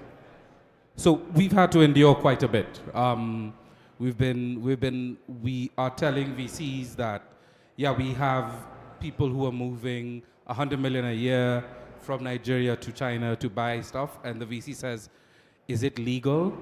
Do they have that kind of money? Where are they getting that money from? And Nigeria has a population of what? 200 million. 200 million? So is it really inconceivable that there's a multi-billion-dollar economy that functions with 200 million people, and there's somebody who's buying stuff from China worth 100 million, and they're doing it at a 15% FX tax, essentially. And so socializing like the West to be able to understand what this looks like is actually very, very important, but being able to move past the kind of arrogance. Yes. Like, we've actually been told by a VC who's an emerging market VC, somebody who's essentially from the region, telling you that your valuation is too high because you are an African startup. And so it's kind of like black tax, kind of like a reverse tax situation. And so a lot of what we want to be able to like validate and bring out is that there are people who are building a lot of those protocols that tethers 146 billion, or is it 160 billion market cap, does not come from Bushwick. It's coming from Lagos, it's coming from LATAM, it's coming from the Venezuelan diaspora community. It's actually coming from people who are using these rails in ways that most people would not be able to imagine inside of this Quick space. add-on by Maya, and then we're going to go into our last question. One other thing is that a lot of people, when they're thinking about emerging markets, they're thinking about, within Africa, or within LATAM, or within Asia, or they're thinking about Asia to the west, LATAM to the west, Africa to the west. And what they're completely missing is that there's so much money flowing between emerging markets that never touches or involves the West. And so many people sitting in the US find that mind-boggling. And I don't understand why. Because the majority of the population lives outside the West. The majority of natural resources All right, Maya, lives you're outside the getting my West. blood going. You're getting my heart going again. Yeah. No, because now I want you guys to you can just take that straight into this. So with massive capital comes massive responsibility. We have seen a lot of critique of the EF lately, and to their credit, they have responded in a number of ways to try and recognize critique about leadership. However, the critiques are essentially, we need to decentralize power and control of this revolutionary technology, or we need a neurodivergent dictator to lead us to the promised land. So at the heart of both of these arguments is an agreed upon, we need an agreed upon roadmap and clear PMF for future teams to succeed inside of Ethereum and the greater ecosystem of crypto.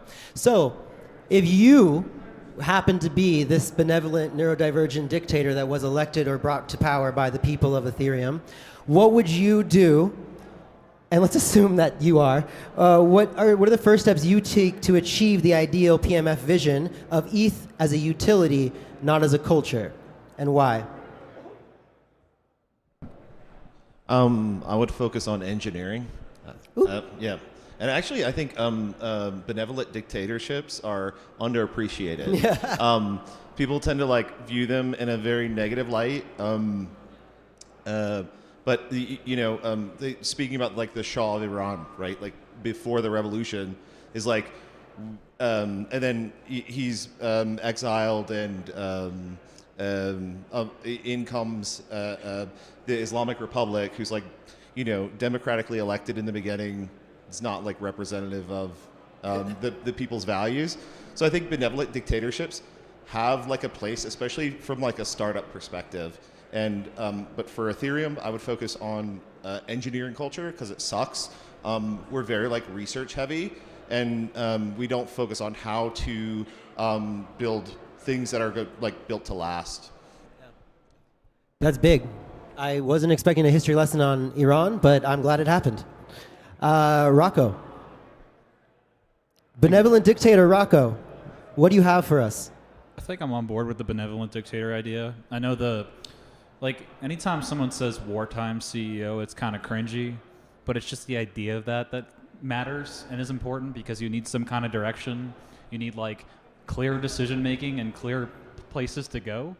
But I think I'm also in agreement too. I'm going to do the cheap thing and agree a bit, but it's kind of the truth. It's you have a lot of research, but not actually applied anywhere, or applications to be used, or things to scream about. You might have certain breakthroughs on the research side, but when it comes to practical applications, it's still lacking in various ways, and I think there needs to be more of an emphasis on that and the usage of and funding from certain entities that want to go down this path to some of these startups that are building a lot of these cases. Because most of the time, these funding processes in the ethos of decentralization are actually not clear at all. There's no clear process by which funding is granted. There's no clear guidelines. It's all based on vibes most of the time. Someone who's dealt with this very much. Vibes funding has given us so much. Yeah, it's given me headaches, and it's given me gray hairs as well. But they look good on you, though. But honestly, I think it comes down to that. It's not only just the benevolent dictatorship side of ruling, it's also starting to have clear processes around what gets funded, what's encouraged, and what's actually used and put to use. So, all right, Maya, I think you might have a different take. Feel free to be spicy. I think I agree actually with so I'm pro benevolent dictatorship, especially in startups. Yeah, I feel like this could be taken out of context so easily, but especially in early stage startups, I think there is a space for them. It's okay. It's a dictator of decentralization. It's the decentralized dictator model. I'm pro that. I would add though that as well as focusing on engineering culture and focusing on not just R&D but actual building. I think the other thing that sometimes Ethereum as an ecosystem does incorrectly is they focus too much on engineers and just building, when they need to also think about utility and what actual problem are we solving. And that's not just engineers who come up with that. I think we also as an ecosystem need to think more about how we also bring in the best BD, marketing, etc. talent because for too long we just prioritize engineering. And to be honest, if we look at Solana, one thing that they've done really well is they've catered to both arguably engineers, but also to BD and marketing talent. And that's something that Ethereum has done incorrectly time and time again. Just look at hackathons and how they're structured as a prime example of that. Go. So I really appreciate Ethereum and all of those things, right? Like I definitely appreciate Ethereum and what is the platform that is created, but as an emerging market founder, I haven't really seen the impact of like the EF inside of these regions. So the EF last year had a budget of 149 million or something of that sort. And the main question I want to ask is how much of that went into Africa? We've seen the EF employing like one black person from Nigeria, and that person is super, super low and has to spend 6 months currying favor to get a single decision to move things forward. And this has been the consistent experience. So a lot of emerging market founders don't really care what's going on at the EF because the EF hasn't really demonstrated that they care about them. But then what's essentially happened is that we've seen a very aggressive push from different like L2 ecosystems into all of these markets, and their push and their motives are domination. They want to win. I don't know, I want to beat so I could be the biggest in this particular region.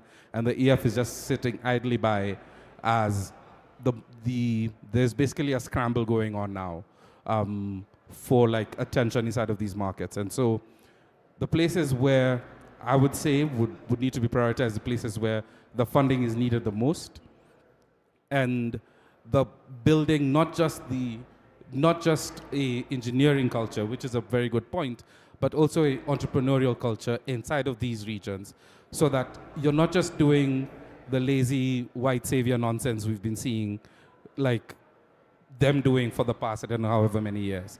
We really need to stop funding emerging markets as places that we're going to redeem. I don't care about a garden. We need to build a city, and we need to build things that actually matter. And on the top of that, since I am the benevolent dictator of this panel, I'm going to answer this question as well.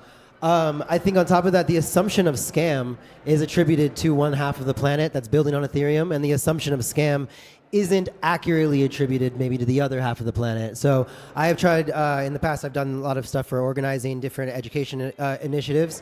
And so what we did with ETH Lagos was get a bunch of people from the Western Ethereum community to sponsor ETH Lagos, and we focused the entire hackathon on the power deficiencies of Lagos. I mean, like, this is what I build on Parable, is I'm interested in energy and internet.